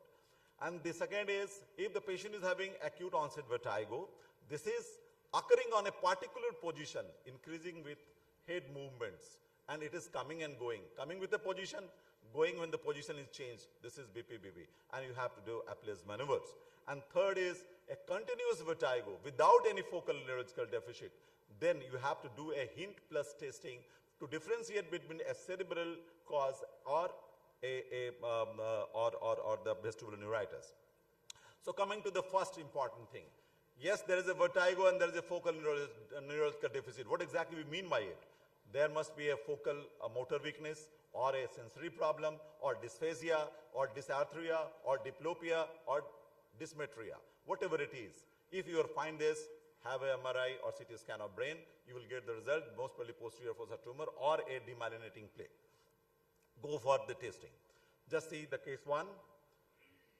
All the residents sitting here, that is a very, very interesting video. You just see what is happening.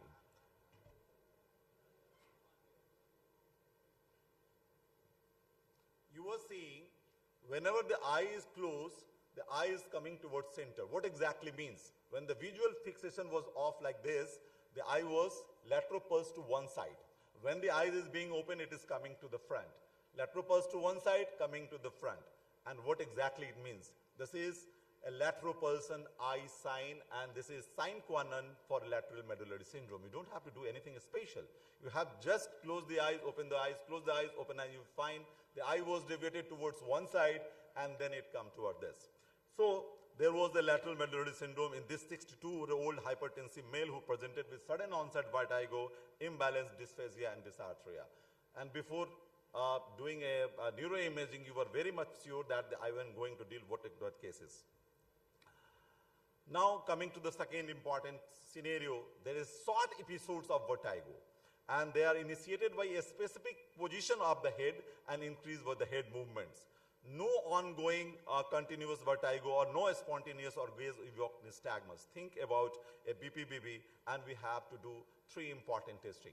Just giving a clear concept that we have got 3 semicircular canals. So we can have 3 types of benign positional vertigo. One, there is a superior semicircular canal, there is lateral, and other is posterior. So just remember 3 head positions where you can just ask the vertigo to come to you. Like if you are dealing with a superior semicircular canal, you have to do like this. You just do the head nod test. Number 1. If you are thinking there is a lateral semicircular canal, you can ask the patient to do like this. And the most common is posterior BPVB. You have asked the patient to do like this or like this. And suddenly the patient will say, yes, doctor, I am having vertigo. Diagnose the case as a vertigo. And there are different maneuvers. What you have to see, just see, for the posterior BPVB and for the lateral. Both are running because anytime the buzzer will move,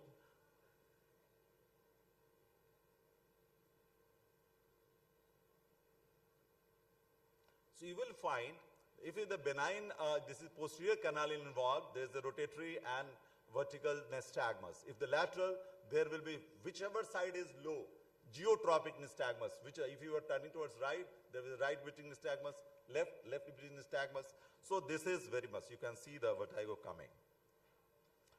So these are, there is a specific position where there is a vertigo and there is a nystagmus. Diagnosis is very much clear, and the opposite maneuver you have to do to treat the patient. And due to lack of time, we are not sure that we are going for the maneuvers. We are leaving this superior cervical where. Now the third one. If there is the case is like that, there is a vertigo, and the vertigo is present for 4 days, 5 days, and 6 days. So the diagnosis may be 2.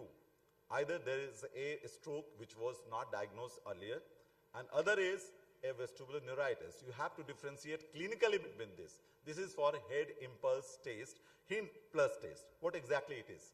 Head impulse, nystagmus, test of skew, and plus bedside test of hearing. Now coming hint plus test, what will you get? We have got 2 results. Either it is central cause or a peripheral cause.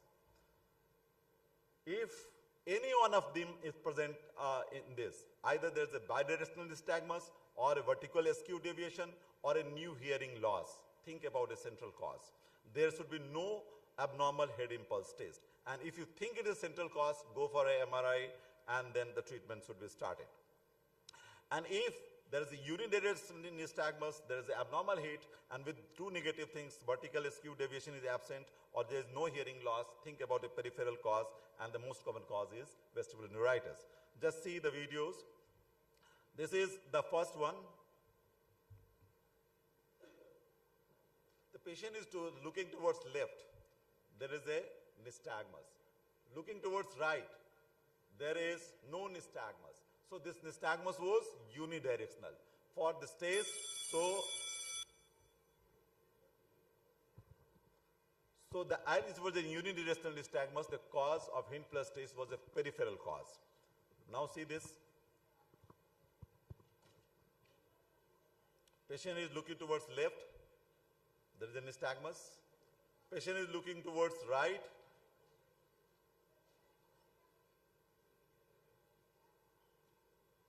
There is a nystagmus. So the nystagmus is gaze evoked or bidirectional nystagmus, and therefore the cause is central. Skew deviation means the eye should be like this. If there is up and down, there is a skew deviation, vertical skew deviation. Whenever it is present, the cause is always central. Like this, how do you test a skew deviation? You have to close one eye and see, and then the other eye, and then see the position. If it is in the same level, there is no skew deviation, like in this patient. So skew, there is no, the result is, hint plus result is peripheral. Now see this patient.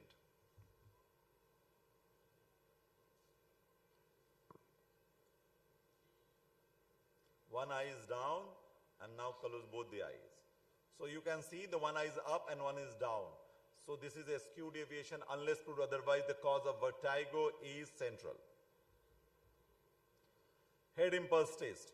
Normally, if you ask the patient to fix his eyes to your nose and give a jolt to the neck, you will find if everything is normal, the eye will be fixed on that very target. There will no catch-up saccades. What exactly mean catch-up saccades? If I am doing like this, my eye is fixed to this, and there is no abnormal movement after the impulse was done. But whenever there is a problem, then eyes will move with the heads. And after that, I will make a catch-up saccades to look towards you. And this is exactly the positive head impulse test. Sir, now, we are running short of time. I think you have given me the last slot. I have got every opportunity to take 2 or 3 minutes. Sorry for that, sir. Okay. Continue, sir. This is a head impulse test. You will give a jerk, and then if I catch up the eye like this. If you kind enough, you see that very thing. Okay? So last test, that's the bedside test for hearing loss. Simply you have to do like this and this. If the patient appreciates this vibrating sound, there is no hearing loss. If there is no appreciation, there is a hearing loss. And if it is acute enough, yesterday there was no hearing loss, today there is a hearing loss, or before hours there was no hearing loss, and yes, there is a hearing loss. Think about this very particular thing. And this is the cause is central. And always the central cause is if the patient is in the elderly age group and having a vascular risk factor, the dreaded stroke or Wellenberg syndrome, and that is life-threatening. So we have to diagnose it in a very clear way, like this. So these are the important tests, and this is my last slide. When should we perform the Dix-Hallpike test and hint plus present on the same patient? The answer is never, because this is something for a positional vertigo which is occurring and going, and this is certain for the vertigo which is present for a pretty long time, for 5 or 6 days. So doing all these important things, only having this positional testing and the hint plus testing, we can differentiate in the emergency room the exact causes of vertigo and treat the patient accordingly. Thank you, sir, for just bearing with me. Thank you, sir, for such a elusive discussion talk. Any question? Any question? In general life, chakkar is known as ghan chakkar. Yes, a very difficult one. In same way, in medical science, vertigo which is not defined till date clearly, and you have explained everything that if a patient have giddiness with vomiting, giddiness with unsteadiness, and giddiness with different signs, you can think that it is a serious one and you should manage accordingly. Very nice presentation, very good. Good, very good, Sanjay. Thank you, Thanks. sir. Thank you, sir. Thank you, sir.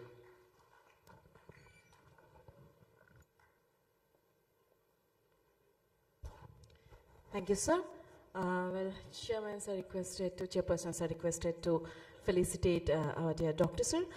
And this is probably the last topic of the day of the event.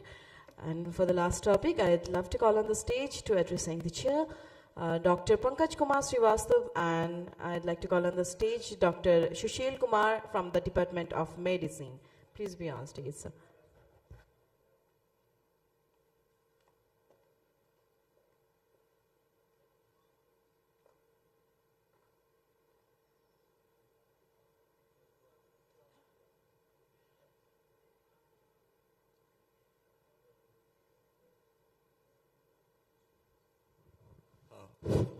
I invite Dr. Arvind Kumar on dash to deliver your talk on recent advance in medical oncology.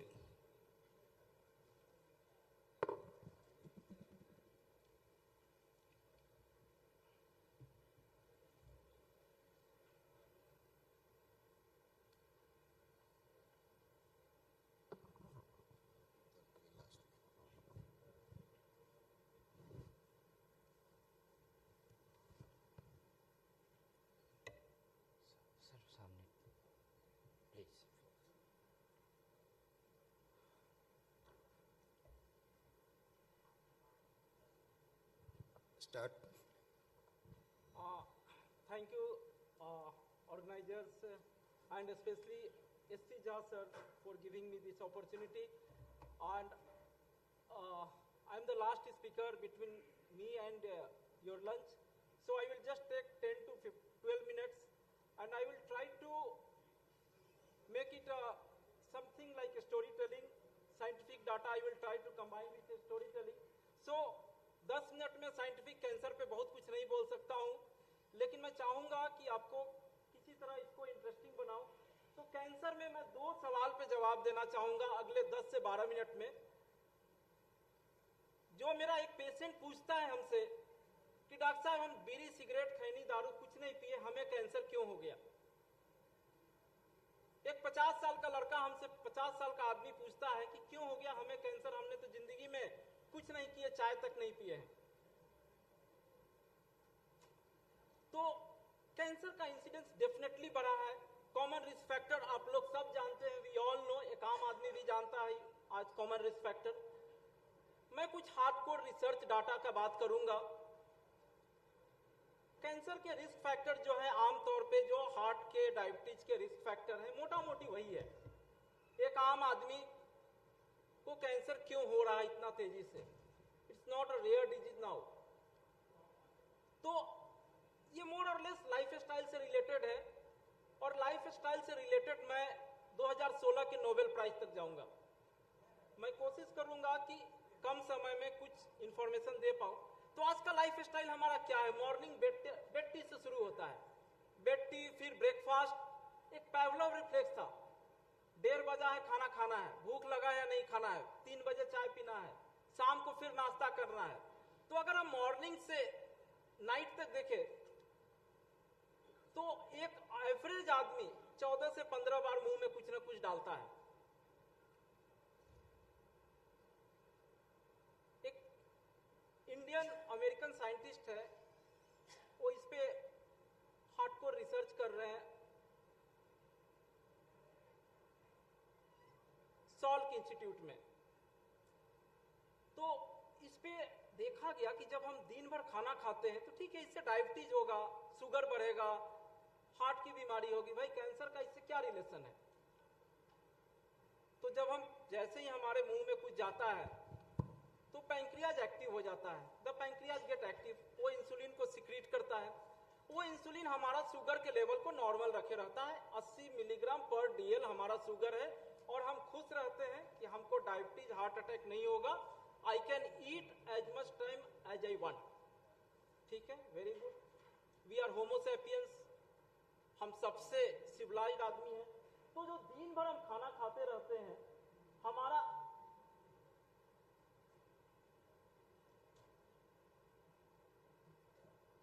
जो ये habit है अभी, और sedentary lifestyle, तो इससे क्या होता है कि हमारा शुगर लेवल नॉर्मल रहता है, लेकिन कभी हम अपना इंसुलिन लेवल चेक किए हैं? No, we have never checked our insulin level.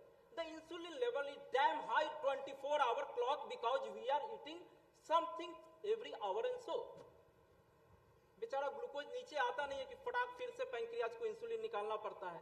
Insulin is a very dangerous hormone, बड़ा खतरनाक हार्मोन है। फास्टिंग हम अपना इंसुलिन लेवल कभी नहीं कराते हैं, और सडन डेथ देखते होंगे एथलीट्स में, सडन अच्छा खासा हंसता खेलता आदमी सडन मर जाता है। ये इंसुलिन लेवल जो स्काई रॉकेट रहता है, बड़ा डेंजरस हार्मोन है। स्मूथ मसल में प्रोलिफरेशन करता है, colon cancer, prostate cancer, breast cancer.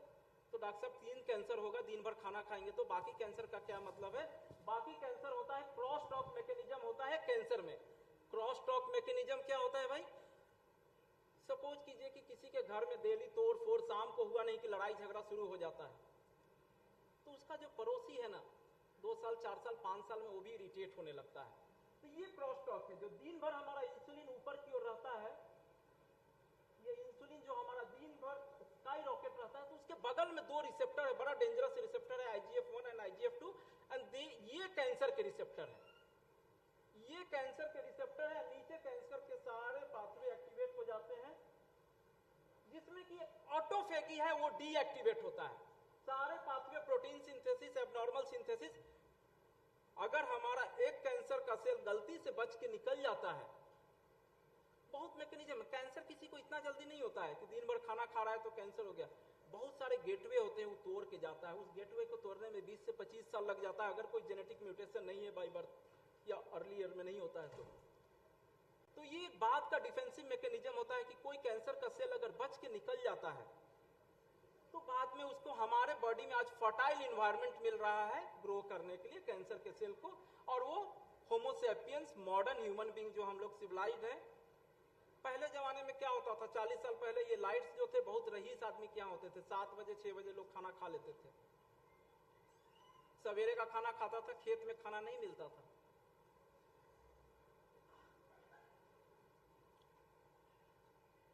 तो ऑटोफेगी को हम लोग डीएक्टिवेट कर दिए। ऑटोफेगी बड़ा एक अच्छा मैकेनिज्म है, बड़ा साइंटिफिक मैकेनिज्म है। 2014 के डीएम एग्जाम में मेरा क्वेश्चन आया था, एग्जिट एग्जाम में एक लाइन भी नहीं लिखे थे।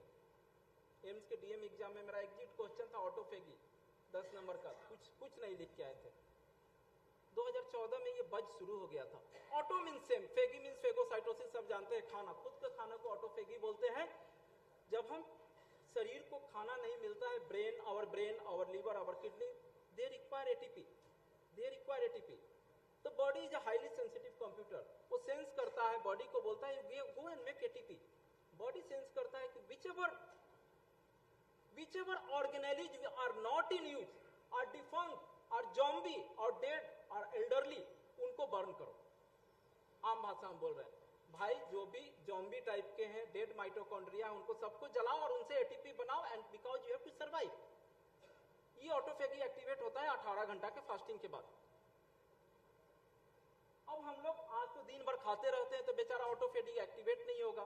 जो फास्टिंग करते हैं, बड़ा अच्छा बंदा था, जापानी साइंटिस्ट थे, योसुनिरी ओसुमी 2016 का नोबेल प्राइज ले गए, फास्टिंग ऑटोफेगी डॉट्स को कनेक्ट करके कि ऑटोफेगी को if you activate autophagy we will decrease the chances of getting a cancer to a normal person who doesn't have any high risk factor. Simple सा चीज था। Nobel prize हम और आप नहीं देते हैं, वेरी लर्नेड पर्सन देते होंगे। We have deactivate autophagy. तो ये एक क्वेश्चन था जो एक आम आदमी हमसे पूछता है कि डॉक्टर साहब हमको कैंसर क्यों हुआ। ठीक है, इंसेक्टिसाइड वाला खाना, ऑर्गेनिक खाना नहीं मिलता है, रोड पे पोल्यूशन है, फलान ढेकान सब है। अब दूसरा एक आंसर हम करेंगे कि कैंसर के ट्रीटमेंट में क्या क्रांति आया है। केमोथेरेपी, रेडियोथेरेपी सब जानते हैं। आज जो क्रांति आया है 2-4% को उससे बेनिफिट होता है, लेकिन 2-4% ही 90% में जाता है। दो क्रांति पे हम बात करेंगे। एक तो टारगेटेड ड्रग है। टारगेटेड ड्रग होता है केमोथेरेपी, जैसे कि ये बम है, भीड़ में कोई चोर है, नहीं पता चल रहा है, भीड़ पे बम फेंक दो, चोर भी मरेगा बाकी। तो केमोथेरेपी वैसी होता है, हमारा बोन मैरो, लीवर, स्प्लीन सबको डैमेज करता है, वो सब जानते हैं। तो टारगेटेड ड्रग्स का इरा शुरू हुआ था सीएमएल से, सब लोग जानते होंगे। लेकिन ये अभी कैंसर ट्रीटमेंट को इस तरह से चेंज कर दिया है, अभी हम लंग कैंसर को लंग कैंसर नहीं बोलते हैं, उसमें टारगेट खोजते हैं। टारगेट खोजना बहुत जरूरी है, क्योंकि हम एक गोली से इलाज करते हैं। जैसे डायबिटीज, शुगर का गोली 2000-3000 का आता है, वैसे ही लंग कैंसर में एक गोली से केमोथेरेपी स्टेज 4 में अवॉइड करते हैं। स्टेज 4 लंग कैंसर में केमोथेरेपी अवॉइड करते हैं, देते हैं बट अवॉइड करते हैं। और ये टारगेट खोजते हैं, इतने टारगेटेड ड्रग्स होते हैं। तो टारगेटेड ड्रग से क्या बेनिफिट होगा, 6-8 महीना बचेगा। ये एक लंग कैंसर का पेशेंट का रिपोर्ट है, ये टारगेट मिला है इतने टारगेटेड ड्रग से। कोई पेशेंट बोलते हैं डॉक्टर साहब बायोप्सी नहीं करेंगे, मेरे अब्बू को, मेरे पापा को आप नीडल मत भोंकना, कैंसर फैल जाएगा। हम बोलते हैं ब्लड दे दे भाई, इसको लिक्विड बायोप्सी बोलते हैं। ब्लड में सीटीसी होते हैं, कैंसर सेल्स तैरते रहते हैं। कोलोन कैंसर पेट स्कैन में नहीं पता चला गया, ठीक हो गया, पेशेंट ठीक हो गया है, उसका सीटीसी ब्लड निकाल के सर्कुलेटिंग ट्यूमर से कैंसर आने के 2 साल पहले हम बता देंगे। स्टेज 4 लंग कैंसर कितना दिन जिंदा रहेगा, 4-6-8 महीना नहीं। अगर टारगेट मिल गया है तो सालों में रहेगा, टारगेट मिल गया है तो सालों में रहेगा। He was a 52-year-old gentleman, lung cancer था, 2016 में टाटा मेमोरियल में इनका ट्रीटमेंट हुआ था। इनका लंग कैंसर 17 में वापस आ गया, जो कि कैंसर का बायोलॉजी होता है, अभी भी हमें आंसर नहीं पता है, ऑटोफेगी जस्ट 5% है। तो उनका 17 में बीमारी वापस आ गया। फिर इधर से टारगेट मिला, टारगेटेड ड्रग क्रिजोटिनिब शुरू किया। 2020 में लॉकडाउन था, gentleman was from Katihar, teacher थे, 20 में वेंटिलेटर पे चले गए सीजर के साथ। ही केम टू मी, हम अपने पानी खत्म है, वेंटिलेटर पे हैं। बोले कि नहीं अभी एक सेकंड जनरेशन ड्रग है, यूज करते हैं। फैमिली बोला आप यूज करो। सेकंड जनरेशन ड्रग यूज किया, पेशेंट 7 दिन में वेंटिलेटर से बाहर। 21 में फिर वापस आया, फिर सेम सिनेरियो, फिर third generation drug. Finally we lost him on 31st of December last year 2016-17 में स्टेज 4 में गया था। 17 से 2023 के दिसंबर में ये lost him. These are the targeted drugs. ये फाइजर का है। ड्रग्स अभी कॉस्टली है, कुछ ड्रग्स कॉस्टली है। ये अराउंड 80,000 मंथली पड़ता है। ये जो लास्ट ड्रग लॉर्लाटिनिब यूज किया था, अराउंड 1.5 लाख पर मंथ इसका कॉस्ट है। तो some of the drugs are costly. Immunotherapy, immunotherapy आने वाले समय में बहुत सारे कैंसर के ट्रीटमेंट को पूरी तरह से बदल देगा। सिंपल टर्म में इम्यूनोथेरेपी इम्यूनिटी को बढ़ाता है। भैया सबको कैंसर क्यों नहीं होता है? उसी इन्वायरमेंट में रहता है। दो दोस्त 20 साल की उम्र में कॉलेज में सिगरेट पीना शुरू किया, एक 40 साल में मर जाता है, एक 85 साल तक सिगरेट पीते रहता है, किसी और कारण से मरता है। तो टी सेल हमारा सोल्जर है, कमांडो है, जो कि हमको कैंसर से होने से बचता है। आप इमेजिन कर सकते हो, हमारे आपके सबके बॉडी में 10,000 कैंसर सेल पर डे आ रहे हैं। बोलोगे क्या बकवास कर रहे हैं? 10,000 कैंसर सेल पर डे हमारे और आपके शरीर में होते हैं। हमारा बॉडी एक सुपर कंप्यूटर है। MMR mechanism, mismatch repair, adenine guanine thymine cytosine पढ़ते होंगे। तो मिसमैच रिपेयर मैकेनिज्म हमारा पहला गेट है, जो हमने बताया था कि कैंसर इतना आसानी से नहीं होता है किसी को, तो मल्टीपल गेट्स को तोड़ता है। तो पहला गेट एमएमआर मैकेनिज्म का होता है मिसमैच रिपेयर। अगर वो किसी को डैमेज है तो उसको कैंसर एक गेट क्रॉस करेगा। लास्ट में टी सेल आता है। टी सेल फाइनली कैंसर को मारने के लिए जाता है। किसी को भी कैंसर हो तो टी सेल मारने के लिए जाता है, लेकिन कैंसर बड़ा क्लेवर होता है। ये एक इंग्लिश में मूवी था catch me if you can, अगर देखे होंगे तो। बड़ा क्लेवर होता है कैंसर का सेल। इसके अंदर जैसे कोई सुपर कंप्यूटर ब्रेन लगा है, एक रास्ता रोकते हैं दूसरा रास्ता अपनाता है। तो ये टी सेल जब मारने के लिए जाता है ना, तो कैंसर उसको समझा देता है टी सेल को कि भाई हम तुम्हारे में से ही हैं, हम कोई एबनॉर्मल नहीं है, उसी बॉडी के हैं। तो ये टी सेल समझ भी जाता है। अब जैसे ऑटो इम्यून फिनोमेना होता है, ऑटो इम्यून, इसलिए स्क्लेरोडर्मा में ये टी सेल हम ही पे अटैक करता है। किसी किसी में अटैक करता है, बाकी में नहीं अटैक करता है। टी सेल के ऊपर होता है PD1, प्रोग्राम डेथ। नाम ही है प्रोग्राम डेथ। कोई बैक्टीरिया, वायरस, खास करके वायरस आएगा तो उसको मारेगा, प्रोग्राम डेथ उसको बोलते हैं, प्रोग्राम डेथ बोलते हैं। और हमारे नॉर्मल बॉडी पे अटैक नहीं करता है, क्योंकि नॉर्मल बॉडी के ऊपर हमारे सारे किडनी, लीवर, सारे सेल्स में PD-L1 है। इसीलिए जब इसका इंटरेक्शन होता है तो टी सेल डीएक्टिवेट हो जाता है। डीएक्टिवेट इसको बोलते हैं, डीएक्टिवेट। टी सेल से डीएक्टिवेट हो जाता है। तो कैंसर सेल भी बड़ा क्लेवर है, वो भी अपने ऊपर PD-L1 रख दिया है। तो टी सेल तो बेचारा मारने जाता है, but it can't kill it. Scientist ने बोला इतना ही है ना, इसको ढक देते हैं ना, किसी एक को ढक देते हैं, फिर वही टी सेल रहेगा, दोनों का दोस्ती नहीं होगा। सिंपल है, इतने एंटीबॉडी है, उससे उसको ढक दिया गया है।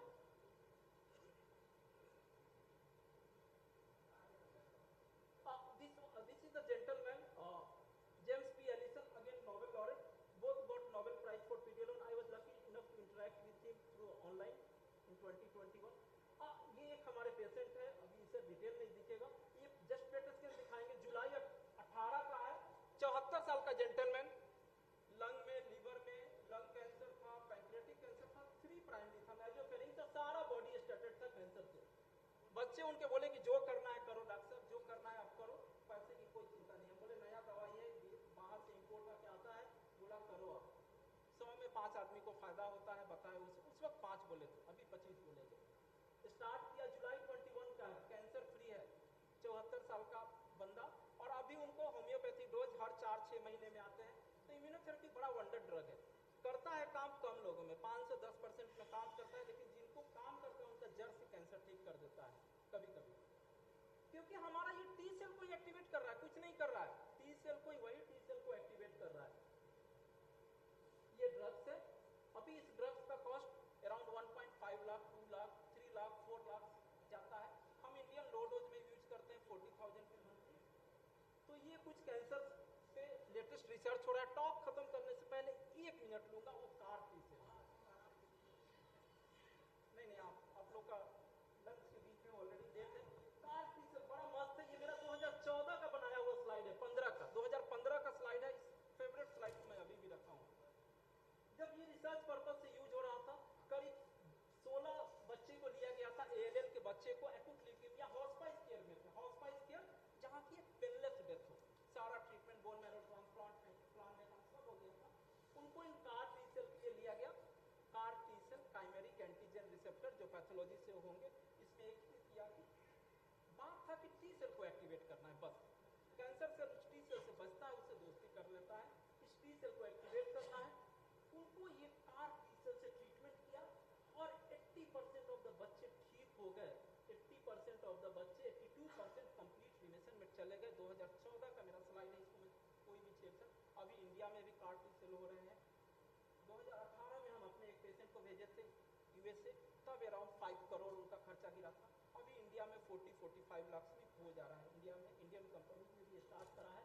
सिंपल सा फंडा है, आपके टी सेल को निकालेंगे, आपके ब्लड के आपसे निकालेंगे, उनको लैब में भेजेंगे, लैब में उसमें से टी सेल निकालेंगे, टी सेल को ट्रेन करेंगे कि you have to recognise the cancer antigen, you have to recognise the cancer antigen, cancer के एंटीजन को पहचानो। बस इतना ही सा फंडा है इसमें। फंडा है टी सेल को, कैंसर को पहचानना है। लास्टली 30 सेकंड में एंटीबॉडी ड्रग कंजुगेट बता देता हूं। इंग्लिश मूवी था, इंग्लिश नॉवेल था ट्रॉय। ट्रॉय मूवी जो एक घोड़ा था, जो शहर को कोई नहीं जीत पाता था, तो घोड़ा के अंदर सैनिक को छिपा के भेजा गया था। होमर का एक नॉवेल था जिसमें मूवी बना था, ट्रॉय मूवी। तो लोग केमोथेरेपी से बहुत डरते हैं, केमोथेरेपी के नाम से ही बहुत लोग कैंसर का इलाज नहीं कराते हैं। तो साइंटिस्ट ने सोचा कि क्यों ना इस केमोथेरेपी को हम टारगेटेड बम की तरह करें।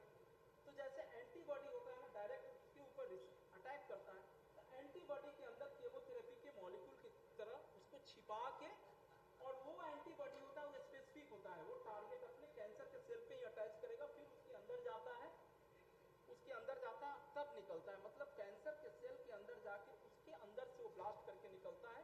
तो हम केमोथेरेपी के मॉलिक्यूल को छिपा के, ताकि वो नॉर्मल सेल्स को एक एंटीबॉडी, और एंटीबॉडी भी कैंसर के सेल को मारता है, केमोथेरेपी भी मारता है। फर्क यही है कि जो नॉर्मल केमोथेरेपी होता है ऊपर से मारता है, पूरे सिस्टम को ये कर देता है। Antibody drug conjugate cancer cell के सेंटर में जाता है और अंदर से ब्लास्ट करता है। सिंपल सा साइंटिफिक फंडा। तो ये कैंसर के ऊपर बहुत सारे रिवोल्यूशनरी चीज अभी चल रहे हैं। अभी हम लोग फर्स्ट जनरेशन में, जैसे कि आज से 15 साल पहले फर्स्ट जनरेशन मोबाइल था, इम्यूनोथेरेपी ये सब अभी फर्स्ट जनरेशन में शायद 2035-40 तक बहुत सारे नए एडवांसेज आएंगे, जहाँ पे कि हम लोग स्टेज 4 में, अभी ये स्टेज 4 मेलेनोमा हम क्यूरेबल बोलते हैं। स्टेज 4 मेलेनोमा आज के डेट में हम क्यूरेबल बोलते हैं अगर इम्यूनोथेरेपी देते हैं। Thank you. Doctor Arvind Kumar ji, आपके असाधारण प्रस्तुति के लिए आपको बहुत बहुत धन्यवाद।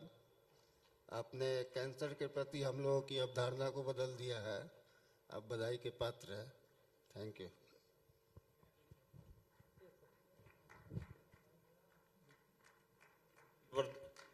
जब इसमें तो प्रेसिजन मेडिसिन के बारे में तो we are quite impressed. My question is about the preventive aspect, because as you told कि constant higher level of insulin is causing most of the cancers. So what should be the carbohydrate content of our food, to which lower level it should be there? Because if we are taking protein, if we are taking fat, then insulin is not coming. Secondly, the concept of autophagy, how impressed you are with the concept of autophagy, and does intermittent fasting help? And if intermittent fasting, because there is also a conception that autophagy works only when the fasting period goes to say 24 hours or 36 hours. So I want to know, as an expert, your view on the percentage of carbohydrate in our food which possibly can protect us from cancer in future. And secondly, does autophagy help, and how to proceed with this?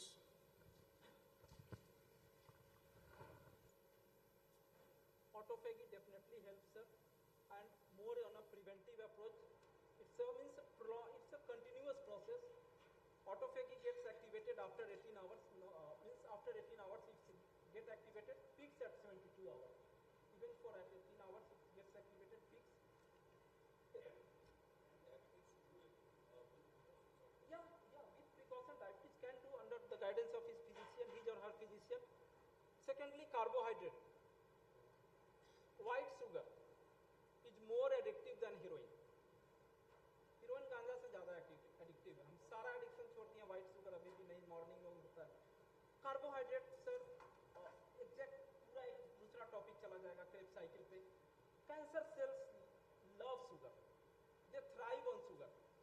उनको sugar अगर मिलना बंद हो जाता है, जो refined, उनका alternate pathway नहीं होता है. जो हम alternate pathway नहीं होता है. जैसे हम gluconeogenesis हम अपना fat से protein से कर लेंगे. Cancer cells नहीं कर पाएंगे. They need sugar. So we should cut down carbohydrate as much as possible. Around percentage, I'm not sure of that data, sir. But we should cut down. I'm not sure of that data.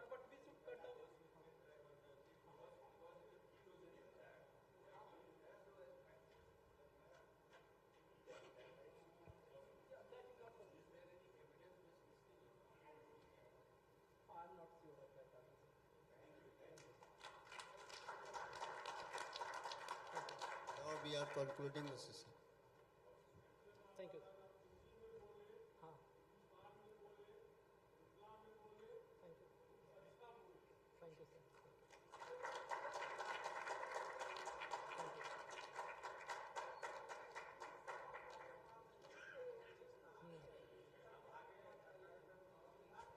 Now we are concluding the session. Thank you. Thank you, sir.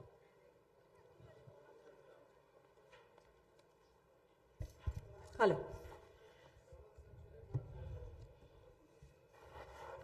I request everyone to stay for a while. Please stay for some time because it is time for the closing ceremony and we'll definitely proceed for the closing ceremony. We'll make it as short as possible. And for the closing ceremony, I'd love to call on the stage some person without whom this event would remain incomplete, would have remained incomplete. Well, I'd love to call on the stage. Please welcome our honorable doctors, Dr. Anil Kumar Mehta.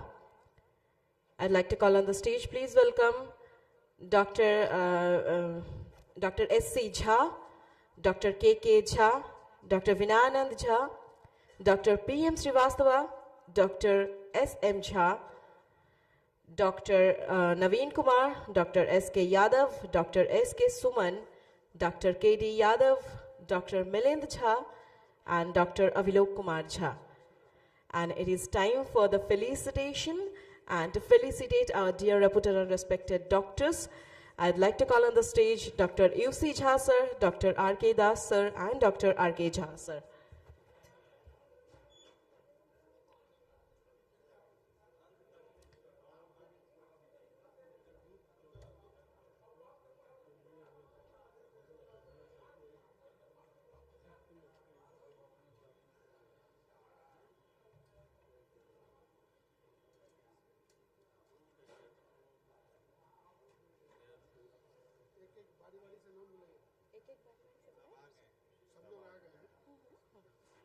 All right. So it's I want to announce the name once again, and I'd like to call on the stage Dr. P.K. Agarwal, sir. Please be on stage, sir. Dr. P.K. Agarwal.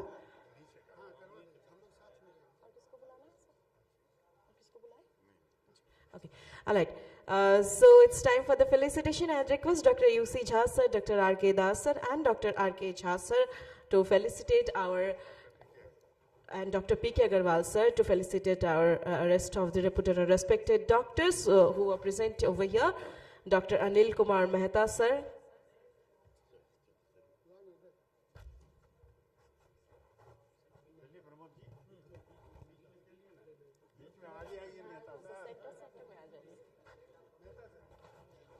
It's time to felicitate Dr. Anil Kumar Mehta, and can I have a big round of applause for him?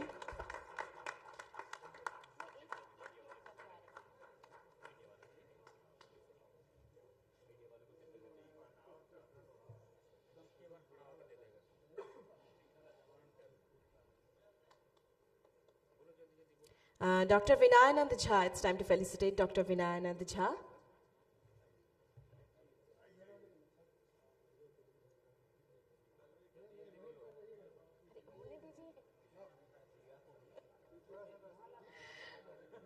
Dr. S.C. Jha sir.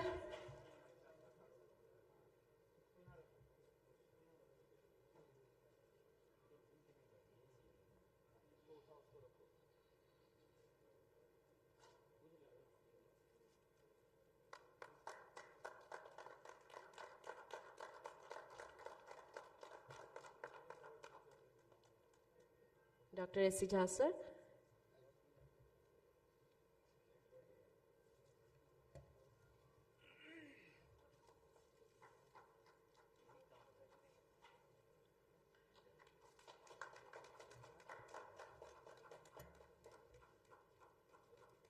Next, we'll felicitate Dr. K.K. Jha, sir.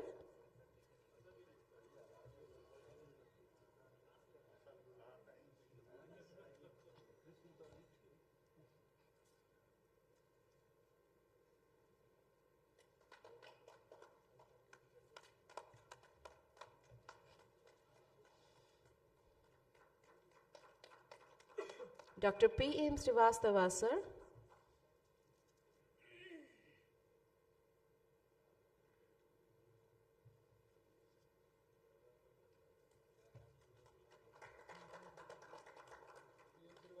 Medicine update के editor medicine update Dr. P.M. Srivastava, sir, editor of Medicine Update. We'll felicitate Dr. S.M. Jha, sir. transport and hospitality His department is Transport and Hospitality.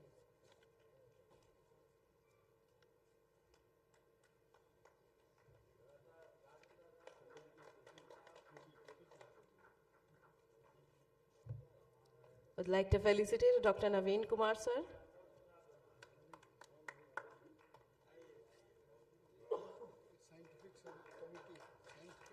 He's from the scientific committee.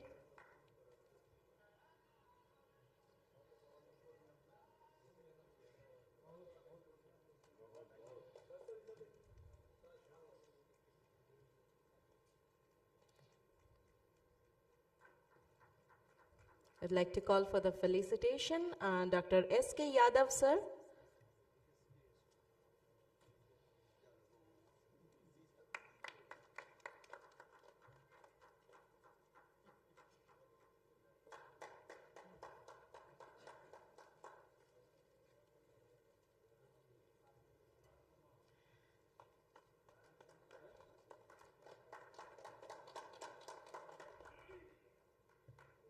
Next, we'll be felicitating Dr. S.K. Suman.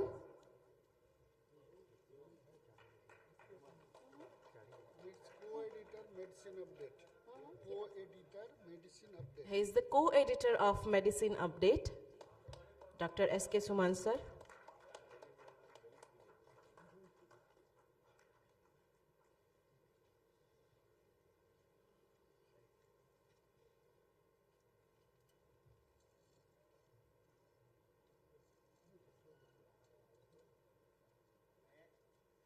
The next is K.D. Yadav, sir.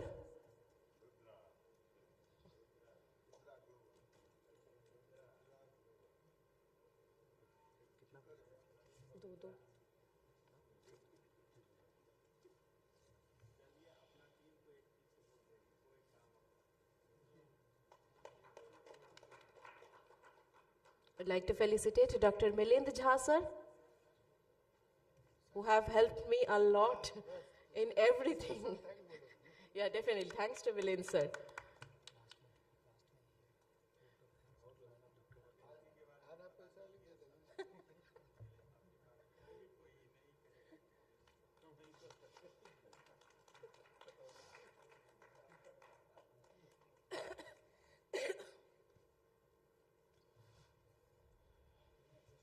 Next, we'll be felicitating Dr. Avilok Kumar Jha, sir.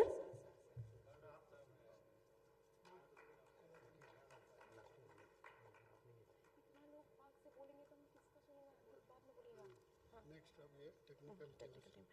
All right, so it's time to call the technical and support team on the stage because definitely without them also the event have remained incomplete.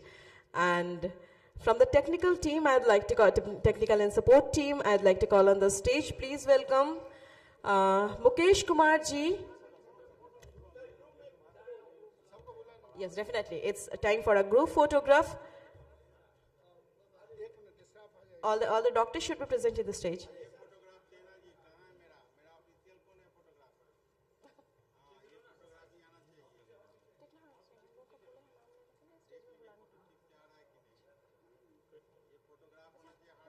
Technical team को बुलाना है।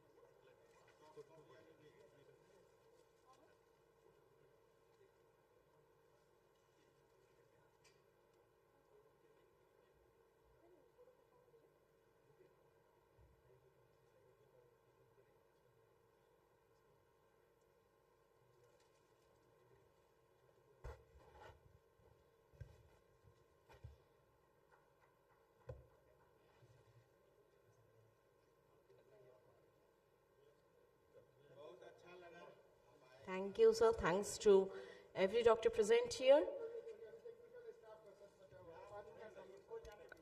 Definitely, we'll take 5 minutes.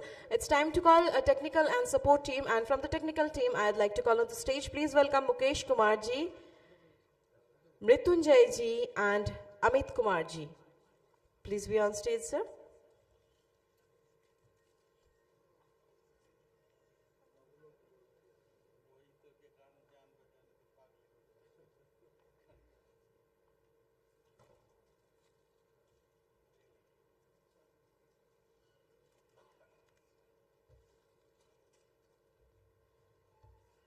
I'd like to call on the stage from the audio-visual team, Ashish ji.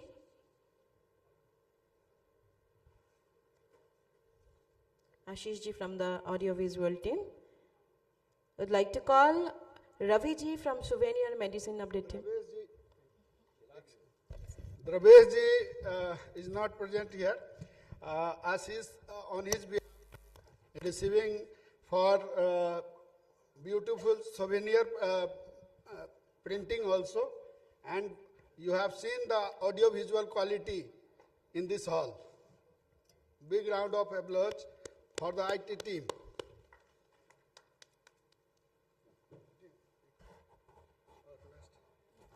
Last from the Souvenir and Medicine Update, Ravi ji, and from the catering team, Krishna ji.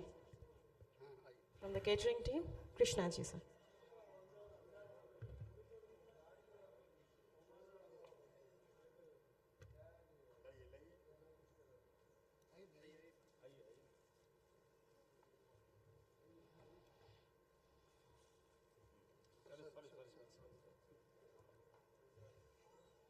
खाने का स्वाद इन्हीं के से आया है। 3 दिन से आप लोग की सेवा में लगे हुए हैं। बिल्कुल, इनके लिए बस जोरदार की तालियां चाहिए. Now it's time to take the name. Please welcome Kumar Adarsh from coordinator from MSD Adarsh ji, जिनके बिना ये पूरा कार्यक्रम कुछ भी नहीं सच में होता. मतलब मुझे जैसे कि स्क्रिप्ट में मिलिंद सर ने हेल्प किया है पूरा शेड्यूल में, वैसे ही Adarsh ji have helped me a lot.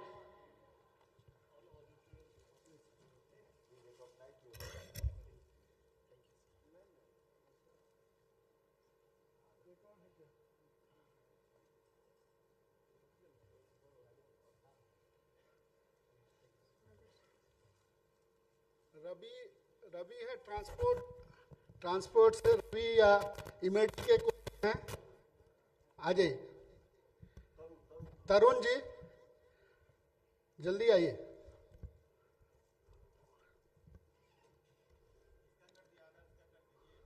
हाँ सर, आदर्श का बच्चा हुआ था.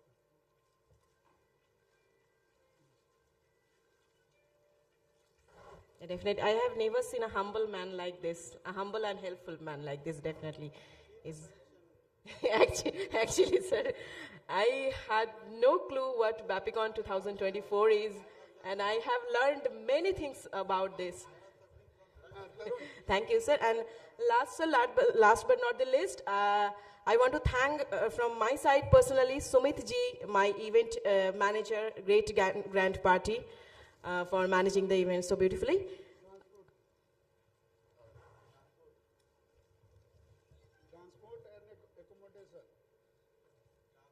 Transport and accommodation. Tarun ji. Thank you, sir.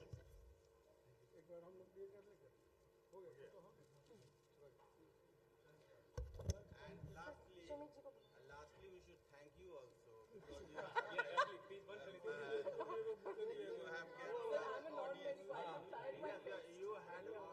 kept the audience together in the hall. Thank you. best. All right, so I'd like to thank to Sumit ji also. Sumit ji ke liye ek baar zordar ki taaliyan ho jaye for calling me, for giving me the chance to host the show. Great grand party. Despite being non-medical, you did so well.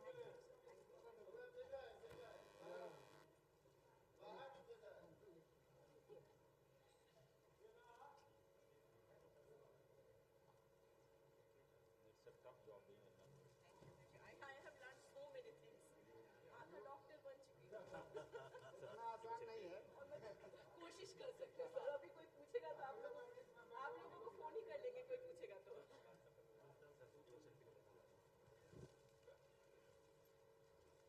Ladies and gentlemen, thanks for giving me so many love and honor, and that was all. That's all from my side.